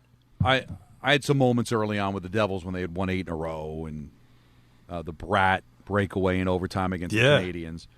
And there were a few times like Spittin' Chicklets, which is like the Bible to hockey fans. And they know you. Let's say, they'll say announcer goes crazy in Devil game. It's like they wouldn't give me credit. But some fans will say, no, hey, that's Don LaGreca, because they're cool.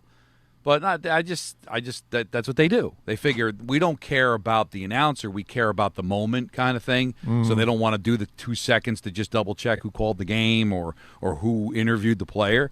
You'd like to think that these accounts can know you by sight, but I just wonder if it's because they would get more attention if they added you on it. At Alan Hahn interviewing Brunson, because they'd get even more love. But I don't think it's just. Well, it's funny. The people that do it, I don't think give it that kind of time of day. You know what I mean? It's the same accounts though that in August are like, "Can you come on the podcast?" So it's like I don't care. I bring it up just to have some fun with it, but also because I just happen to see I'm getting notifications like, what the hell's going on now?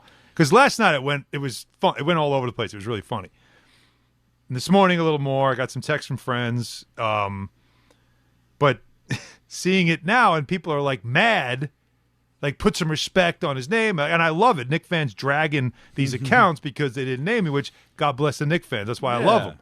But I was wondering if you understood it. Like, of course. As something that it's like, wait a minute. Like, I can understand if it's like a random sports account, but it's a basketball. Like all they do is basketball.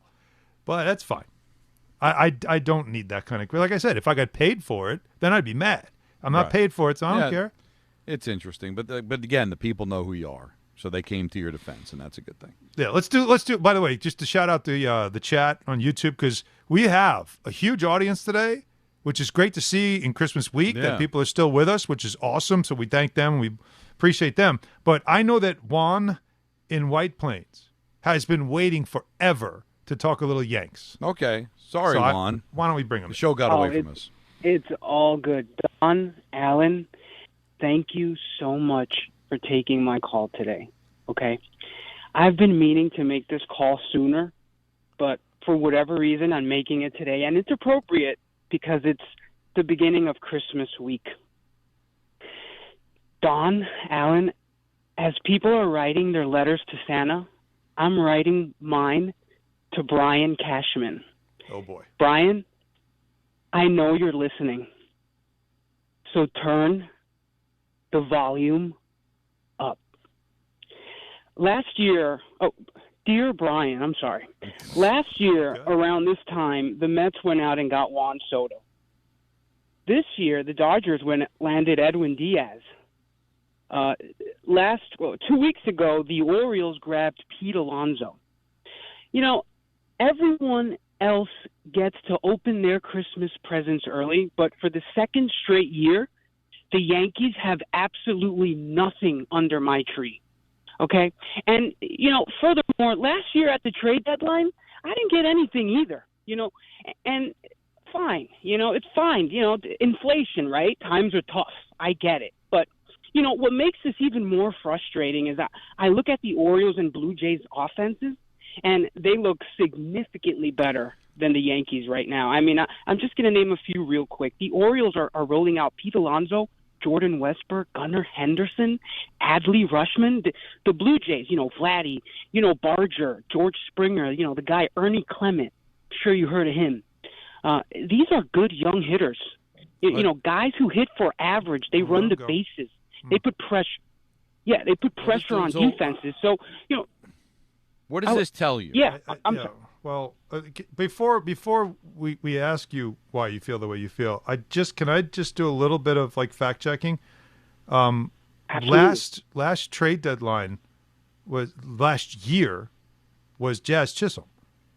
Last off season under your tree was Cody Bellinger and Max Fried. Okay, that's a pretty good pivot from Juan Soto.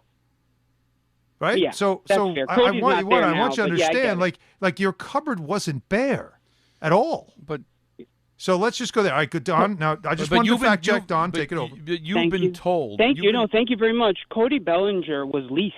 I mean, the Yankees didn't even buy me. Well, you don't know that. Whoa, you don't know that yet. Well, they haven't yet. I know. You're right. They haven't yet. And they gave me, Trent Grisham, Aaron Judge. That's an expensive outfield. You're going to tell me they're going to commit to $30 million to Bellinger in the outfield? You just hit it, Aaron Juan. Judge. Don't ever mention his name. The scary thing, Juan, you've been told. You were told by Michael Kay, by many different people, that there is going to be a budget. They have no appetite to go over $300 million. There's a pending lockout or strike, a possible cap that's coming, and that's all being factored in here. That it's probably going to be a team as presently constituted with Bellinger back that they can add to once they get to the deadline if they believe they need something. Now, you'll have a complaint, Juan, and thank you for the phone call, if Bellinger doesn't come back and they don't replace him. Then I think you got a complaint. But as long as Bellinger is still there to be brought back, I don't know what else you can complain about. Yeah, the Blue Jays are going to be active. I get it. You've got a rotation. Granted, it's not going to be healthy to start the year. But Cole's going to come back. Rodon is going to come back. You've got Judge. If you don't have Bellinger, then I can understand. But can we see what it looks like first before you're writing letters instead of Santa Claus to Brian Cashman? But the Yankee fans were told that this was not going to be one of those years where there was going to be a frenzy. No, they're waiting to get healthy in May. They think that they weren't really healthy all last year because of those especially because of the Cole injury.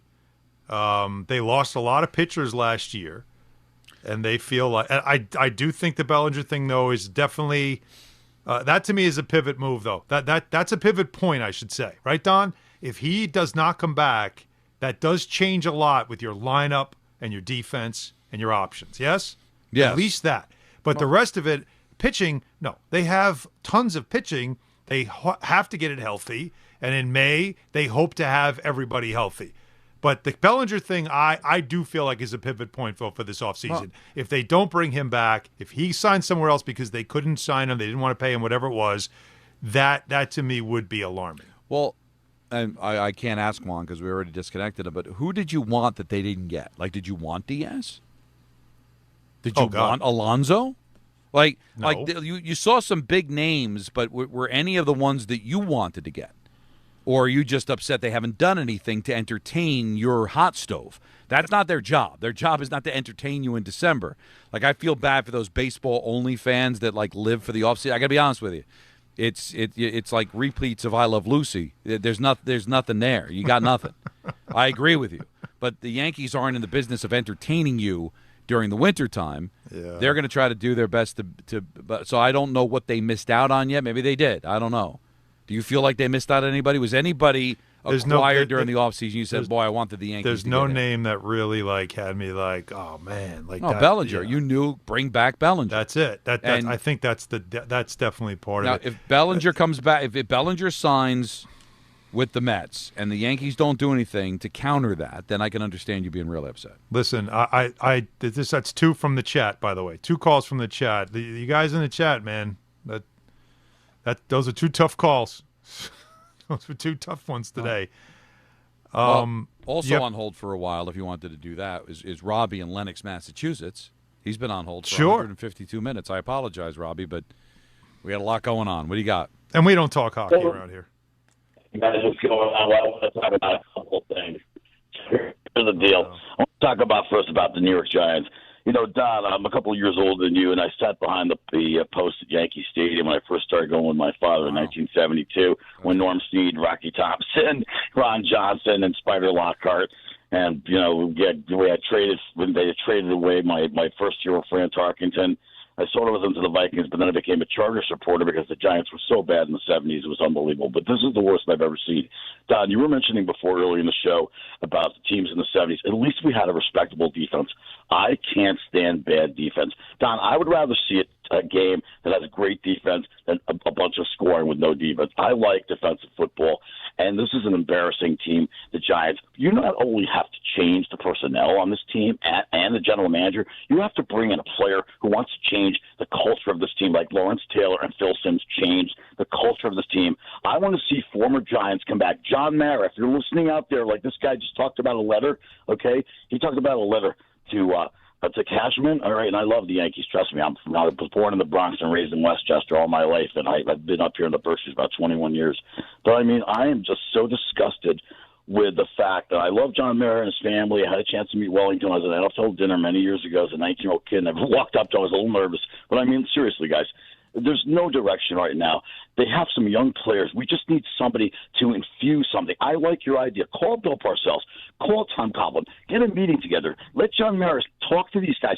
See what they can come up with. See if they have names. Bring in a guy. Maybe there's somebody out there that they think can run the organization the way it's supposed to be run, with proper drafting, with proper scouting, with having the Giant name worn on their heart. That's what they need. They need an infusion of that. They need to bring guys back to teach them the Giant way, okay?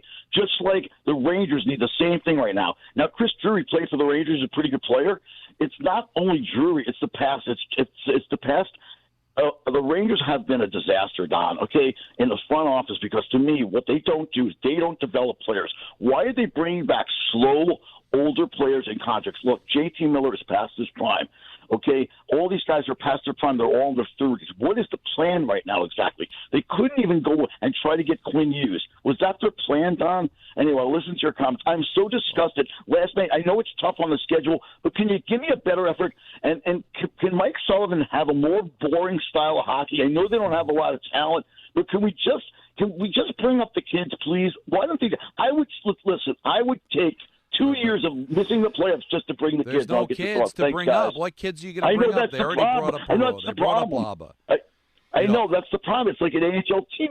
I know, Don. I agree with you, but what do you do? Listen, I'll get your thoughts and thank you so much. You guys have a wonderful holiday. Appreciate Anthony, it so much. thank you. Merry Christmas. Thanks, Anthony brought it up about like making the changes that the Mets are making. Well, they wanted to get rid of Zibanejad. He wouldn't waive his no movement clause. All right, they got rid of Kreider.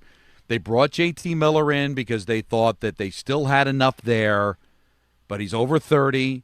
What are you going to do with Panarin? He's in the last year of his contract. Like you're kind of like you're not that old of a team, but you're not that young either. It's tough in a cap sport, Alan, to make these changes. Baseball, you could do it a little bit easier because there aren't that dead money and all the cap lingo that you get. You just, if you're willing to eat the money, you can get rid of guys, It's tough to get out of it. That's the problem with tough. no move clauses, with these long-term, these 8-year deals like it. And you also, I do feel like there was a lot of gun-to-your-head decisions made a couple of years ago when they were in the midst of looking like a team that, was sort of in a run, right? Like that was it? Hey, was it two Final Fours in 3 years or something? That's what it feels like. And now they're paying the price. And that's just like the Mets, and it's kind of just like the Giants, right? Well, the Giants. Wait a minute. In 22, they won 9 games. They won a playoff game. They're close. No, they weren't close. They weren't even close to close. Oh, well, the Mets, they won 101 games. They went to Game 6 of the League Championship Series. They're close. No, you're not really that close. Oh, the Jets are close. Back-to-back championship. No, not close. And the Rangers had those 2 runs, and that's what they were. They were runs. But they weren't sustainable, and they're not as good as they thought they were. But you locked up contracts, and you made certain deals. And you talk about bringing up kids. There's no kids to bring up. You brought up the kids. But they need some place to play, right? I mean, you're not going to have all these older players be healthy scratches. It's, listen, you're betwixt and between. And that's what a lot of these franchises are. And give the Mets credit. They blew it up. And yet they're getting killed for it.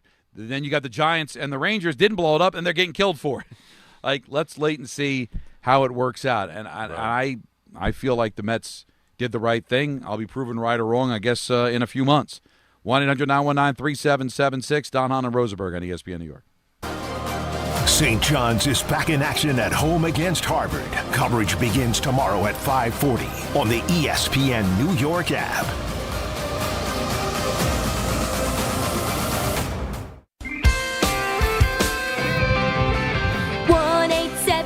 Cars for Kids.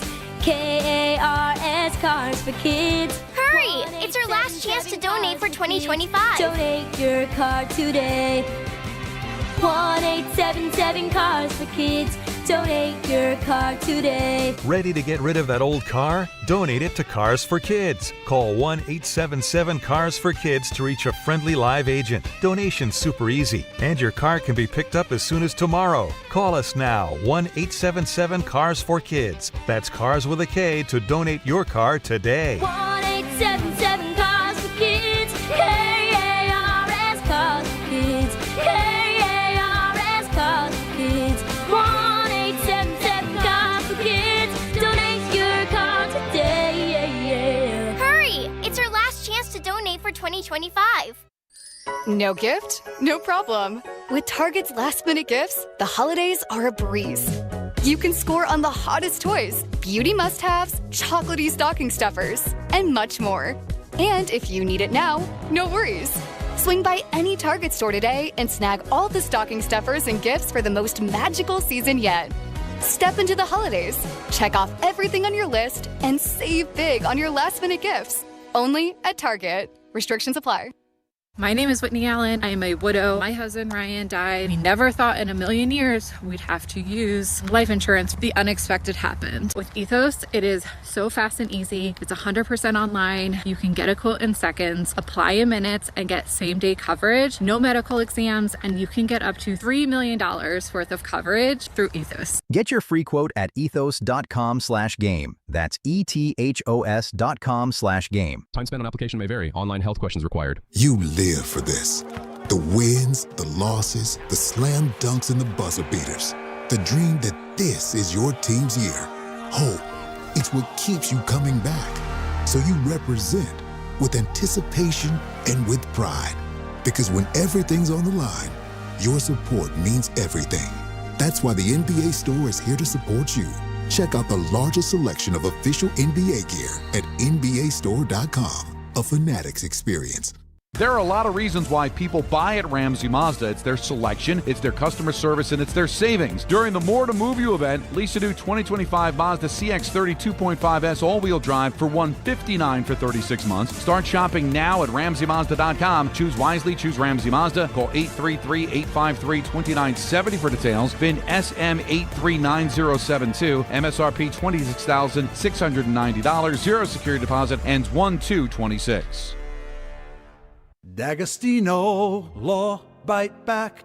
I'm injury attorney John Ryan D'Agostino, nicknamed The Closer, continuing D'Agostino and Associates' legacy of helping the injured for over 35 years. My father, John D'Agostino, built this injury firm to help accident victims. This is John D'Agostino, and this is a family firm. For us, it's about doing what's right and making sure somebody pays for your pain.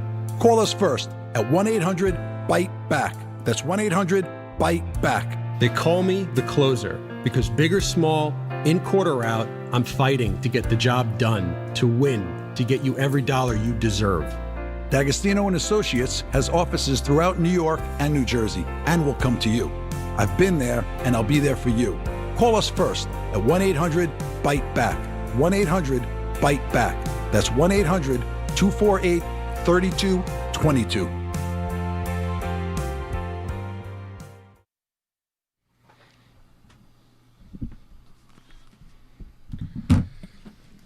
Don, Hahn, and Rosenberg with you till 7 tonight. 6 o'clock, we'll have ENN with Anthony Pusick.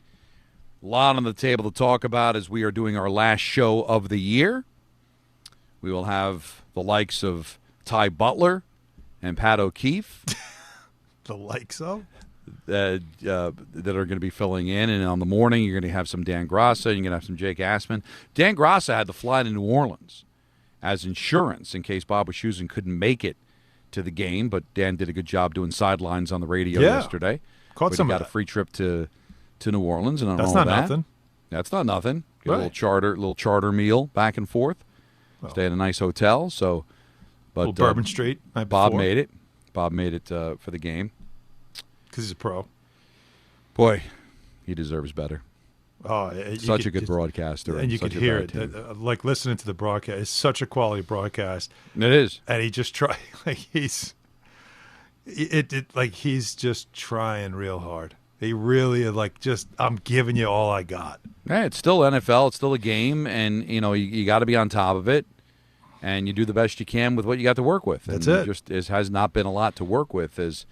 15 straight years of missing the playoffs, 14 of those 15 losing seasons. It's but maybe this is the regime. We'll see. It hasn't been great for the Giants, although they did appear in the playoffs a couple of times in that span, but still not much since their last Super Bowl in 2011. So it's been bad for sure.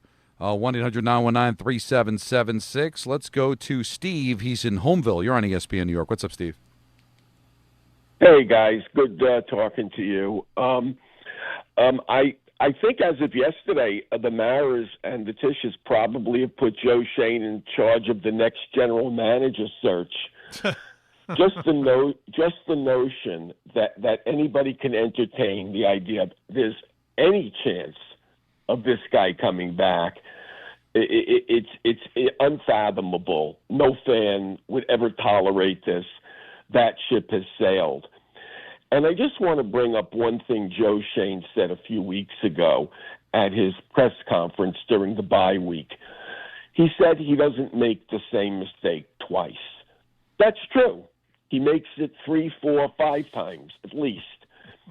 I want to contrast something that Schoen has done repeatedly and contrast that with something Howie Roseman did. From the first 2 drafts that Schoen had in 2023, his first and third round draft pick from 2022, Evan Neal and Josh Azudu, are completely non-functional players, yet they will have lasted all 4 years of the contracts, of their rookie contracts. And the following year, Deontay Banks in the first round and Jalen Hyatt in the third round have lasted 3 of the 4 years. So those are 4 highly drafted players that are unplayable and completely useless. And I want to bring up something that Howie Roseman did that just shows you why he's probably the best general manager in football and also why the Eagles have such success. The year of the great receiver back, I believe, was in 2021. And that was the year that Justin Jefferson was drafted and T. Higgins and C.D. Lamb. And the Eagles made a catastrophic mistake. They drafted, right before Justin Jefferson, they drafted Jalen Reagor, a complete bust. Obviously, the Eagles' wide receiving core was depleted, and they felt the need to take a first-round receiver. It took him 1 year to dump this guy, realizing he was a complete bust. And what does he do? He trades for A.J. Brown, and then he drafts Devontae Smith the next year. Now, all of a sudden, the Eagles have one of the best receiving cores. He didn't sit there and go, gee, I drafted a first-round guy. I got to hold on to this guy. It's going to look bad. Joe Schoen is horrible. He's going to end up with 5 wins in over 2 seasons. Crazy. And there's no way that he can retain his position at this point. And he won't, Steve, and thank you for the phone call and happy holidays. It's what happens is when you don't have a quarterback, and you go from Daniel Jones to the pivot at the end of last year to, is it a bridge quarterback? Are we going to trade for Dart? We didn't know this time last year they were going to have Jackson Dart. That when you're evaluating talent, especially on the offensive side of the ball, Alan, you don't have a quarterback, you're thinking, well, maybe if I get the right quarterback, this pick will work. Yeah. And then you find out I get the right quarterback and the pick still doesn't work. You've got to be able to evaluate in real time what you have. And he's had way too many misses. Yeah. And you double down on guys like giving Slayton a contract, and all he's doing is dropping balls. And listen, Slayton was a good wide receiver for this team for a while. But sometimes you got to know when to cut bait, and he doubled down, and it didn't work out. Well, they did that, but I could see the reasoning behind it. You're right that it's not working out, but right. When you have you had Jalen Hyatt, Wan'Dale Robinson, and Malik Neighbors, you got to have a grown-up in the room, right? In the wide receiver room. Oh, of course. So you're thinking along those lines. And then you lose Neighbors, and Moore's put on Slayton's shoulders, he obviously couldn't. There's reasons for everything, right? Like, as much as you may not like Joe Schoen, or you may not like McCagnon with the Jets, or Drury Every with GM the Rangers, has a plan. There's a plan. It just doesn't always work. I know you want to say in comment, they're not stupid. They just have a plan. Some work, some don't. They see something, and what they saw never transpired. Sometimes it's on the player. Sometimes they looked at it and said, this player is supposed to work, but the player didn't work out. And it's the general manager that pays the price for it, unfortunately. But you know what? He said it. Could end up being 5 wins over the last 2 years. That's ultimately it, right? Not how many Pro Bowls, not how much room you have under the cap. Yep. Wins and losses. Big win coming up. You know why? Why? ENN with Anthony Jusic. We all win when that happens. No doubt. Don Hahn Rosenberg on ESPN New York. This is Bart and Carlin on ESPN New York. You guys are so locked in on Dart, and you think he's the guy. Fine, good for you. I'm not there yet. You know why? Because I need proof. I need to see it for more than a few weeks to believe in it. Here's what I know. I see a guy that is nowhere near somebody that I would call a lock to be my quarterback of the future. This is the question, right? Because do you really, truly have to consider Mendoza? Bart Scott, Chris Carlin, weekdays at 10 a.m. on ESPN New York and streaming live on YouTube. Now let's take a look at the traffic with Brandy Scott. Thanks so much, guys. I hope you have an awesome rest of the night. Get home safe and quick. Just a lot of extra brake lights out there on the roads, no matter where you're headed. Bumper to bumper on the Staten Island Expressway westbound, heading over to the West Shore. Backed up across the Verrazano onto the westbound belt in Brooklyn from Flatbush Avenue. After that, no big issues at the Goethals Bridge heading into Jersey. Solid slowdowns on the LIE eastbound, heading over to Jericho Turnpike in Nassau County from right out of the Midtown Tunnel in Queens. Only easy ride to the outbound George Henry Hudson. Cross Bronx westbound, they finally cleaned up that crash involving an Amazon tractor trailer over by 3rd Avenue. Still packed there from the Bronx River Parkway.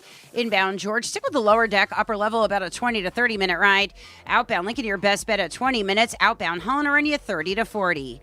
I'm Brandy Scott on 880 ESPN New York. For over 100 years, Slomin's has been your trusted partner in comfort.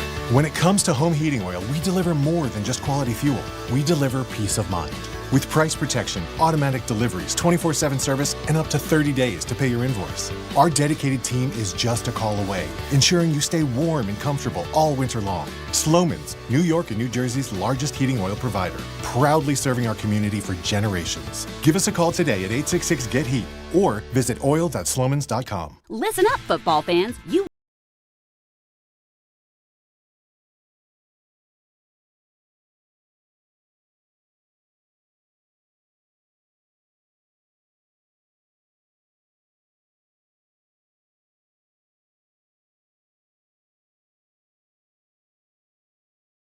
are ordinary at Bet365. Gambling problem? Call 1-800-GAMBLER. 21 plus only. Must be physically located in New Jersey. T&Cs apply. In-app only. Discover a driving experience crafted to inspire. At Garden City Mazda, exceptional design and sophisticated performance come together. During the Mazda More to Move You sales event, lease the 2025 Mazda CX-5 for $229 a month for 33 months. Or the 2025 Mazda CX-50 for $239 a month for 33 months. Both with $49.95 due at signing. It's the Mazda More to Move You sales event at Garden City Mazda. At Garden City Mazda, expect the exceptional. Your ambition just met its match with Robinhood.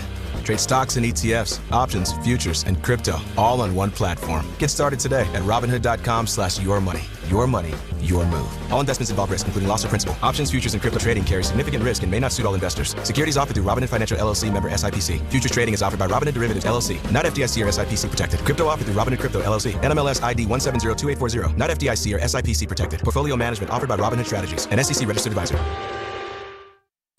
No gift? No problem. With Target's last-minute gifts, the holidays are a breeze. You can score on the hottest toys, beauty must-haves, chocolatey stocking stuffers, and much more. And if you need it now, no worries. Swing by any Target store today and snag all the stocking stuffers and gifts for the most magical season yet. Step into the holidays, check off everything on your list, and save big on your last-minute gifts. Only at Target. Restrictions apply. 880 ESPN, WHSQ, and WCBS-FM HD2, New York. A Good Karma Brands radio station. This is an ENN Special Report. Now reporting... The very handsome Jewish man, Peter Rosenberg. We should talk some sports. Do what you want. It's ENN. Peter Rosenberg!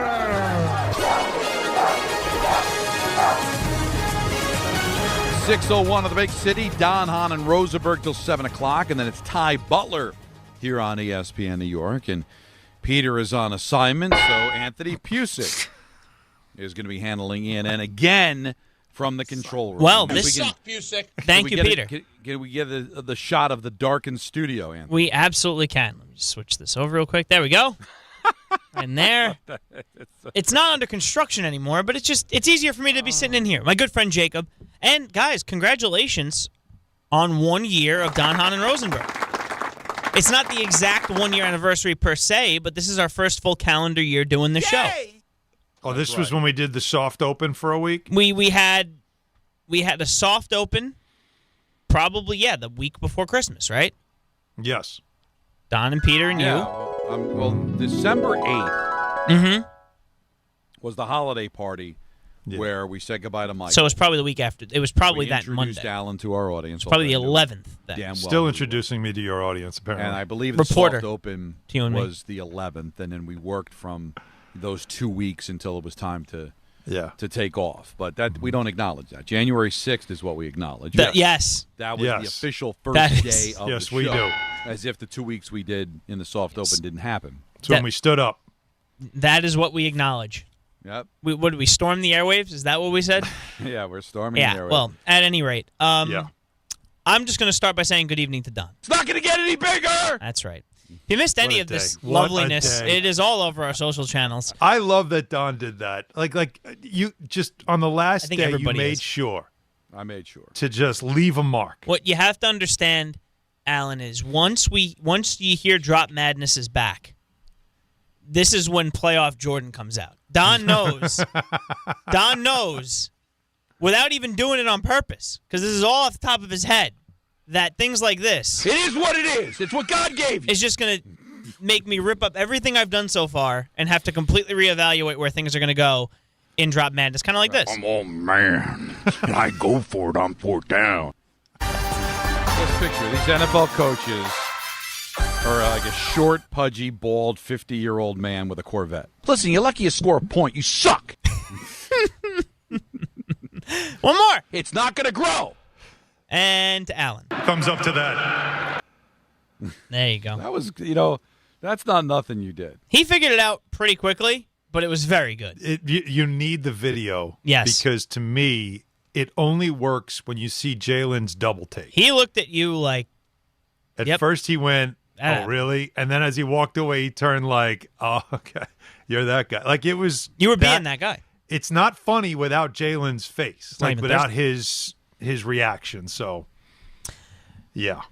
Speaking of reactions, the NFL has reacted to something that the officials didn't see on the field yesterday, but the camera crews on CBS picked up of DK Metcalf striking, punching, hitting, whatever you'd like to call it, a fan in the stands during the game. They have decided to suspend him for 2 games without pay due to that altercation at Ford Field on Sunday. Ryan Kennedy, the fan involved in the altercation, denied that he used a racial slur, misogynistic, or hate-based language during the incident, according to a statement released by a Michigan law firm on Monday. Kennedy told the Detroit Free Press on Sunday he called Metcalf by his full name, Decalen Zacharias Metcalf. Honestly, sounds like what we would do when we give full names out to people on this show, and the middle name is not real. But Decalen Zacharias Metcalf. And that prompted the interaction where Metcalf walked over to the fan who was in the front row of the stands at Ford Field, grabbed him by his shirt and collar, and then forcefully released Kennedy, shoving him back. So I guess it was a shove. But 2-game suspension for a very important person on the Steelers and a team that's looking to win that division. Now, I guess it's going to be a he said, unless they get, even witnesses there may have his back, may not have his back. I don't know. I don't know how much of that would be admissible in court to have a witness say, yeah, I heard him say, I guess the N-word, the C-word, these are things that were thrown around that he claims he did not say. But let's just say for sake of argument he said both of those things. Does that justify the reaction? And the answer is no. Got to be above that. Can't punch a fan. Now, we can judge him differently in the court of public opinion by saying, well, I would have done the same thing. That's terrible what that fan said. But from an NFL reaction standpoint, you can't take back the suspension if you find out that's what the fan said. No. There's got to be a separation. You can't do it. You're starting to see some aggregate accounts post some videos. I'm sure if the aggregate accounts have it, I'm sure the NFL has seen every angle of this thing. So I think other angles. Right? I don't know him at all personally. No. DK? But I would say to get that kind of reaction, if I had to guess if it was said or not, I believe it was probably said. Because I can imagine reacting that way if I were called that. Again, does not get him up from the suspension, but I think you look at it differently. You don't you? If you found that he punched him for no good reason or just being called by his full name, you'd say, all right, the guy's got a screw loose. If what he's claiming was said, you'd get it, right? You'd understand it. I saw something earlier in the day that he's had problems with this particular fan before. That so he's gone to other games and he's egged him on, and he's alerted officials and things and security about this person. So this is a very strange story. Obviously, not great for him, not great for the Steelers. Oh, worse for the Steelers. And we will see how this all shakes out because he's a very important piece of that offense, no question.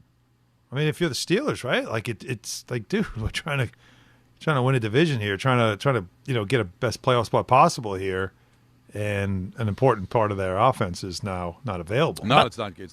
How about that Kenneth Gainwell catch, by the way? You guys see that one? I still, that's unreal. The only person that knew it was a touchdown at the beginning was Tony Romo. Because they ruled it, first of all, incomplete. Because he was falling to the ground, and they're like, there's no way he actually caught that football. But he did, got up because no one touched him, and then ran right into the end zone. It was unbelievable. It was a great catch if you haven't seen it. Check it out on social media. I would like a rule change in the NFL. Mm-hmm. Okay. Because I'm watching that, and I was glad that there wasn't some, Fugazi, while he was raising his foot, it grazed the calf of the receiver and he's down. I think the rule should be you have to like attempt to tackle or touch him. The fact that you accidentally make contact should not be ruled down, in my opinion. See, I agree with you. I've always found that to be strange, that it's like, that your foot kicked the leg or you fell over him. That's to me, that's weird. Like, you're not really making an attempt. It was an accidental play, and you should not be penalized as the offensive player because somebody who wasn't even trying, like, he just fell over you or something like that. Yeah. There should be an attempt to tackle. Any contact shouldn't count. It should be intentional contact to make the play. I wonder if they do that, Alan, just because it makes it easier to judge, like, intent.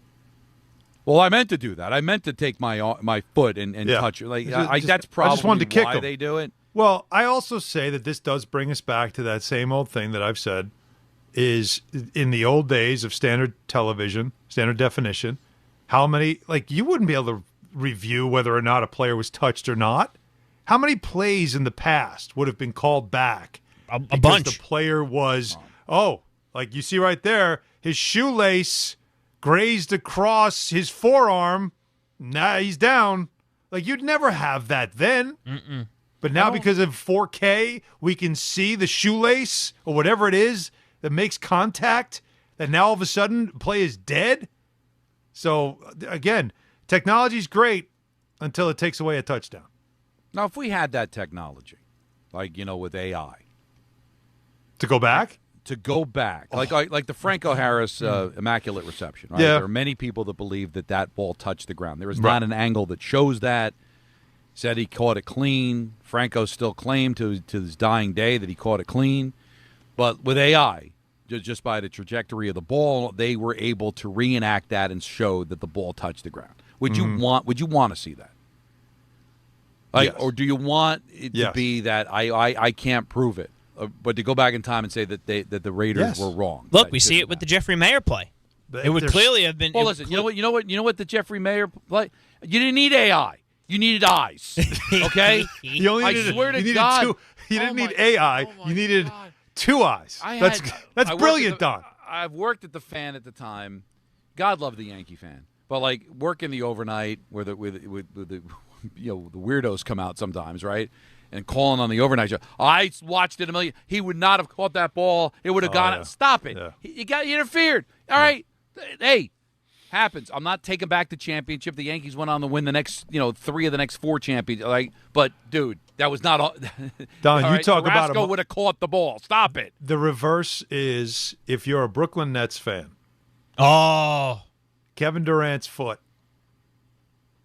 They'll live in infamy. But it was the Bucks on the went on line. to win the championship. Who's to say if the Nets win that series off that shot?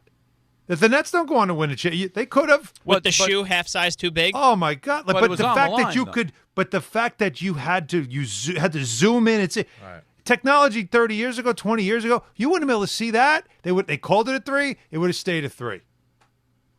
Don, I'm saying, like, that's. No, you're right. Would you rather know, or would you rather not know something of that minute detail? See, that's what I'm asking. Is that if you were to go back in time, Does it benefit me or not? If you're a Raider fan, right, of a certain age, would it make you feel better or worse if they were able to prove that Franco Harris didn't catch the ball? Yeah. Would you feel like justified, like I told you he didn't catch the ball, or would it make you sick knowing that you would have advanced, not the Steelers? Yeah. Maybe you win a Super Bowl, not the Steelers. Mm-hmm. I don't think I'd want to know. Well, again, think about what happens with ABS in baseball.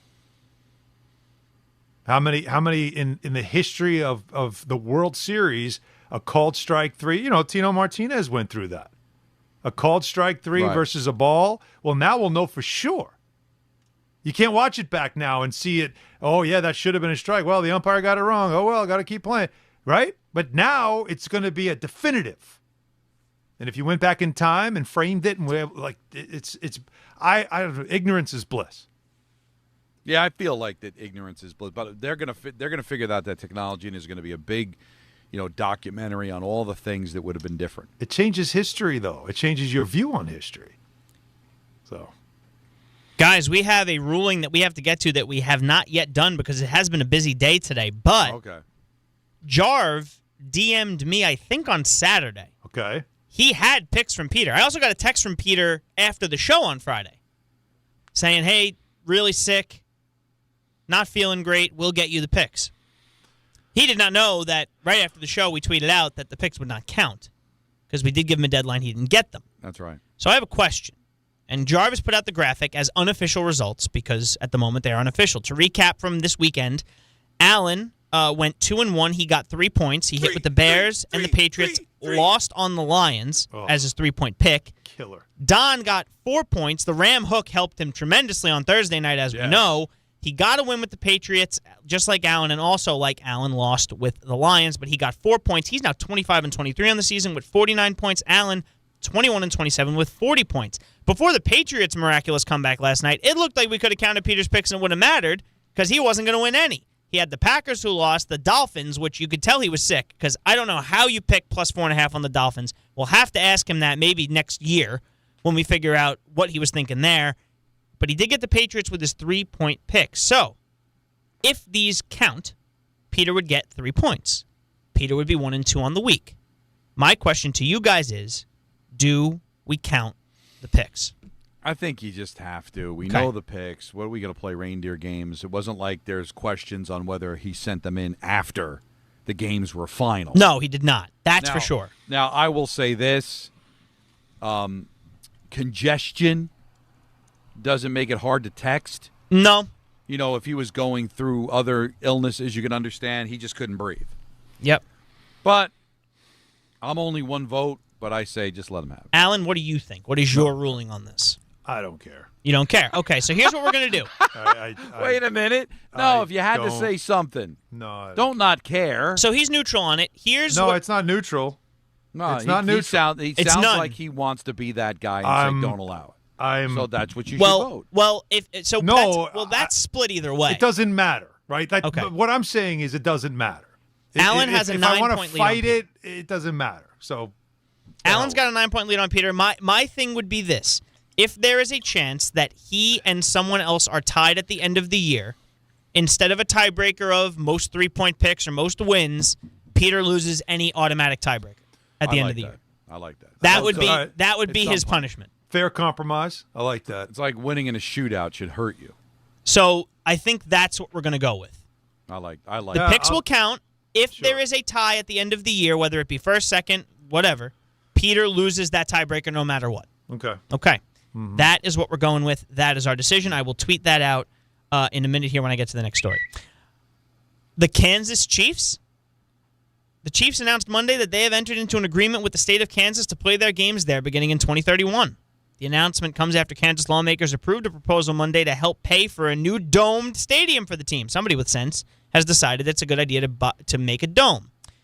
The Chiefs have been seeking a new stadium to replace the popular but aging Arrowhead Stadium. The agreement includes a $3 billion dome stadium to be built in Wyandotte County and a new Chiefs headquarters in Olathe, Kansas. Will they be called the Kansas Chiefs? That's what I want to know. No. No. Are they called the New Jersey Giants? That's right. That's true. Are they called the New Jersey Jets? No, it can maybe be done. Maybe that's what they need. But the dome is smart on many levels, as we know. Unfortunately, in New York, we didn't think a dome would be smart. Idiots. No, you want the real weather, the winter sport. Why would we want Final Fours and other major events that you can hold here? Because actually, if you were going to build a team in the image of the stadium, the Jets and Giants should be playing in a dump. Well, they do already. MetLife. Well, what are you talking about? Yeah, it sure looks like a dumpster. The air conditioner with the Venetian blinds. God, you know what? The Giants did win a Super Bowl playing there, and the Jets did go to, I think, the second championship game because the first season was 2010, right? Yeah, I think you're right. Citi Field and Yankee Stadium was 2009. I think MetLife Stadium was 2010. Right. But really, when you look at that, might have been the first of just many awful decisions by both franchises. Maybe that's what set it off, right? I like I said, how do you come to a decision? We don't want to spend the extra money on a dome because why would we want to be in the Super Bowl rotation? They gave you one, almost out of that agreement. Fine, we'll give you one. All right, we'll throw you one. But if they had a dome stadium, like Kansas City, you could make the argument of, well, we can now host Super Bowls. Yes. Yeah. Right? Well, Detroit can. Why can't we? So there's that. So New York, why wouldn't you want to have a Super Bowl in New York more than once, like every X amount of years? Be phenomenal. Well, the bigger question, though. But no, you can't do that because you can't depend on the weather. They got lucky the year they had the Super Bowl. Didn't we get a snowstorm right after it? Again, Roger Goodell in the NFL has a deal with God. You think, well, God? Because I almost died. I actually tweeted out a picture of you shoveling snow? No. Oh, no. Of Jack Nicholson from The Shining when he froze to death. Yeah. When I was sideline reporter for the Ranger Islander game at Yankee Stadium. Oh, the Winter Classic. That was the Stadium Series. Stadium Series. That was on the Wednesday. That was 2009? That was no. That was 2014. 14. Okay, it was 14. That was when the Super Bowl. That was the week leading into the Super Bowl in New York. Yep. The Devils and the Rangers played at Yankee Stadium on a Saturday. I believe it was a Wednesday. The Wednesday before, it was Islanders, Rangers, and it was freezing. And I'm thinking to myself, this is. And then all of a sudden, it was like 70. Yeah. When they did the Super Bowl on Sunday, went back to like, I think it snowed the next day. So clearly, Roger Goodell knows God. I was there too, Don. Zach was one Yankee Stadium. Zach was one of the little kids skating on the mini rink during the game. Yeah, that is cool. It was awesome. That's awesome. And it was freezing. Oh my God! God! A great picture of him on the ice in his gear, the Islander stuff that they gave him, and Yankee State, like the whole facade behind him. It's one of those. That was a confluence cool kind of pictures. That was a cool experience. Awesome. Rangers still undefeated, if I'm not mistaken, in outdoor games, and have another chance. Maybe they should have an outdoor. Just build an outdoor rink. Play out there. It might help. I think that against the Panthers, that streak might be broken, but we'll see. The NBA and FIBA said Monday they'll start the process of engaging with teams and owners about joining their planned new league in Europe next month. The league will offer both permanent spots and a, quote, merit-based pathway to qualifying on an annual basis through FIBA's Basketball Champions League. See, they already have a Champions League. Why do we need one in the NBA Cup? Or an end-of-season tournament, the side said. Every team in the FIBA-affiliated European League would have a chance to qualify. Alan, do you like this? Is it fun? Is it something that you think is going to gain traction to the point that we'll be talking about it on this show? Do me and Don need an NBA Europe team? No. Okay. They're trying. Obviously, it's globalizing the sport, and obviously a way to have. It's a very popular sport in Europe. Not as popular as soccer, of course, but still. See, it's funny. On both continents, you will be outdueled by football, but at least you're expanding your reach. It is a way to get way more revenue into the league, which is what they want. Value your franchises is what you want. And we're talking, this is going to take years for it to really take. But there could be a time 15, 20 years from now where your world championship does involve those teams as well and a legit world championship. So I do think that's the vision. That might end up being Adam Silver's legacy. Is truly globalizing the sport, the league, not just the sport. Something to keep an eye on. It's interesting. Now, remember, a lot of the soccer teams also have basketball teams under the same brand. So the brands are very strong. And it's a matter of now seeing if they can have them all come together and join the NBA. That's the vision. We'll see if it happens. Because I guess when was it, Anthony, who had the list of the most popular sports in the world? Most popular sports in the world. Yeah, somebody had it, and it was like basketball is like third or fourth. Yeah, but cricket and soccer are way up there. But like hockey was above basketball, so I think they want to try to grow it as much as they can. Yeah, but I just don't ever want to see an NBA team in Europe or an NFL team in Europe. I cannot imagine that will ever work, ever. Well, what if they play? They're a separate conference. You don't even play them. Maybe like there's a couple of crossover games, but not many. They're just completely other entity. How are you going to get players? I'm not trying to. Well, they have European players. Europe. They have their players. So what do you have the list, Jacob? What was it again? Yeah, it's according to the World Atlas. Football, which is soccer, 3.5 billion fans. Cricket is second with 2.5 billion fans, and basketball is third with 2.2 billion fans. Wow. Hockey comes in at fourth with 2 billion fans. And then I don't know how they figure that out. And then everything tails off. Tennis at $1 billion, volleyball at $900 million, and table tennis at $850. It's like the Nielsen ratings. They just asked everybody. Table tennis. Table tennis. Wow, that's intense. But so you're saying just how competitive can they be? Maybe one day, I guess. But if you had a team of all European players, would they be competitive with the rest of the NBA? Well, think about it. If you're Luka Doncic, yeah, you could still play in the NBA, but now you can play at home. And you'd be like you'd still be as big as you are, but now you'd be home. No, I get it. Where you'd be walking on water. So you would have like a division, right? The French guys playing in Paris. You think they wouldn't rather play in Paris? So if you had a 6-team European division, right? Okay. And you'd have to fill it out with rosters of 15 all European players. Well, it wouldn't have to be all European players. Maybe you get some American players. Okay. Maybe someone would want to play there. Get opportunity. You'd be a part of the draft. Interesting idea. I think at some point, look, you can't do it right away, but at some point, I do think that's like part of the hope. Well, I listen. We never thought there would be a day in hockey that you would see, Russians playing in the league and dominating. Remember, there you go. It wasn't even that long ago. Oh, these Russians are okay, but none of them can play defense. None of them can be physical. You'll never get a goaltender. They've checked every box there, right? So it took 30 years. When did the Devils bring over Fetisov? That was like, what, 87, 88? Late 80s, yeah. Yeah, and they didn't play until like in the 90s. That's wasn't it right after that ago. Olympics? That the 88 Olympics? Wasn't it? Wasn't that when I think it was right happening? Yeah. The defections. So and Starikov was the other guy. He didn't make it out. Stay with the Devils too long, but Fetisov ended up being a Hall of Fame player. Yeah, and pretty Fedorov good. is probably one of the the greatest Russian players ever. Yeah. Just give me 1 second here and take your time. That is ENN. Yeah, that was a strange pull. Well, it was a strange pull. Not Fedorov, but the first one. Fetisov? Not Fetisov. Starikov. Everybody knows Fetisov. Starikov was the strange. Slava Fenisov. That was pretty cool. No, but hey, listen, that could be the trivia question. Who were the first New Jersey Devils on the cover of Sports Illustrated? It was Fetisov and Starikov. Wow. I don't think there was another one until Jason Arnott, and then that was it.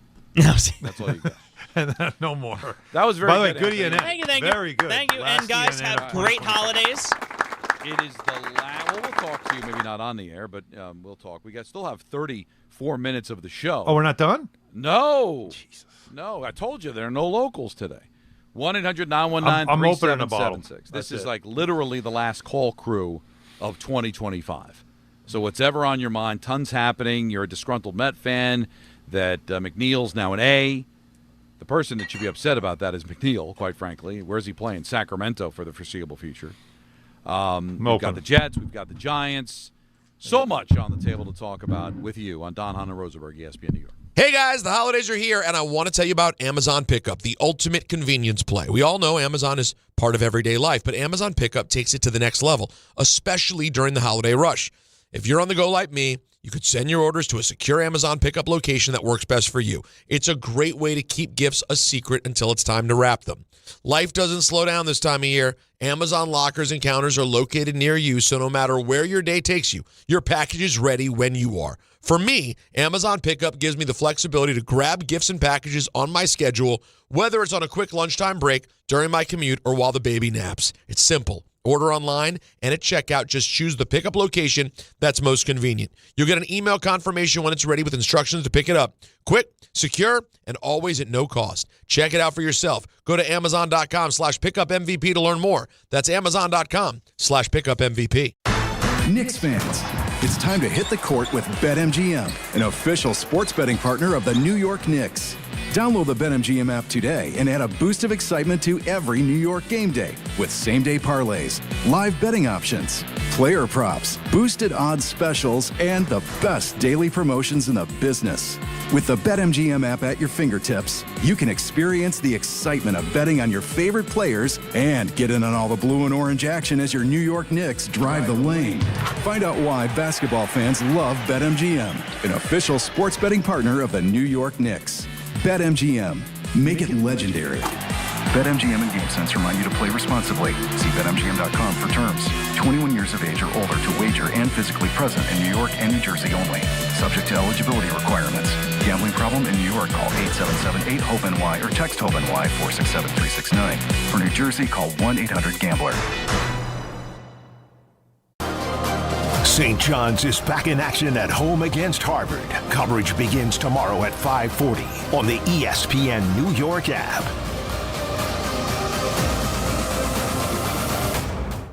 One in every 6 men is likely to be diagnosed with prostate cancer in his lifetime. That's why New York Presbyterian wants to remind men over 50 to book a prostate cancer screening. A simple blood test is all it takes. It could save your life.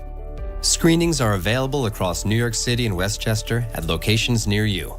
Schedule your annual prostate cancer screening today at nyp.org/cancer screening. Stay amazing. New York Presbyterian. This is Rick Brunson, the assistant coach from the New York Knicks. I'll be driving to our games this season in style in my new Jeep Gladiator from Princeton Jeep. My friends at Princeton Jeep gave me all-star treatment, and you can expect the same thing. Just mention I sent you, and they'll treat you like family. Princeton Jeep has tons of inventory and great deals on new vehicles. Visit Princeton Jeep at 1045 State Road in Princeton, New Jersey, or online at PrincetonJeeps.com and tell them Rick Brunson sent you. My name's Brian Windhurst, and I've seen a lot of good offense in my life. If you're looking to initiate some offense of your own against your high-interest credit card debt, I'm letting you know a SoFi personal loan might be the play. A SoFi personal loan could be quite the triple threat with low fixed rates, no fees required, and as soon as the same day funding. View your rate for a SoFi personal loan at SoFi.com/offense. Loans originated by SoFi Bank, N.A. member FDIC. Terms and conditions apply at SoFi.com/offense. NMLS 696891. Whether you're building a single roof or a successful roofing business, roofing contractors like you need the right tools for the job, and software is no exception.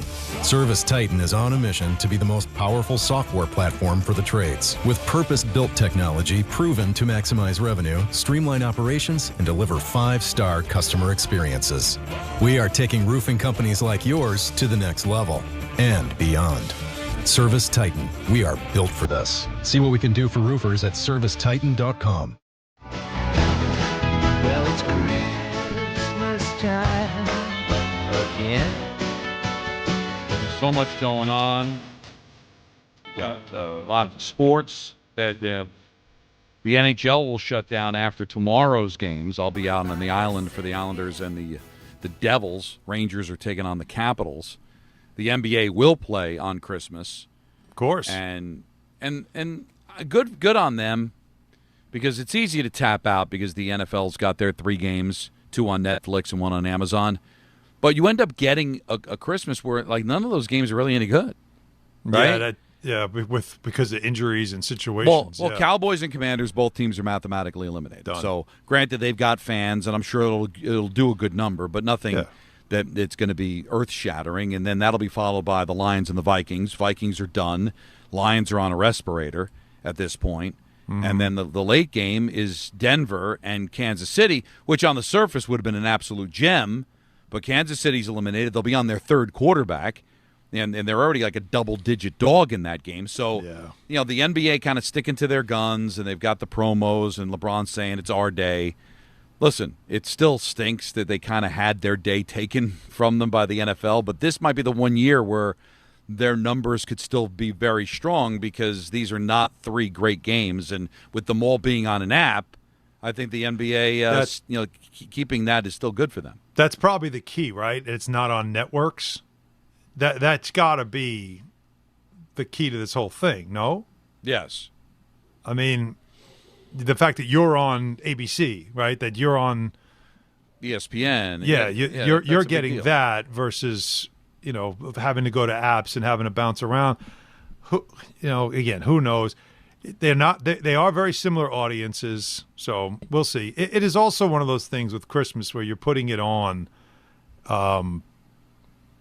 You're putting it on the background, it's similar to Thanksgiving, right? But if there's games like that, you're like, I can't miss this game. Now, Knicks fans are used to tuning in at 12, noon. Knicks Cavs.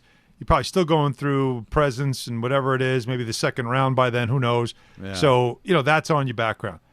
But out of the games that are on the slate for Christmas Day, the one that I feel like is you don't want to miss this has got to be the middle game, the Spurs Thunder game at 2:30. Yeah, that's a good one. Right? And that's Like right in that the feels wheelhouse, like yeah. the one that if you can't miss it, it's got to be that one. The Warriors haven't been very good this year, so they're playing the Mavs. Rockets Lakers could be interesting, but like to me, Spurs Thunder's the one that you want to watch because they had such a great semifinal in the NBA Right. Cup. And what you're doing then, if you're out and about, you're at grandma's house, Sure. or you're at your aunt's house, whoever's having Thanksgiving. Hey, it's easy just throw on ABC, throw on ESPN. But does grandma have Netflix? Do they have? Everybody seems to have Amazon, and everybody seems to have Netflix. But there's certain. Like I go to my mom's house. If I'm not, I'm going to my brother's. But Yeah. if I had gone to there'd be no football. She does not have one of those TVs, so it would be the basketball on or nothing at all. Right. But I like, because I think one of the mistakes the NHL made, and they probably did the homework and maybe ultimately did the right thing, was by shifting the Winter Classic off of New Year's Day. If a big bowl game, when they started playing playoff games in college football, Yeah. it's like, all right, we're going to do it on the 2nd, or we're going to do it on the 3rd. All right, now you lost a day. There was a cachet where you wanted to own that day. Right. New Year's Day was your day, and especially since college got away from that because of the playoffs. But then they started shifting it around, and then it kind of loses its cachet a little bit, right? Mm-hmm. The NBA, I'm sure they took a hit, and they'll take a hit some years when the NFL's got a great triple header. But just own Christmas. That's yours. Your diehard fans know it's there, and I think sticking to their guns there, I think, was a good idea. 1-800-919-3776. Always a pleasure to welcome in Griffin in Connecticut. How are you, sir? Hey guys, first off, happy holidays to you, Jacob, Anthony, and Peter. Sure. Even though he's not with you guys, but he'll hear it, I bet. I doubt it, but we'll pass it What, along. Peter? Happy holidays to you guys. Yeah, all the best to you and your family, Griff. I just want to talk about some of these fans that get upset when things are not going right away. I think the baseball fans and the Yankee fans, they want things to happen now. And because it's not happening now, they think they're not going to do anything and stuff, and that Bellinger's gone and all this and stuff. This off season is completely slow. It could be called cold stove and not hot stove. Yeah, there's nothing. Because it's so cold. There's nothing really going on. And Michael talks all this high on Scott Boras.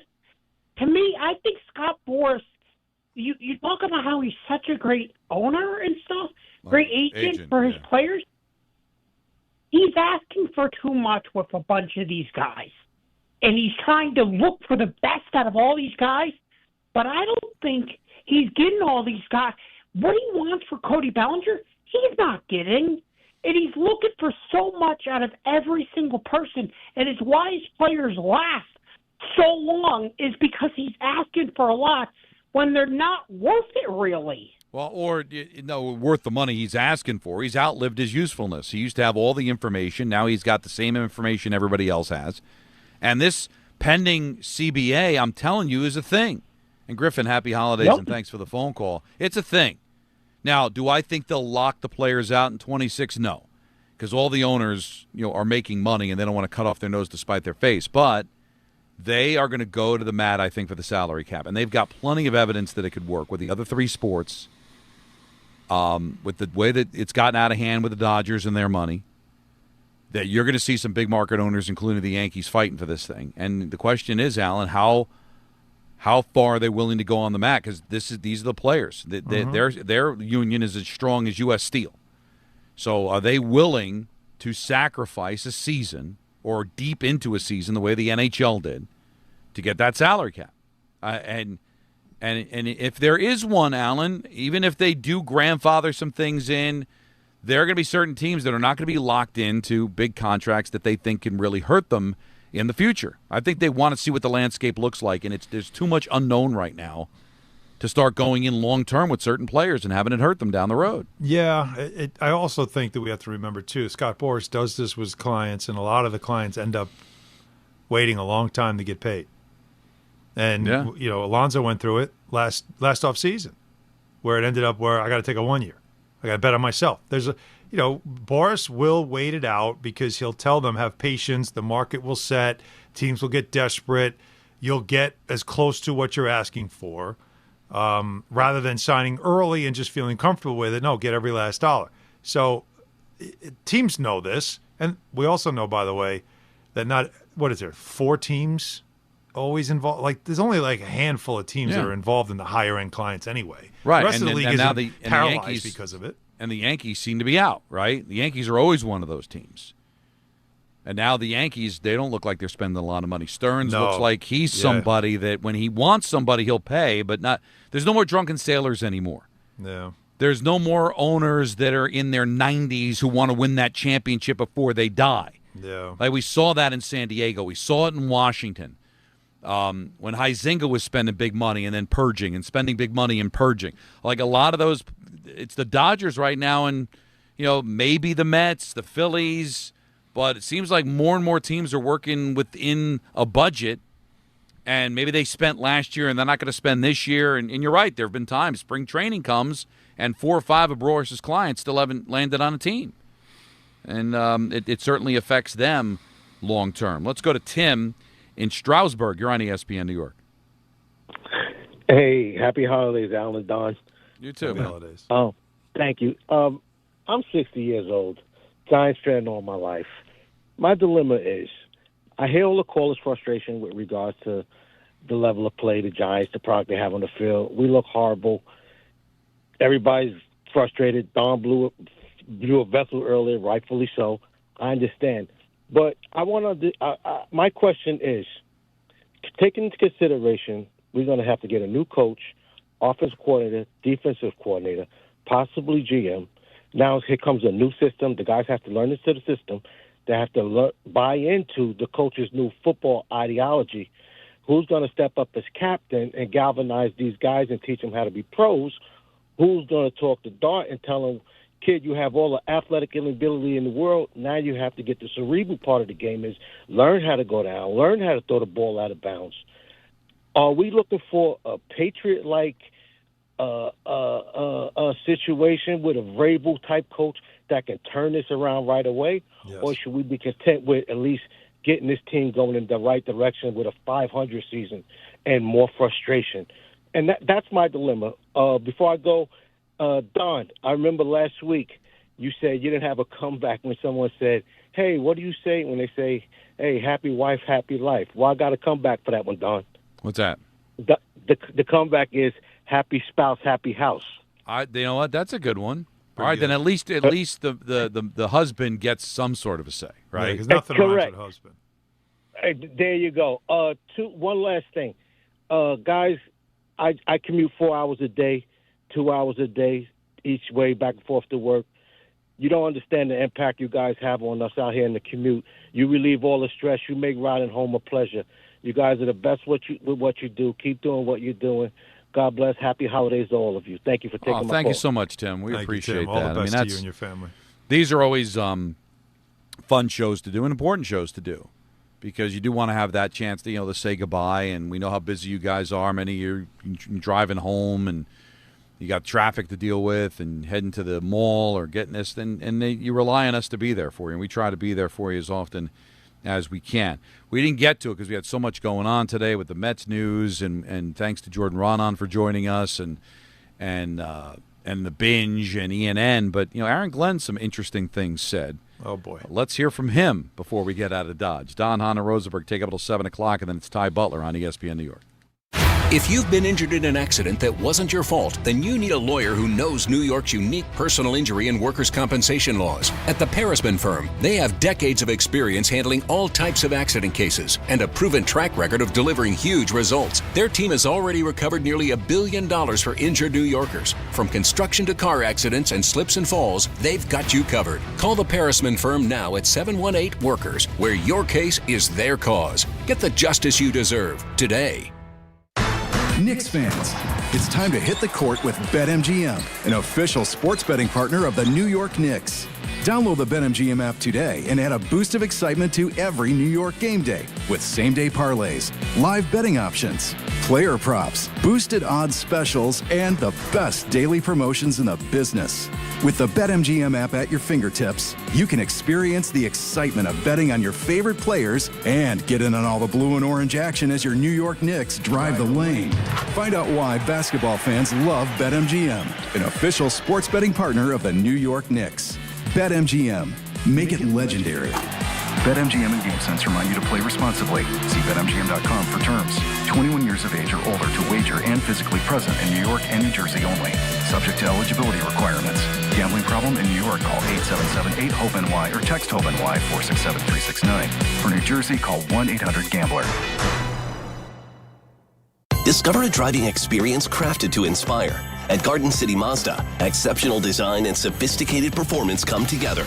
During the Mazda More to Move You sales event, lease the 2025 Mazda CX-5 for $229 a month for 33 months. Or the 2025 Mazda CX-50 for $239 a month for 33 months. Both with $49.95 due at signing. It's the Mazda More to Move You sales event at Garden City Mazda. At Garden City Mazda, expect the exceptional. This college football season, show your school spirit every time you pay. Introducing college-branded Venmo debit cards. Rep your team on and off the field with custom designs that let everyone know who you're rooting for. Whether you're tailgating, grabbing stacks for the watch party, or celebrating a win, you can unlock 15% cash back at ESPN, 1 free year of Perplexity Pro, and more. This college football season, score more with the Venmo debit card. Get yours now in the Venmo app. Learn more at venmo.com/collegecard. Max cashback varies. Terms apply. The Venmo MasterCard is issued by the Bancorp Bank N.A. Hey, fans! Welcome back to Fansville's Cheers and Tears. Oh. Okay, so everybody deals with losing, right? To a rival on a last-second field goal. Whatever, it's fine. I'm totally fine. But I cope with losing with an ice-cold Dr. Pepper. Those 23 flavors are so delicious. They totally wash away the pain of your college football team taking a big fat L. College football. It's a pepper thing. From the regular season to the Super Bowl, ESPN New York is your destination for football. We've got crazy fans. If the Giants somehow beat the Cowboys, I'm going to take a dump on your head. You can feel good because you're a damn football team. Expert analysis. Marcus Spears joins us now. ESPN NFL analyst Damian Woody. Mel Kiper Jr. The Hall of Famer Steve Young. He's kind of our resident general manager, Louis Riddick. We got Mike Tannenbaum right now. And all your fantasy and wagering needs. This is ESPN New York. We are football.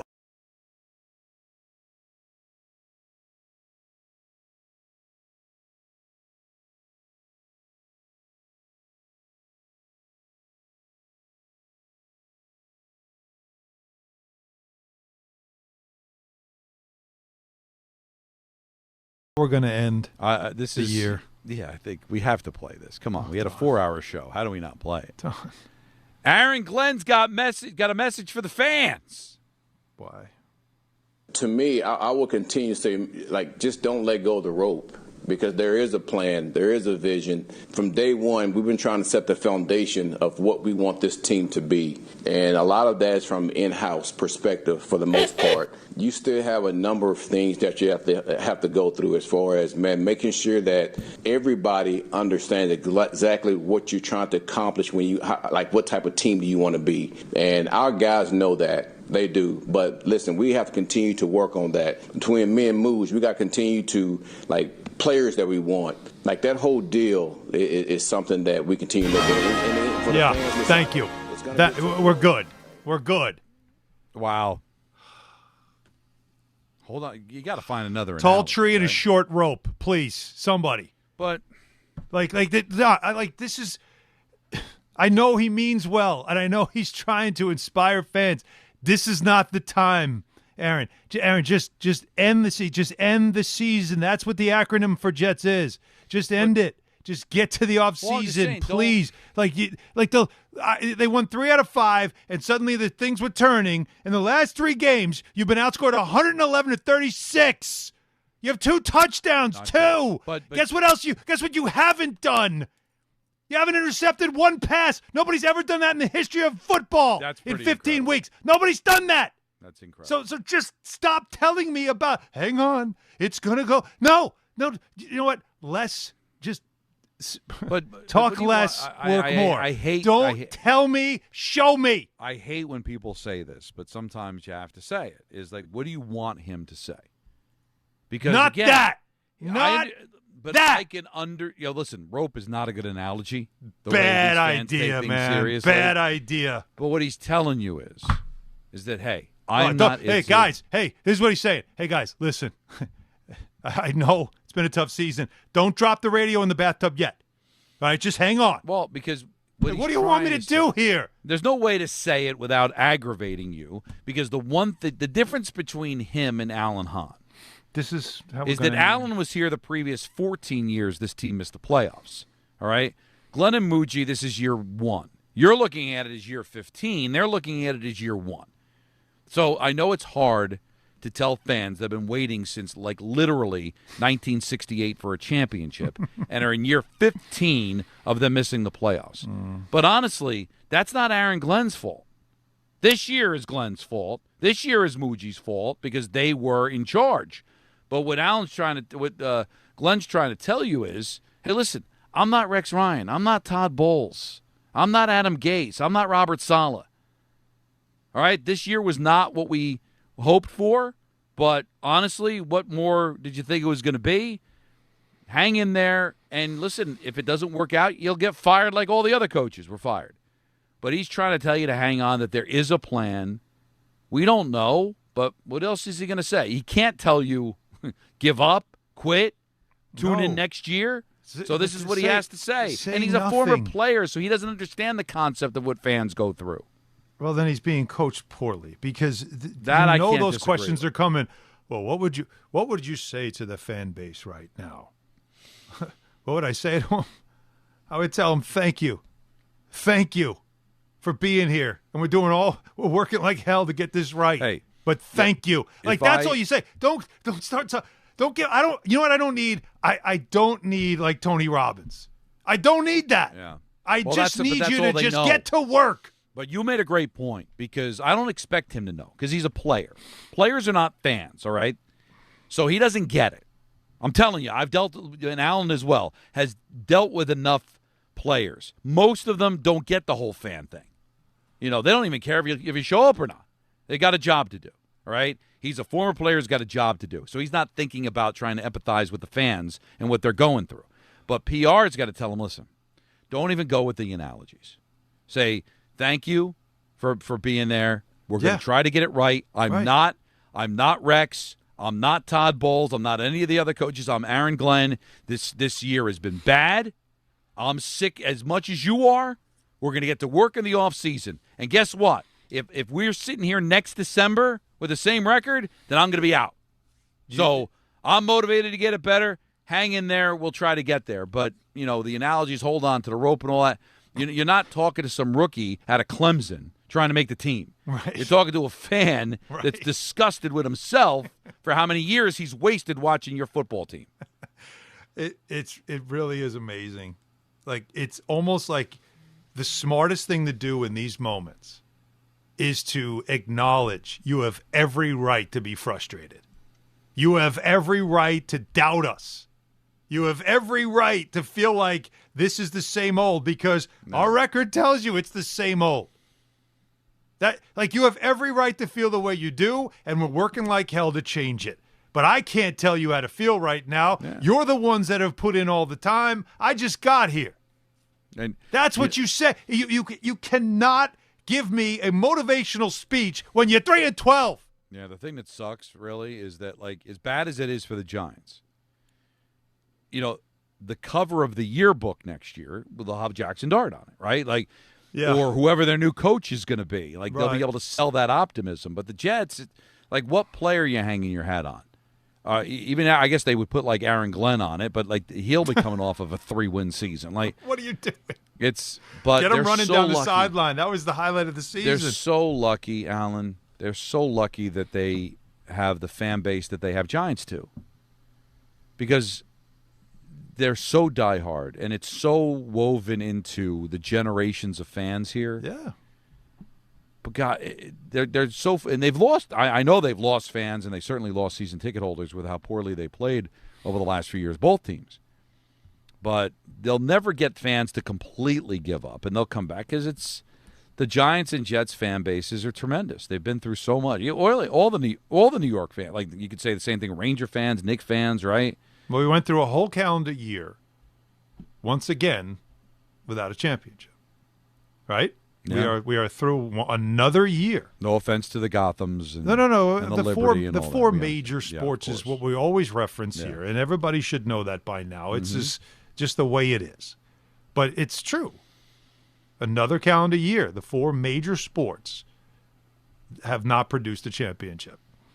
And we're in another football season where the local teams have been cheeks, garbage, terrible, whatever you want to say. They've been really bad.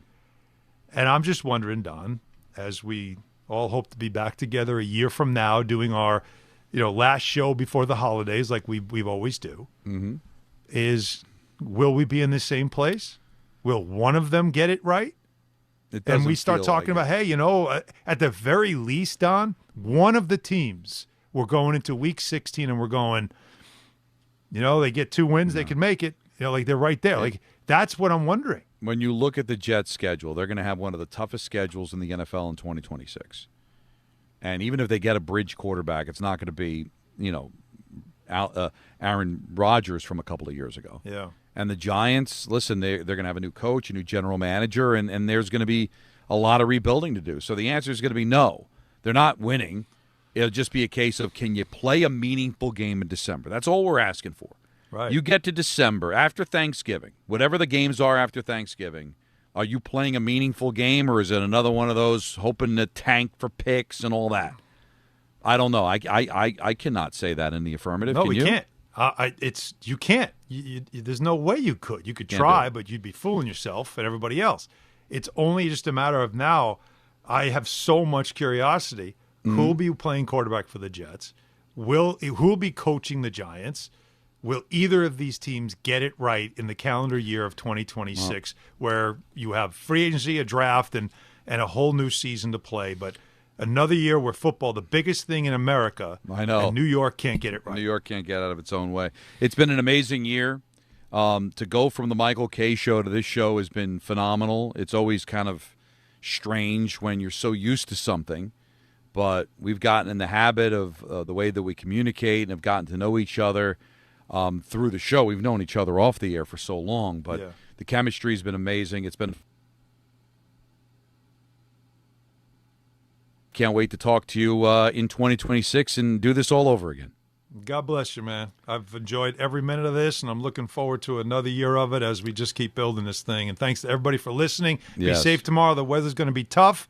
Donnie, I'll see you on the island tomorrow night. I'm looking forward to it. UBS, that's where I'll be. Of course, Anthony Pusick and Jacob Perry and John Winthrop and all the other people outside, all the work that they do as well to make us what we are. We will talk to you again on January 2nd. Ty Butler's next.